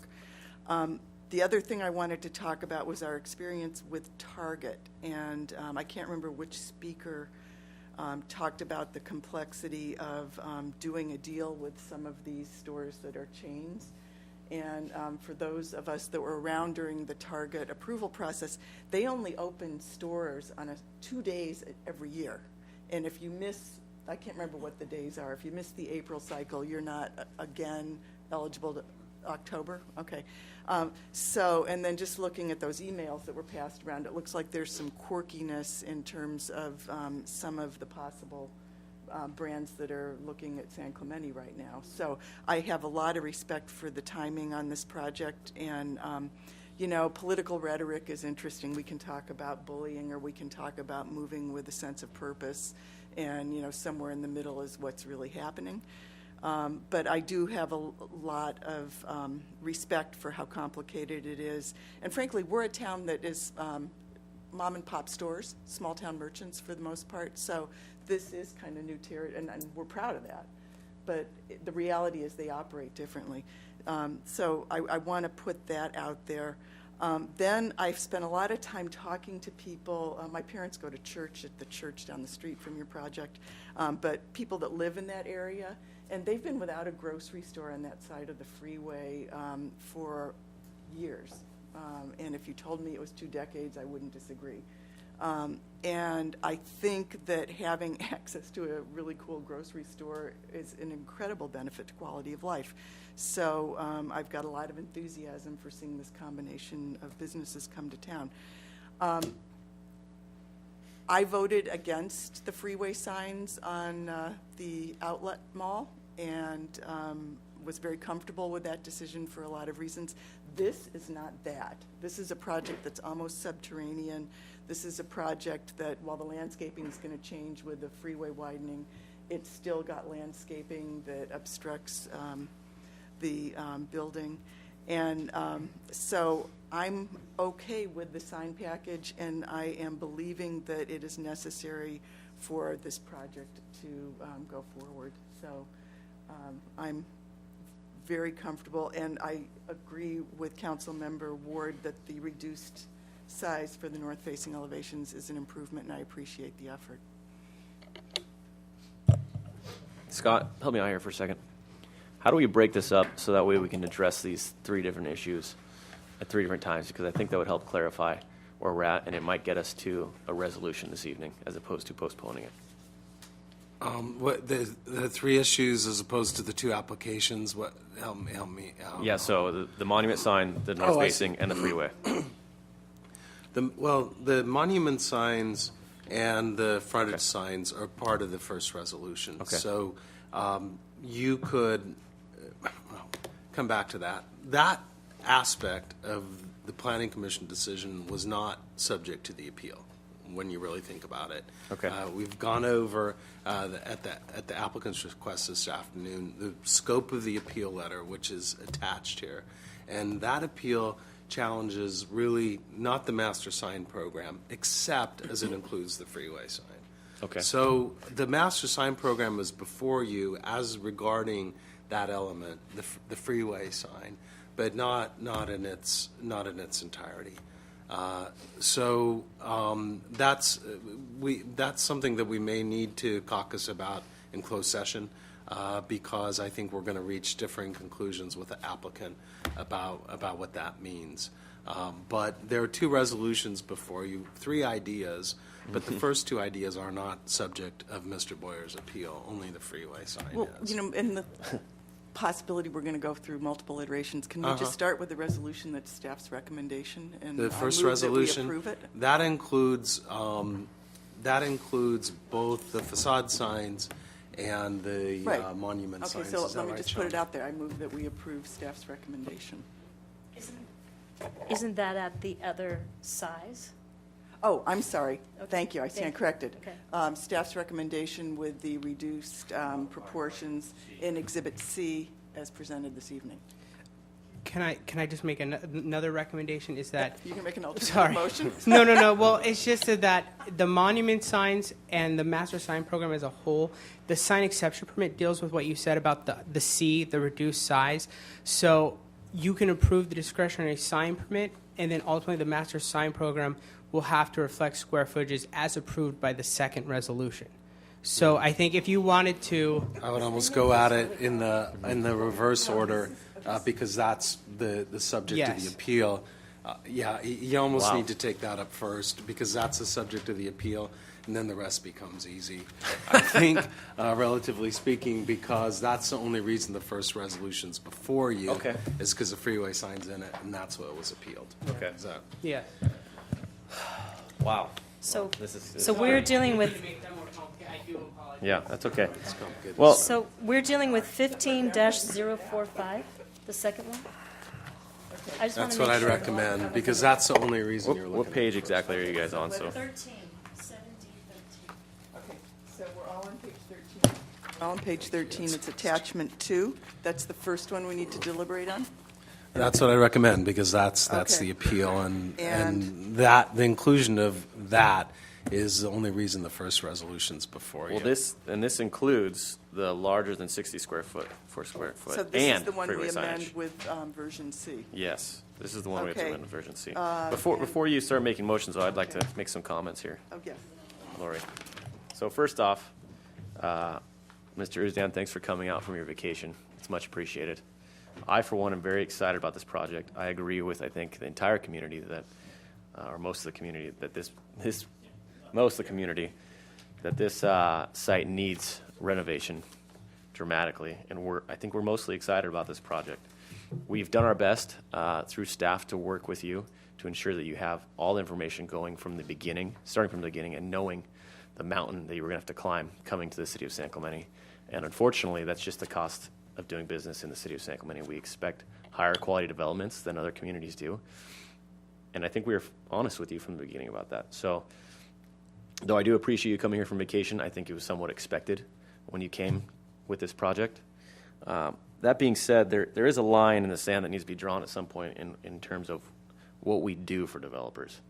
And although I was a supporter initially of the freeway-facing sign, I'm going to need some more discussion on it, I think, because at this point, it doesn't seem to me to be granting freeway-facing signage for 1/3 portion of a development when we've gone ahead and granted other sign exemptions for the front forward-facing signage. It just doesn't make sense to me. You yourself have stated that you can't see the sign from 90% of locations. So what is the point for us to bend our moral compass, our community's moral compass, to grant Sports Authority the right to put a sign? So unless there's some third-party agreement that we can reach on this sign thing, it appears to me as we're at a stalemate.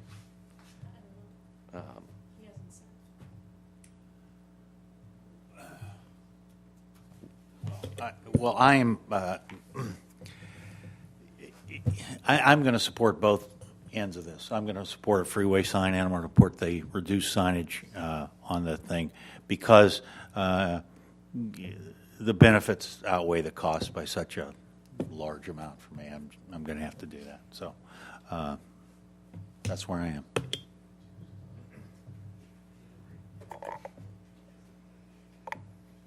I'm trying to figure out how to comment to that.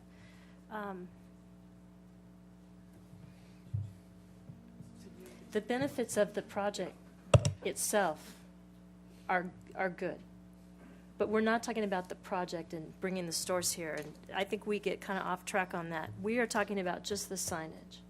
That's what should be just our clear focus on this, and trying to make the findings that we should make an exception here.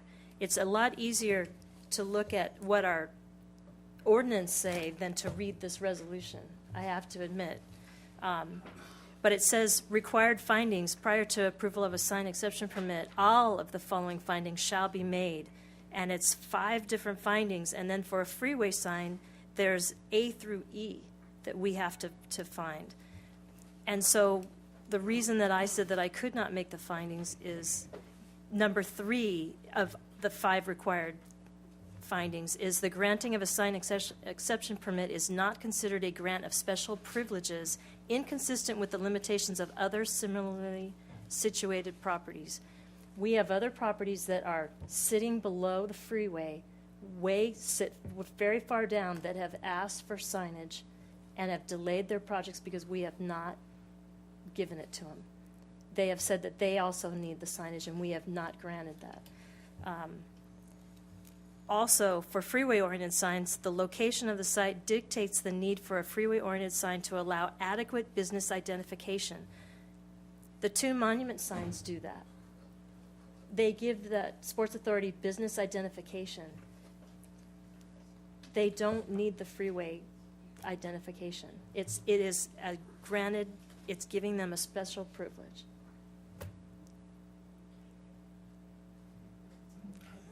So one thing that I'm worried about is opening it up. So.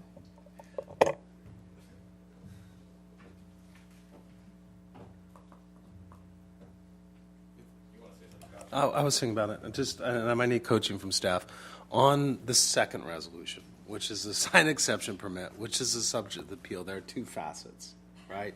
The brow signs It's the larger than 64 square foot wall signs and the freeway sign.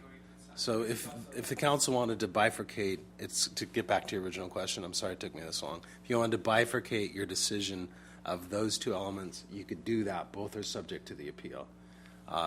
We can deal with how to memorialize that in a resolution after you did that and you wanted to act that way. The only concern I have with doing that is that it's granting larger signs than normal, and then if at the end, you come back, somehow the freeway sign does get approved. When you do things in steps like that, sometimes you end up with more than you wanted. I'm just throwing that out. Yeah, that's a great point, Kathy. And I understand Bob's concern about the north-facing signs being too large. And while initially the initial plans are too large, I'm completely comfortable with item C presented this evening. I think that was a good middle ground that was met, and so I'm completely comfortable with approving that this evening. It's the freeway sign, and independent of what we approve on the north side, I think it's completely separate in my mind from approval of a freeway sign. Those are 2 completely different items to me, and so one isn't dependent on the other for me. Okay, So, I did agree earlier that I thought 6 foot, I could go with those, 6 foot. Okay, but if we're unbundling this for the 5th council member, he deserves to be able to deliberate on it as a package, as opposed to we're going to continue the freeway sign for 2 weeks. Is that, because that's where we're going with the freeway sign, it sounds like that's a deadlock. But then why did we just go through all this process if we're just? Yeah, I don't think we need to. I don't think we need to. You're talking about just starting over, I think we can hearing move it forward. again? This is the hearing, Yeah. And to Mr. Uzdan's point, we don't need to delay the rest of the project any further. So. I don't wish to do that either. Yeah.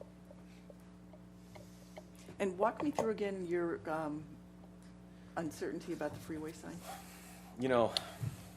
This has been a difficult one for me, and it was difficult for me last time as well. It's the problem is when you're weighing it in comparison with the project, it becomes clouded because the project is so great. It's a fantastic product. I'm very excited about it. It's the freeway signage that I'm not excited about. And the thing that I think gets me the most is the fact that Sean has been very upfront with applicants since day one that freeway signage was not going to be something that's just going to be a walk in the park where you can come in. Hold on, Mr. Uzan. Where you can come in and just be granted whatever you want. The first iteration was large freeway-facing signage. And Sean was I have emails from Sean from their initial inquisition about it, stating that freeway signage in the city of San Clemente isn't a given anymore. And unlike Mr. Walker stated, I want to see the period of time when we were tight on developers, because my entire life, the last 31 years, we've granted everybody everything. We have a giant outlet mall. We have 12,000 new homes in Tulaga. I can go on and on. We have 3-story buildings downtown.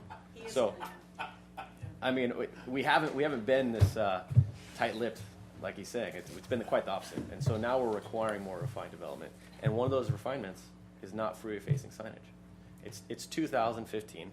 If they want to have advertisement, have them advertise on Google, have them advertise on some application on their phone, and do things that will actually advertise people, not waste time and waste the beautification of our community on one Sports Authority sign facing the freeway. Well, Sean, could you put up the aerial view of the site? And I'll let you speak, Mr. Zan, in a second here. Which aerial view would you- The aerial view of the site.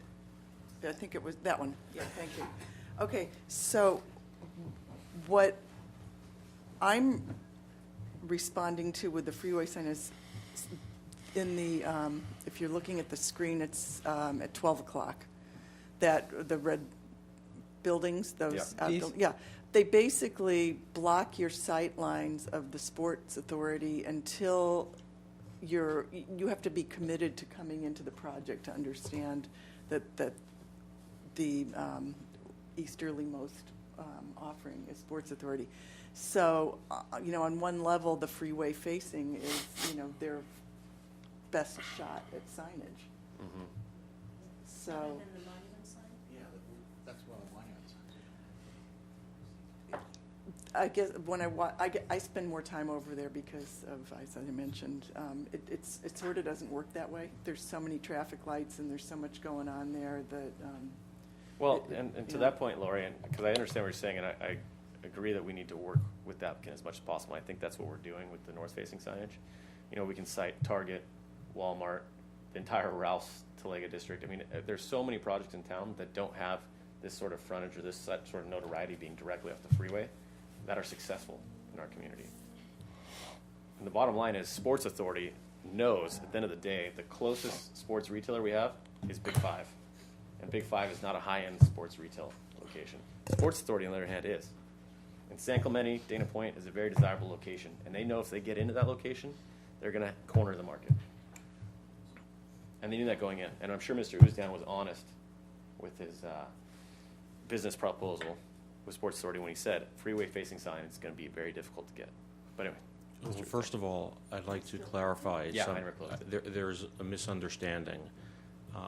So I was at the meeting back, I guess, last summer when we sat down to talk about the genesis of this project and brought the very modern elevations. And I was the one who brought up the pylon sign and was told, you definitely can't have a pylon sign. And in the context of talking about the Spanish architecture, it was brought up to me that, and Kathy, this is to a point you made before, that if we put the architectural element, I guess it's at the southeast corner of the building, that would provide a signage opportunity. Now, I believe staff may have understood that to mean that the architectural element would speak for itself for signage. I can tell you that if I understood it to mean that we wouldn't be able to put a tenant's name on it, just like we're not able to do a pylon sign, this project would not have gotten off of square one. Bill Sondre, our project manager, took over, and he's the person who I think that Councilmember Ward was referring to. It turned out that Bill's wife was diagnosed with breast cancer, and he had been neglecting the project. And ultimately, when he owned up to that and went back to, his wife was in Canada, he went back to Canada, and we brought on Josh Binkley and Sue Yagodzinski, that they took over the project. And while Bill had been telling us he was processing signage the whole time, signage wasn't being processed the whole time. So while that is what it is, and it's our fault because Bill was our employee, we are where we are, in terms of, we were told that it would be difficult to get freeway signage. We were not told that it would be impossible. We were told that if the city understood the benefits of this development, that it would be achievable, albeit there are no guarantees. And even, and it was Jim and Sean made it very clear to us, there are no guarantees. But we've put in the good faith effort in the belief that we were very clear with the city on day one that we absolutely needed to have a tenant name on the signage. And if that wasn't passed around or communicated for what, then Bill could have and didn't communicate it, but I can assure you it was communicated by yours truly in the very first meeting. With respect to Mayor Ham's point about Sports Authority, I agree with you that Sports Authority is a high-end retailer, and I agree with you that their real estate people want to be here for the reasons you're saying. Their operators don't want to be here because their operators would rather wait for the Staples box up the road because that's going dark. Their operators, if they approve this site and they don't hit their sales numbers, it's the operators who get hit with it, not the real estate guys. And that's why you have the letter that you have before you. The operators would not support the deal in real estate committee. And so regardless of what I think makes rational sense or what you think makes rational sense, and it makes sense, everything that you're saying, I take Sports Authority at their word that they're going to walk. And if Sports Authority walks, then I don't have our financing. And if I don't have our financing, we don't start. I can't even do demolition because to even pull a simple demolition permit, I have to covenant that if we don't complete the project, we're going to put everything back the way it was previously. So it doesn't make sense for us to even start demo unless and until we know we really have a project. So while everything that's said has been everything is very intelligent and very well reasoned in terms of what should be the case, again, I've done my best with the retailers, and at this point, this is really in your hands. If we can't undertake the expense without having 3 tenants to fill the building. And the reason this is very different than anything before is because we're subdividing the building. And I can assure you, the comment was made that Mr. Kornwasser wants to beautify the building. Number one, it's not an issue of pride of ownership. It's an issue of economic rationality.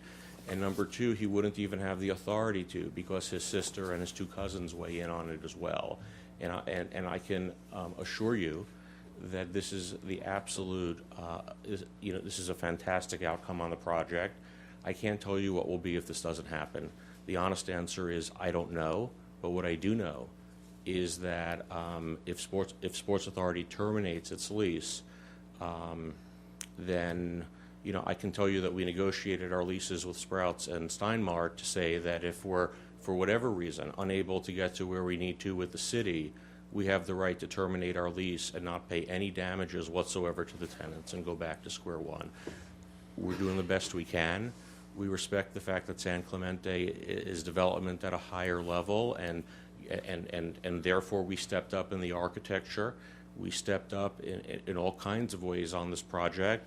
But if we don't have to undertake $11 million and we can just sit tight and pay the property taxes and the insurance, that's okay too. And again, unfortunately, this is the position Sports Authority has put us in. Thank you.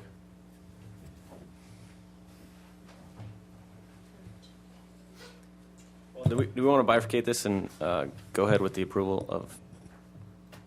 I think you could consider the 2 elements in a straw poll, the 2 elements of resolution number 2. The sign exception permit covers the wall signs on the front, and it also covers the freeway-oriented signs. Once you did that, we can help you tailor the resolution to match the results of your straw poll if you want to take them up separately.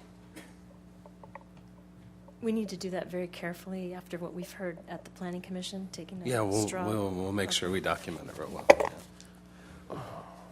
So you could consider the resolution as it's presented, which is, it includes both elements, or if you'd like to, you can consider those elements separately, and then we'll help you with the resolution once that's done. It's up to you. It's up to the council. So are you agreeing with me, or are you not agreeing? You can take up the wall sign and the frontage signage separately if you want. Okay. And then we'll help you with the resolution depending on the results of Okay. that straw poll. So let's do that. So I move that we approve the northern-facing larger than 64 square foot signage on 550 Community Estrella, as outlined in attachment C provided this evening. Second. Okay, motion by Ham, second by Ward. All those in favor? Aye. All those opposed? Passes 4-0-1. Okay, now on with the item of the freeway-facing signage. You know, I get the distinct feeling that if Tim was here, we wouldn't be having this lengthy discussion. But he's not. And he's not here. But he will be here in 2 weeks. Is that correct, James? Yes. Okay. Mr. Uzdan, we've already postponed this project by 2 weeks.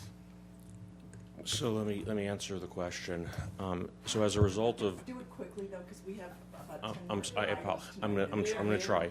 Can I raise a point of order? Hold on, sir. No, just a point of order, in the fact, this gentleman gave one presentation, then he gave another one, and then a third one. Now, this is his fourth time. Those of us who are on the other side. Now, here's the point of order.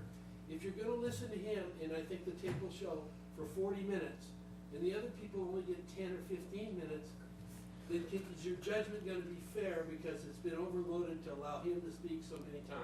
Tom, I appreciate your comments. He is the applicant, so we are giving him additional time. You've given him additional. And I've been asking him questions as well, Tom. Thank you. So, and Mr. Rusden, before you speak as well, I just want to remind you that last time you were in here 3 weeks ago, you told us that if it's delayed 1 minute, that we weren't going to see this project come back before us. It's been delayed 3 weeks. Well, so let me address that. Okay. What I said was that if it would be delayed, then we wouldn't be able to start construction. And if we wouldn't be able to start construction, then we wouldn't be able to make the Sprouts 2015 opening. That, in fact, has come to pass, and there's nothing I can do to change that. And I've spoken to Sprouts about, is there any way I can change that? But we're now at 2016 delivery. Secondly, as a result of the delay with the appeal, Sports Authority cannot open until March 11th, which goes to, they open 3 days out of the year, and we've missed, and you have the email, there's one copy of it circulating with what their delivery dates are, what their opening dates are, so we're on to March 11th, 2016. As it relates to those two tenants, I don't believe a 2-week delay would make a difference. As it relates to Steinmart needs a commitment from us by August the 14th, and this is the gun they're putting to my head, to commit to them that I will deliver, I'm sorry? By April the 14th, thank you, that I have to deliver to them by August the 1st. And by commit, it means if I fail to satisfy that commitment, I pay them about $500,000 in liquidated damages because of all of the merchandise they have to order and all of the logistics that they need to arrange. So I'm very loath to make that commitment to them. However, if we get the approval such that we know we've taken Sports Authority's termination right out of the equation, we'll start with demolition immediately. I will undertake that risk because if I can deliver to Steinmart by August the 1st, Steinmart will open this year. The other thing that will happen this year is that we're going to do all the work at once. So the facade of the building is going to, all be done this year, and then that will tee up Sprouts to open in the first week in January. But on the other hand, if we delay another 2 weeks, I am not going to be able to make that commitment by next week to Steinmart, and as a result, any hope of 2015 is gone. And we'll wait and see. But I apologize if you took anything that I said at the meeting to say, if it's not this minute, then the whole project is dead. If it's not this minute, we're in 2016. Being in 2016 raises different termination rights for tenants, which we've been negotiating this whole time to mitigate, to keep this project alive. Thanks, sir. Okay. Well, it looks that way unless you guys have another solution. So should we close the public hearing and then? I suggest you keep the hearing open so Yeah. it doesn't need to be renoticed. And Councilmember Brown will need to listen to the tape or watch the tape of tonight's proceedings in order to participate, but I expect he'll be willing to do that under the circumstances. Well, I'd like to still make maybe it'll fail, but I would still like to make the motion that we approve staff's recommendation for the single freeway sign in support of Sports Authority at the most currently proposed size contemplated by the City Council. So I make that motion. I'll second Okay. Motion by Donchak, second by Baker. All's in favor? Aye. All's opposed? Opposed? That's 2-2. So it fails. Mm-hmm. So I make a motion that we move this item, the freeway-oriented signage, to our following city council meeting, which will be... Mayor, I understood that to be a straw poll on that element of the resolution, not a denial or approval of the appeal. You were just voting on that facet, I understood, of resolution number 2. Yes. Well, I thought we rewrote the resolution to just state that it... all right, for the first motion sorry, I wasn't was clear. to rewrite the resolution to be, folks, if you guys could just be quiet, and if you don't want to be quiet, you can step outside. Thank you. We rewrote the motion to just look at the northern-facing signage larger than 6 square feet. We took a vote, a motion, a second, and a vote, which was 4-0-1. Tim being absent. We just took a second motion, a second resolution. But it was a straw vote. That was a straw vote. Yes. Yeah, I did. Okay. I thought you were Okay. just Yes. fashioning the elements, and then Okay. we were going to take. Yeah. Using the word motion. Well, So either way, I mean, how does that change my motion to postpone this freeway-facing sign until the next meeting? did that motion carry? Didn't it? I made it, and then you interrupted me after I made it. Oh, I'm sorry. Okay, go ahead. So all we need to know is if there are 2 things you can do. One is a straw poll on each element, Okay. and then we'll help you decide what to do with the appeal and/or the resolution. Okay. Or you can make a motion to approve or deny a resolution. And I just need to know. We just need to know which it is. If it's a straw poll on where you stand tonight, or if you're acting on a motion to So- approve or deny Here the at the appeal. top of the meeting, you said a 2-2 is a deadlock. Yeah, if you're voting That's on. what he said at the beginning of the meeting. He Yeah. said it was a deadlock, but I thought it meant that it was denied. 2-2 No. meant that it No, was that's denied. why I was clarifying that Yeah, up front. yeah. So it's a deadlock. It's a deadlock, but the application isn't approved Yeah. by the council. But so the Not first motion, which I made and I think was seconded by Lori, No, it was by Kathy. by Kathy, Okay. to write a resolution that approved the northern-facing signage was not. You're telling me that subsequently it was just a straw vote now?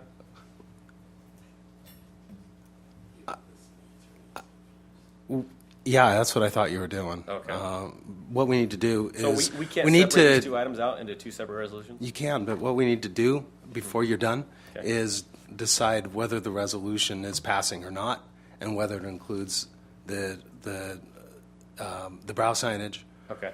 and/or the freeway signage. So- We'll need to do that. Okay, so for clarification. Before you finish up.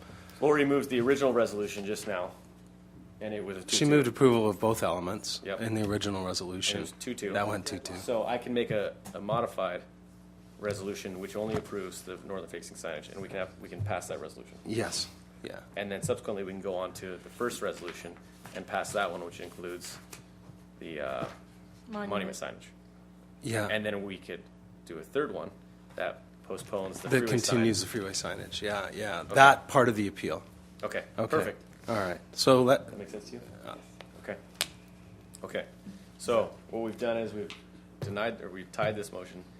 Now you're going to make another motion to draft a resolution that approves the northern-facing signage.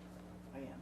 Okay. Sure, why not? All right. So do I need to say into the record that it's 1516, 15044, 1517, or 15045? Which one is it?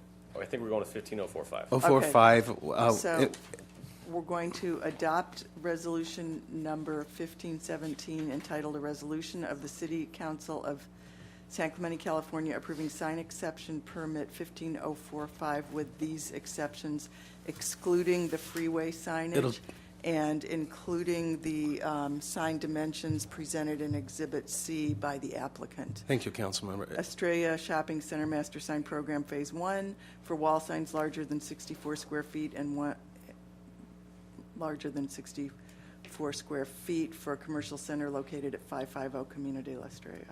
Thanks, Councilmember. If I could, Mayor, just to have Joanne concur, we would delete from attachment number 2 all references to the freeway-oriented sign. Fantastic. Under this motion, And including the findings to approve it, obviously. Yes. It would, That's the we would intention take of the that out. motion. You would still reserve, I think, the right to continue that element of the appeal to a subsequent meeting. Okay. All right? And And I think that's one, Lori, I think that's what's on the table. I just wanted to clarify that for the Then my record. second motion is that we continue discussion of the freeway-oriented sign for a commercial center located at 550 Camino de Estrella for the next meeting date certain. And that's my motion. Before we do that, Sean, can you come up really quick? Look at page 15 of that resolution. I just want to make sure that item C, the granting of a sign exception permit is not considered a grant of special privileges. I want to make sure that that is not dealing with the freeway sign. That is only, because you did not mention that finding below under the freeway signage. Well, Scott clarified, said anything relating to freeway signage will be removed, stricken from the resolution. Okay, so you're agreeing that C. And Lori No, agreed with that. C is part of the standard requirements, is a standard condition, standard required finding for all sign exception permits. So that need to be made. If there's any doubt, then we would have a parenthetic or an introductory clause that says for the frontage signage, Yeah. comma. No, we would We'll- make it clear we'll that it clarify was that. only having to do with what you recommend, what you moved. So is everybody clear on that motion? I think we can go I on need- And I'll second that. Okay, motion. I'd like clarification on it. So it's to continue the public hearing, is that correct? Yes, thank you, John. Yes. And we're continuing the public hearing only on the freeway sign? Yes, Yes. for one freeway-oriented sign for a commercial center located at 550 Camino de Estrella. So that element of the appeal would remain open until you reconvene the hearing under the motion. Okay, and motion by Doncheck, second by Ham. All's in favor? Aye. Okay, and then finally, I, All's opposed? Are you still going on with the motion? aye. Oh, okay. Okay. All those opposed, passes 4-0. Okay. Then finally, we adopt resolution number 15-16 entitled a This is, wait a minute. Yeah, let's have her do that just a sec. No, so what do we do with 15-16? You That's can, what we got. that's the first resolution. You would pass that, well, depending on what you want to do with I think we should monument continue signage. that also. Okay, you can do that. Why? Or do we just clean that up? I That thought we agreed on that, yeah. Well, Mayor, if I could, if you're settled on the monument signage, Yeah. then you can pass that. The sign program that's adopted would then include only the exception on the wall sign. Yeah. Wall Okay. signage. Yeah, you could approve it, and it just, if let's say the freeway sign does not, the sign exception permit, then it just would not be part of the Yeah. sign package. We'd Everything mod- else would. Yeah. The sign program could be modified at your next meeting to include the freeway sign if that's the direction the council Okay, takes. so that would be in the staff report at the next meeting. We'll make Okay, sure so that that adopt part stays resolution open, number too. 1516 entitled, "A Resolution of the City Council of the City of San Clemente, California, approving discretionary sign permit DSP 15-044, Estrella Shopping Center Master Sign Program Phase 1 for monument signs up to 10 feet tall, and establishment of a master sign program for a commercial center located at 550 Camino de Estrella." Second. Motion by Doncheck, second by Ham. I don't like the 10 feet tall put into the resolution. But that is what it is. Yeah. Okay, but it's just subject to. It's subject to what we did in the second resolution. I just want to be clear. Right, but I understood from Sean that anything above 10 falls into a different category, so does it matter? We can strike that. Say that. No, it's Anything from 6 to 10 feet of a monument sign just requires a discretionary sign permit. If it was bigger than 10 feet, it would require a sign exception permit, but they're in compliance with the code for the discretionary sign permit. So that's part and parcel of the program Motion as by it's John presented. Check, second by Ham. All those in favor? Aye. All opposed? Passes 4-0-1. Mayor, could we have that motion closing the hearing? We thought that was implicit, but if we note that for the record. The hearing's closed on the sign program as. The hearing on, no, never mind. There's no- My second motion? No, we don't need that, never mind. Okay. We want to keep that open so that you can But we get to left the, it. yeah, It's thank you. on the Yeah. transcript. I'm sorry. That's okay. I'm new here. Yeah, it's getting late. I think it took us a while to get there, but I want to make it clear that we just passed, there's a sign for each and every shop in this. Yeah, we basically approved the project. We did as everything exists, except for the freeway minus the sign. freeway So sign. they could break ground, they have signage. Yes. Okay. Yes. We haven't Mr. voted. Uzan, look forward to seeing you in 2 weeks. Thank you. Thank you, sir. Have a good night. I don't believe you voted yet on Resolution 1517, and that was, Yeah, we did. The last one? you voted 4-0 to continue the public hearing on the one freeway sign. But Resolution 1517, you made the motion. I don't have a second or a vote. Seconded it. Oh, hold on, 1517. That's 15 the one for the monument signs where Kathy said, wait a minute. I have that on 1545, which is the second one. Yeah, but it's also 1517. Okay, perfect, then yeah. Okay, okay. Yeah, then I seconded that. I have it, it's in my paperwork as 045, Yeah, not the reason you're 17. confused is I said it, and then Kathy said, wait a minute, I have a question, and then he came back. There we go. Yeah. So Yes. it was voted on. Yes, it was 4-0. motion by Doncheck, seconded by Ham, 4-0-1. Can I just say that these were very confusing? The staff reports and the resolutions and everything, it was very, very hard to parse Well, I these mean, out there's- and make a decision there's with a- what Okay, our but let's move on. We've zoning got said. people for other items on the Okay, agenda. I would like to make that for the record. Who's still here for what? Let's see if we can cherry pick a couple items before we Yeah. finish tonight. So, Our poor people that are here for Yeah. street sweeping. okay. Well, U-Haul application's been waiting a while. Why don't we jump on that one next? It's 11 o'clock. I'm Yeah. saying that we have to cut a couple of things. This street sweeping is not time sensitive, is it, City Manager? Can we move street sweeping to a further meeting? Okay. The U-Haul guys here are here, so Well, we'll there's 3 here for street sweeping at least, right? 1, 2, 3. 4. Okay. street sweeping is going to require a lot of discussion, and then we're going to be here till 1 a.m. And I don't think that's a good idea. Okay. I mean, Well, okay, can we move the water alert to the next meeting? no, What? no. That has to go today? Yeah, let's do that one. Yeah. Okay, how about the streamlining for code amendments? That can be rolled over to another meeting? Yes, Okay. okay. So I'll make a motion that we move item 7C. Is 9A sensitive, Tom Vonnegut? Is 9A time sensitive? Yeah. Okay, then we take 9A and move those to the next meeting. Second? 9B, 9B also, street sweeping. Well, That's an hour's discussion. Yep, Okay, you want to We don't know that yet. okay, and 9B. So 9 A, B, C, you're moving? I'm moving 9AB. 7C, 9A and B to the next meeting. Second. A and B, okay. Motion by Doncheck, second by Baker. All those in favor? Aye. Aye. Opposed? 4-0-1. Okay, so then we're going to do U-Haul and what? Water, 7A. Okay, perfect. Okay. Sean, you're up again. Good evening once again. Sorry, folks, you waited around so long. We're moving that. I apologize. It's been a long evening. Thank you for sitting around. Bill, I know you're used to it. Thank Kenny, I know you. you're used to it. Thank you for coming, though. Thank you, guys. We'll see you in 2 weeks. Extremely quick, Mayor, City Council member, Sean Nicholas, project planner. This is the Pico U-Haul amendment to allow for a left turn lane. Just very quickly, originally in 1980 when it was approved, the only comment traffic engineering had was not to allow for median cuts on the major arterial. Became a condition of approval. They've operated since then without it.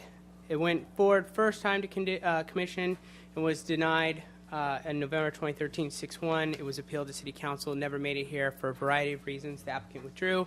Subsequently came back with the alternatives before you this evening. Again, was denied by Planning Commission, was called up by Council, and here we are. Everyone knows the project site is in North Beach.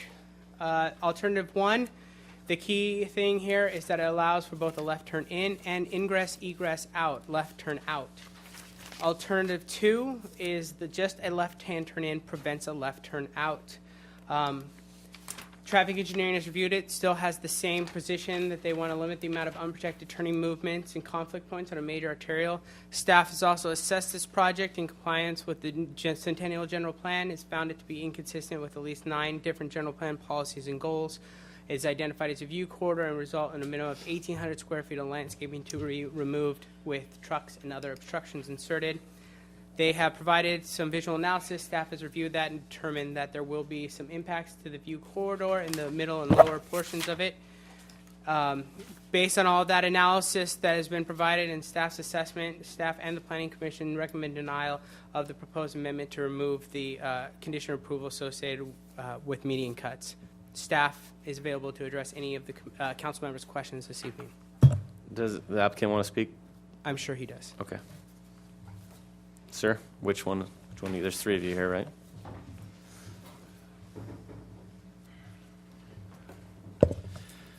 Good evening. Thank you, Mr. Mayor and Council. My name is Jim Lormer. I represent the owner of the property, Americo Real Estate, which is the holding company for U-Haul. And indeed, back in 1990, this was median was restricted, but after 35 years, business models have changed. The growth has changed, business has changed, and with Marblehead development, that's quite a bit of change. So we're using this vehicle to request a change in the COP to allow for that. I brought with me our consultant who put together these exhibits, and he can speak to the traffic concerns. And then also with me is the local general manager of the store who can address any issues regarding the business locally. And so this isn't really something that U-Haul wanted to go out and seek and obtain. We were responding to customers, we're responding to residents, and these are complaints that we've received. And while the road was being worked on and widened and there was no physical obstruction, we didn't have any problems. But now that we have a median, a physical barrier, we're having people return vehicles coming from the 5 freeway going down. Let's see if I can get this thing to work. On the alternative 1, vehicles are coming down the Pico from 5, and what they end up doing is they go through North Beach area. It's kind of represented here with the red dots. But they do a roundabout thing. They're going through the North Beach historical area, causing a little bit of problems. People get lost, and people driving these trucks are inexperienced. So we're trying to alleviate a problem of them driving through the North Beach area. What this alternative 1 here has a left turn out and a left turn in. Since then, since we're concerned with safety, U-Haul's kind of withdrawing the alternative 1 and going to the alternative 2. We realize alternative 1 doesn't provide enough visual. The visual corridor is not really met. But visual corridor is met on alternative 2, where the trucks can see down the Pico Boulevard and they can have time to respond and turn left. After Planning Commission, there is a suggestion that we reroute people through Los Molinos.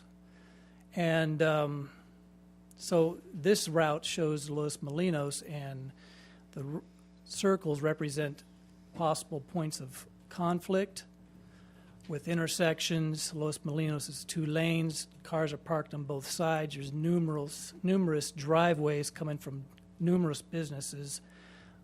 Cement trucks across from Rainbow, the Rainbow flip-flop retail. There's a bus stop, so there's kids getting off the bus.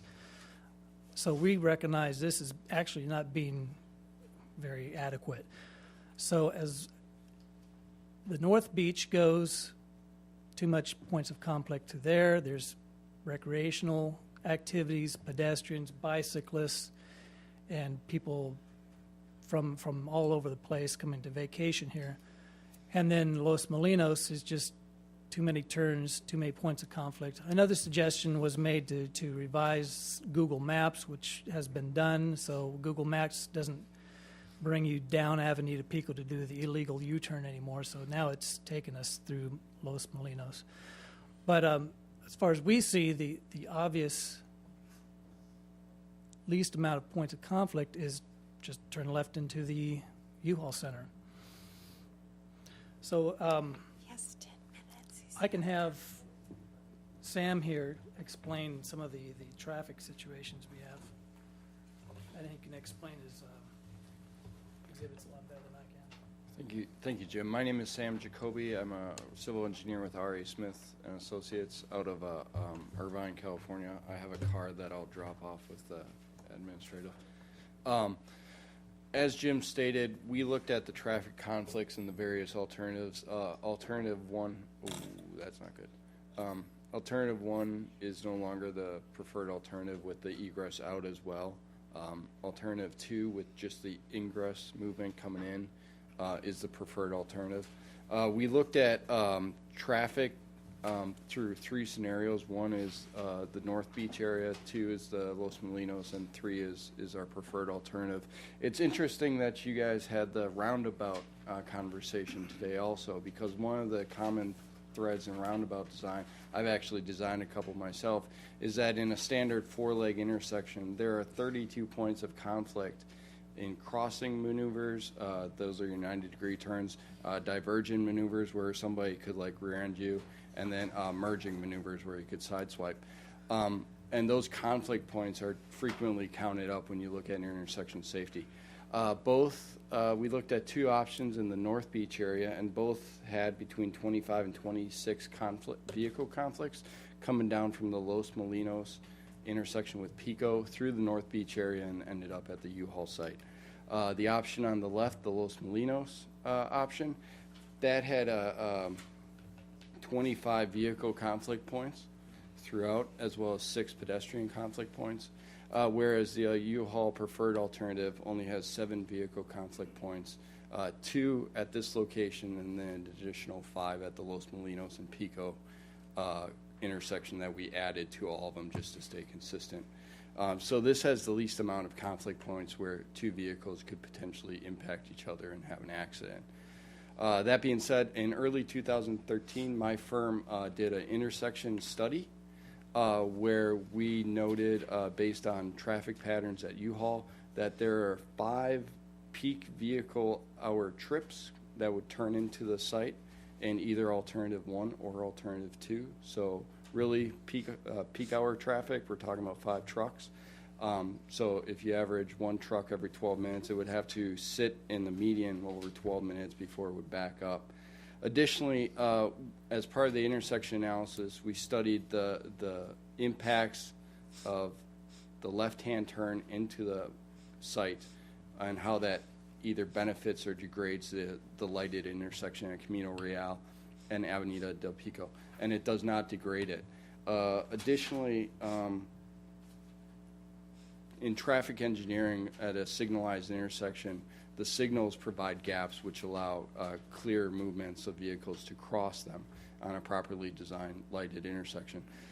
We also looked at the intersection distances, i.e. when you're moving across those 2 lanes, do you have enough distance to see like oncoming vehicle to make sure that you can safely make those cross movements.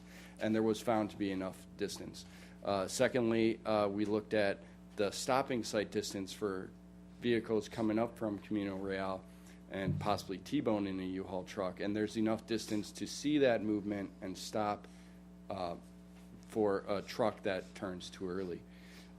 We acknowledge that while we did the traffic study and the intersection analysis and the safety analysis thereof based on information given by the traffic engineer, that there are additional developments in the area, whether it's a commercial real estate like the outlet mall or whatever. If the council were to approve U-Haul's petition, U-Haul, I both will, and we acknowledge that as a part of the process through staff to get final engineering documents approved, that we'd have to do additional studies.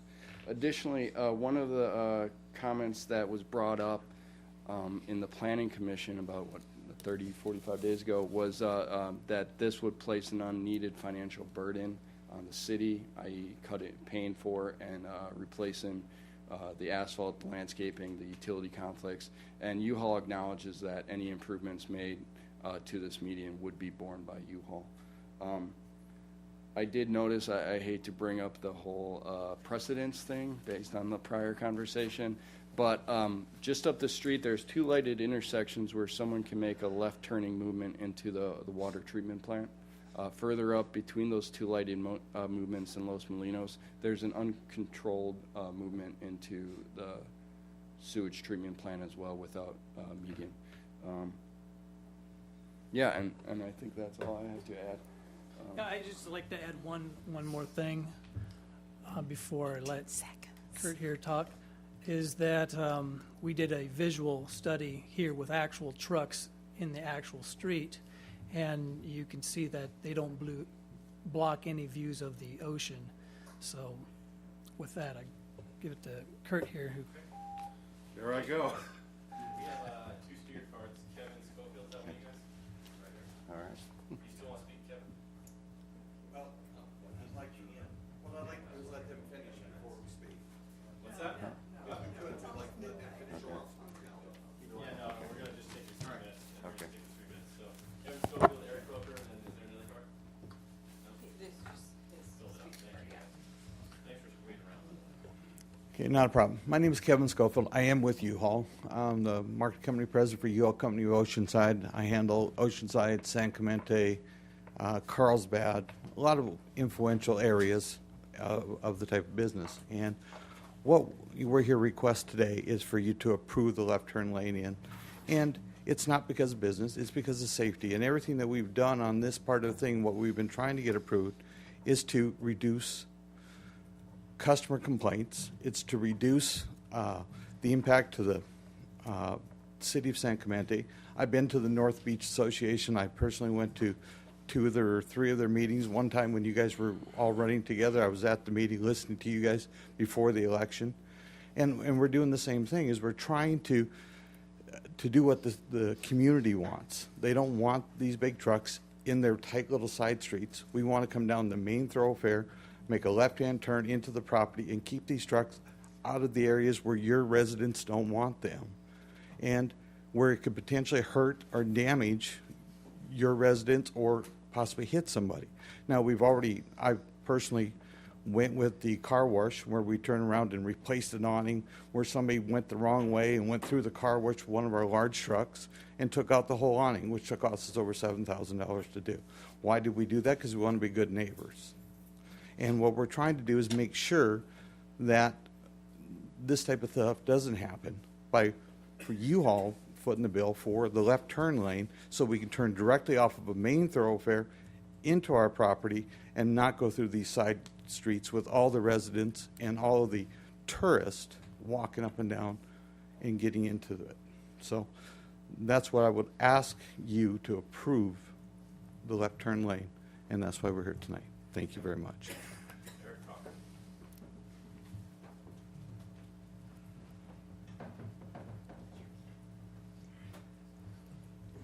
Good evening, Mayor and Council members. Thank you for taking the time to hear us. I, too, am with U-Haul, Eric Crocker.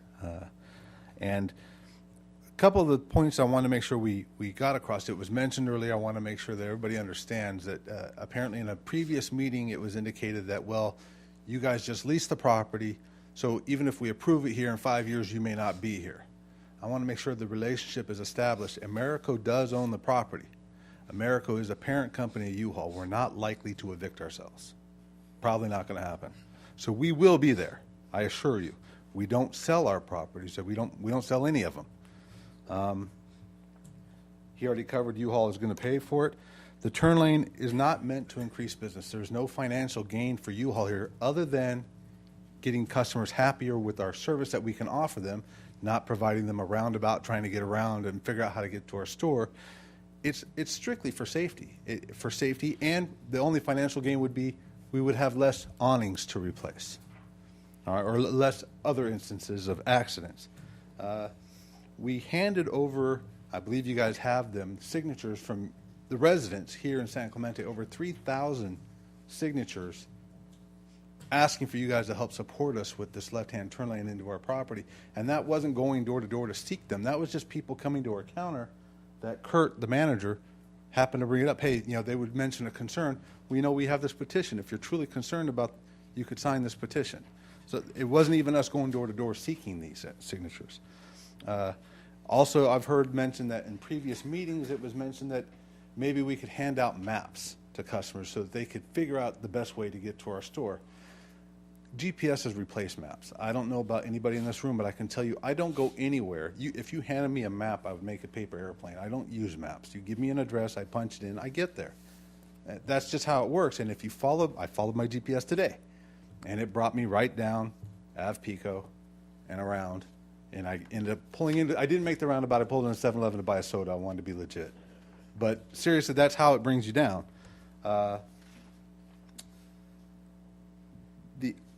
Earlier, you guys had the North Beach area. I'm trying to remember what you called them. The bulb outs. I understand that that's something you guys want to do. Certainly, if you guys do that, we certainly don't want U-Haul trucks going down in that area as much as possible. The only way we can really prevent that is to have the left-hand turn lane. Because even if you get the bulb outs in the North Beach, and even if we were successful in routing 90% of our customers the alternative direction, you're still going to get 10% down in there, and with the bulb outs, they're stuck. And lastly, when we consider how we communicate to our customers to take whatever way we want them to take in, if we decide we're not going to do the left-hand turn lane and we want to go down Las Molinas, let's keep in mind we have over 2,000 customers a year who are coming here from somewhere other than San Clemente. They don't know the area. So even if we communicated thoroughly with everybody who lives here, there's at least 2,000 people a year that we're not going to be able to have that prior communication before they get here. Thank you.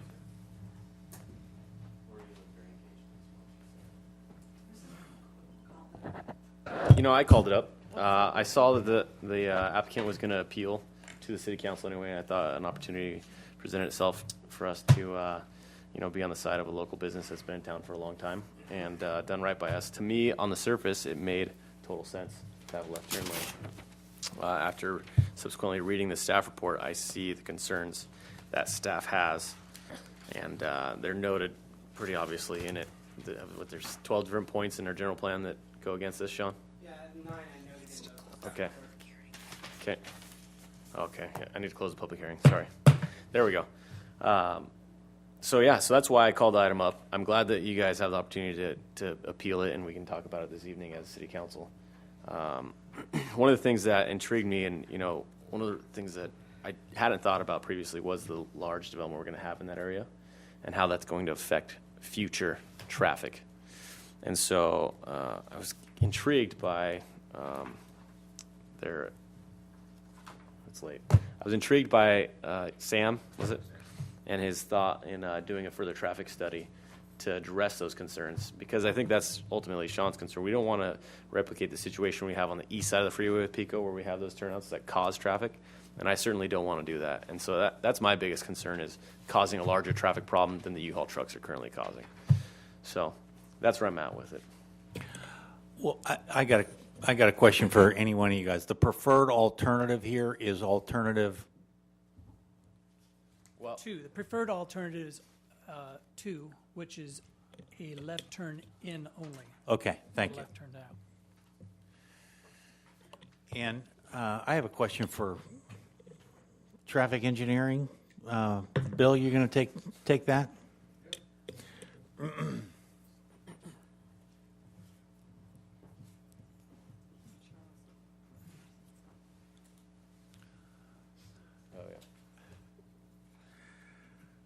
Right here on the front page, there's a pretty strong statement made that says unprotected turning movements on major arterials are not desirable due to safety concerns, and this remains the position of the Traffic Engineering Division today. That's a pretty strong statement.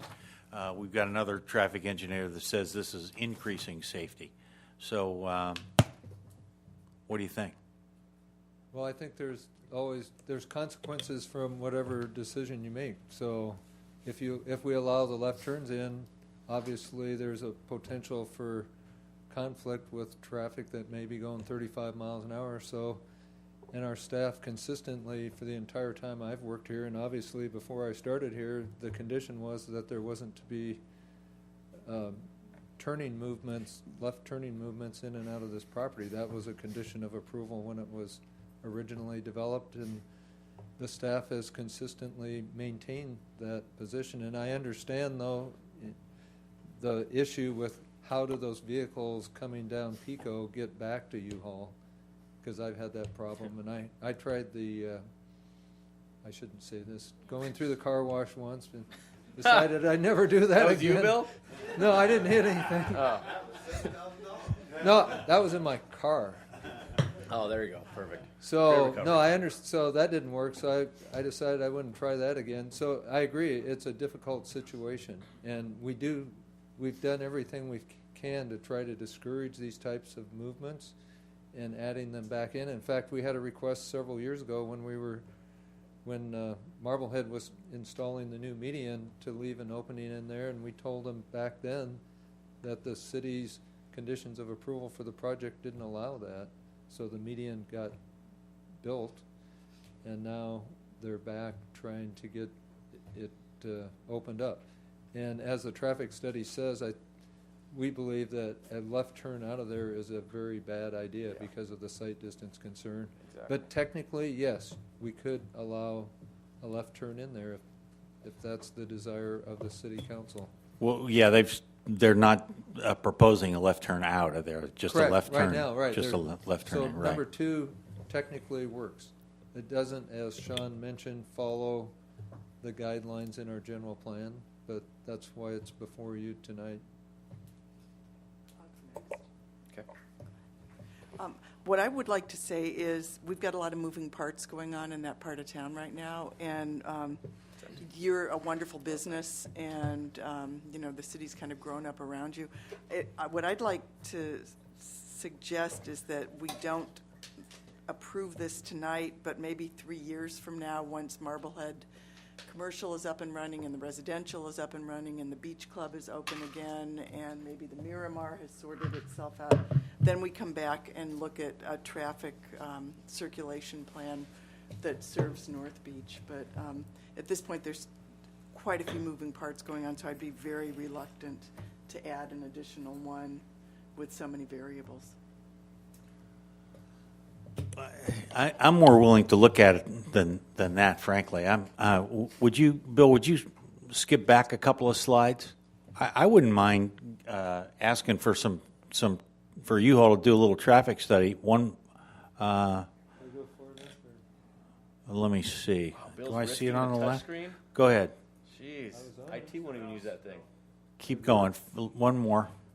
That's the movement I'm looking at right there. Okay, I didn't realize what you were looking at. Thank you. That's it right there. That's exactly the slide I'm looking for. I wouldn't mind asking U-Haul to do some traffic studies on this, but a traffic study that showed this combines 1, 2, 3 different movements back to U-Haul instead of, this should be 3 slides for people that turn down and go right on El Camino Real and then left back into the project. For people that go straight through El Camino Real, make that loop, people that go down. There's 3 different turning motions here on one slide. I would like to, if we're going to ask them to continue down this path or give them some latitude and just see what it turns out. Maybe this is safer than having them, maybe putting a left turn lane in there is safer than having them do all this stuff. But, there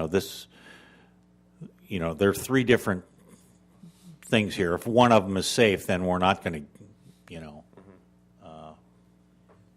That we're going to go down that path, West Avenida, Vista Hermosa opening up, seasonal activity at the mall, the holiday season needs to be factored into it, the 300-plus homes in Taylor Morrison, and the traffic impacts. And, so they're going to have to make some pretty solid assumptions, your engineer, as to how that is going to affect this, so.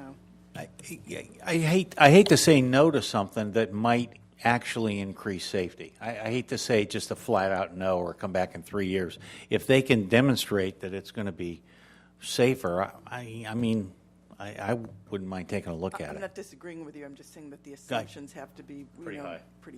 They'll look at the tape and I'm sure the traffic engineers will have some other assumptions that they need made. Is that a good idea, Bill? Or well, I guess from my viewpoint, the study does show that there's adequate sight distance to make the left turn in. So if that's what the council wants to do, because of the impacts on the other neighborhoods, I'm not sure what another traffic study would accomplish. The traffic study that I'm looking for is going to tell me whether it's safer to turn in left in a left turn lane there and cross an arterial highway, 2 lanes of an arterial highway in a big truck, or whether it's safer to take that truck down to the end of Pico, turn right on El Camino Real, and then make a left turn back up to the project, or whether it's one of those other turn lanes is safer than that. I want to know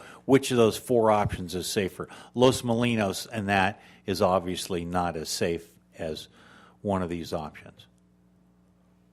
I guess I would want to defer to their traffic engineer to see if he can make that type of a study and statement. But before we get that comment, can we just let Kathy say a couple words? And then Can you talk about why this road was designed the way it is and why the medians were put in the way they were? I mean, I thought it was to take into account all of the flow and from Marblehead and the homes and, it was the future, and that's what we designed this highway. Right. Well, theoretically, if we look at the OCTA standards, streets with medians have higher capacities in them because we are limiting the amount of turning movements that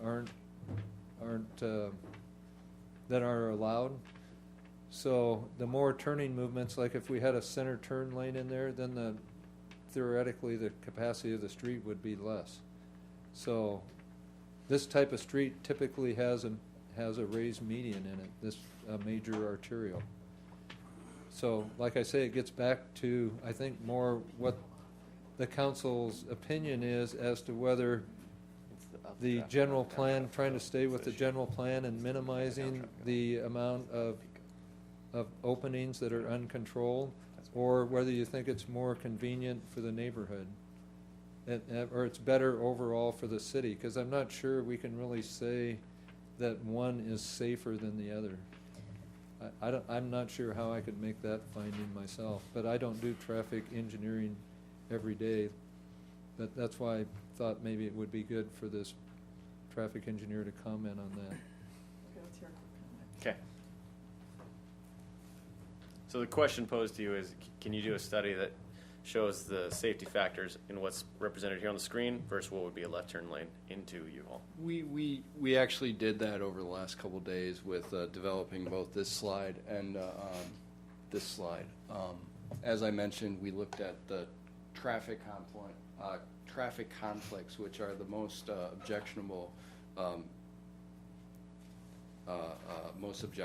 like criteria that we could determine.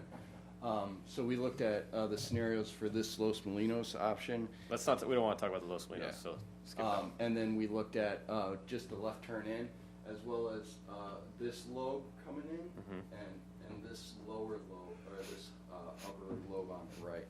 both of those had consistent conflict points between the two at 25 and 26 respectively, as well as 9 pedestrian conflicts at both points. What we can't take into account with that is like rumors that we hear from a prior public hearing where people are saying that they fear for their lives in the area when the U-Haul truck comes through. So we can't objectionably factor that into our calculation, into whether it's safer or not. But from a pure traffic conflict, movements diverging and merging points of conflict, those numbers indicate the 7 conflict points for the left turn in is safer. Well, can we suggest that you write up that traffic study and schedule a meeting with Mr. Cameron and his traffic engineer and talk it over and see what we can come up with, and maybe we can talk about this again in a month or so? Is that a good plan? No? Not a good plan? Well, I happen to like what Lori said more, is that we really don't know what's going to happen with Marblehead yet, and the outlet mall and the homes. I would want to just add something to what Bob said. If we could look at traffic patterns that are going to be heading eastbound on Avenue to Pico, once we have that outlet mall completed, or once we have the 300 homes coming in, once La Pata is completed, then I think we'll have a more accurate look at what's going to actually happen in that intersection. Because I think that is a valuable piece of information. We could have potentially thousands of more cars per day traveling westbound on Avenue to Pico, and now we're creating a much more dangerous environment. If it pleases the council, I'd actually like to talk to that point with regards to the traffic study that we did in 2013 in concert with the city. Well, it's 2 to 2. There's no deliberations. It's going to go to 2 weeks anyway. So why don't we just wait a month, and then they can talk about the traffic concerns that they've addressed. We obtained the 1, 2, 1, 2. Which just postpones it further, right? I'm failing to see the downside of letting these guys do some more work and come back in a month and listen to what's said. I don't. May I speak to Ms. Donchek? No, let us talk it over for just a second. I mean, there are a lot of assumptions, but that's what these guys do. I mean, they did traffic studies for the outlet mall. They did traffic studies for all this stuff. I mean, we have traffic studies on the books. We have the data. It's all assumptions, but it's, the best numbers we got. Why don't we see what they got and let them come back in a month and listen to them? On a night when Tim's here. James? Can't guarantee that. No, I can't support it. Okay, so what happens yeah. when this is 2-2, Scott?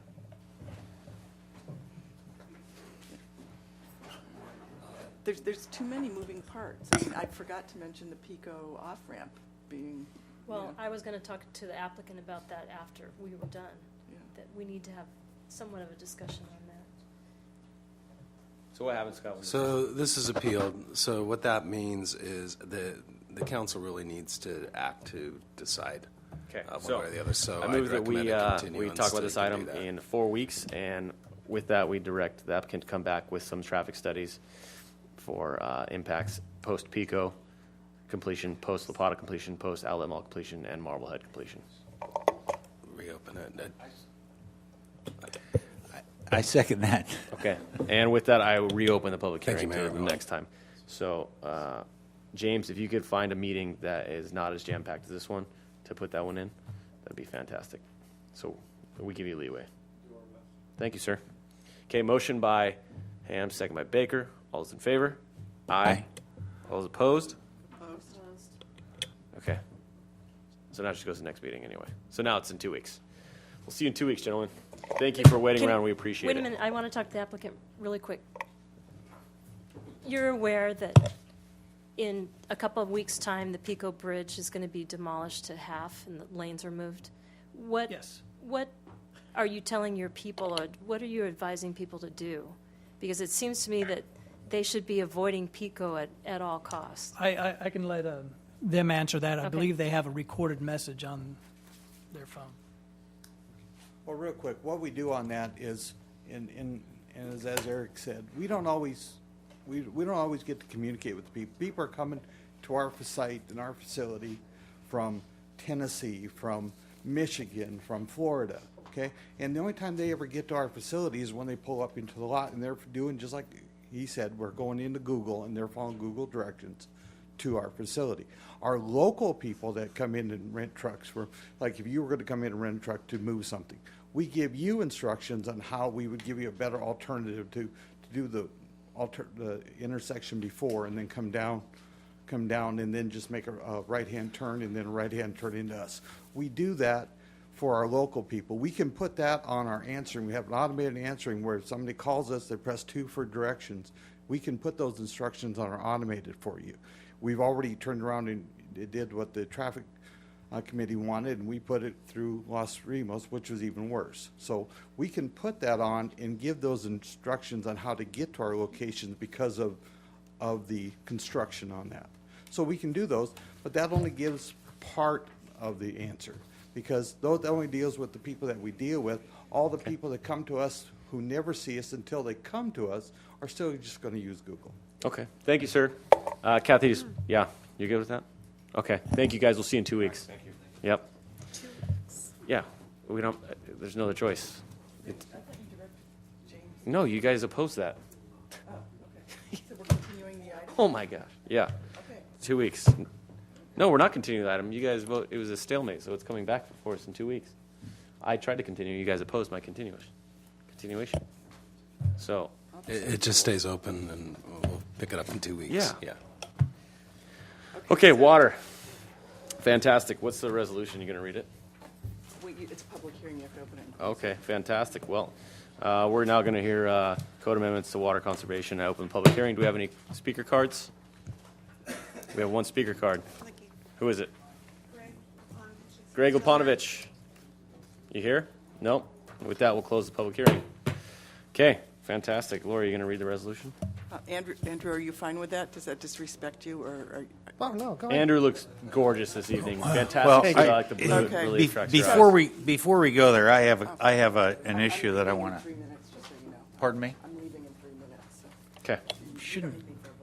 Shouldn't take me that long. There's Andrew. There's a couple of points in here where we have months. We have December through February and something like that. It seems like, and I can't find it in my book right now, but it seems like, oh, here we go.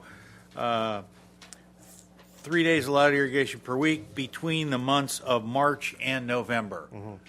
Well, is that March 1st or March 31st? Can we be a little more specific on the dates in there? Yes, March 1st. Yeah. Okay. And then the last month, the next month would be the last date of that month. Okay, then November 30th. That's all through here, and it's not specific enough. So Okay. would we do that? Would you guys mind doing that for that? A little bit more specific? Yes, not a problem. Okay. Okay, and so this is a pretty important motion because it has to do with water conservation and declaration of a level 2 water alert. So I recommend that we approve staff's recommendation, which is to adopt urgency ordinance number 1593, entitled Urgency Ordinance of the City of San Clemente, amending Chapter 13.12 of Title 13 of the San Clemente Municipal Code to update the city's water conservation ordinance and water conservation program to take effect immediately upon adoption, that we adopt resolution number 15-13 entitled A Resolution of the City Council of the City of San Clemente, California, declaring a water shortage level 2 water alert, that we direct staff to expedite the conversion of private recycled water sites by utilizing the mandatory recycled water use ordinance, Chapter 13.44, and then I want to also add a 4th point, which is that we launch the appropriate educational and awareness campaign so that our citizens know what's involved with a level 2 water alert. Yeah. I'll second that. Motion by Donchek, second by Ham. All those in favor? Aye. All those opposed? Passes 4-0-1. You look fantastic this evening. I feel like I'm watching Mad Men right now. I was before my hoping eyes. Tim would be here so that we Yeah. could talk about my beard, but Yeah. Joke, with that, I move that, well, we have to go through a couple. Yeah. Let's go skip ahead here to, yeah, we're adjourned. With Tim, Yeah. because we're going to need Tim for that. What are you talking True. about? Okay. What? What? Yeah, of course. Real quick before we go, under council members, I went to Sacramento yesterday with the Save Our Hospital organization. We talked to lots of groups up there. It's mixed reviews. We have a lot of support and a lot of opposition going forward, but it's definitely more support now than it was when we first started.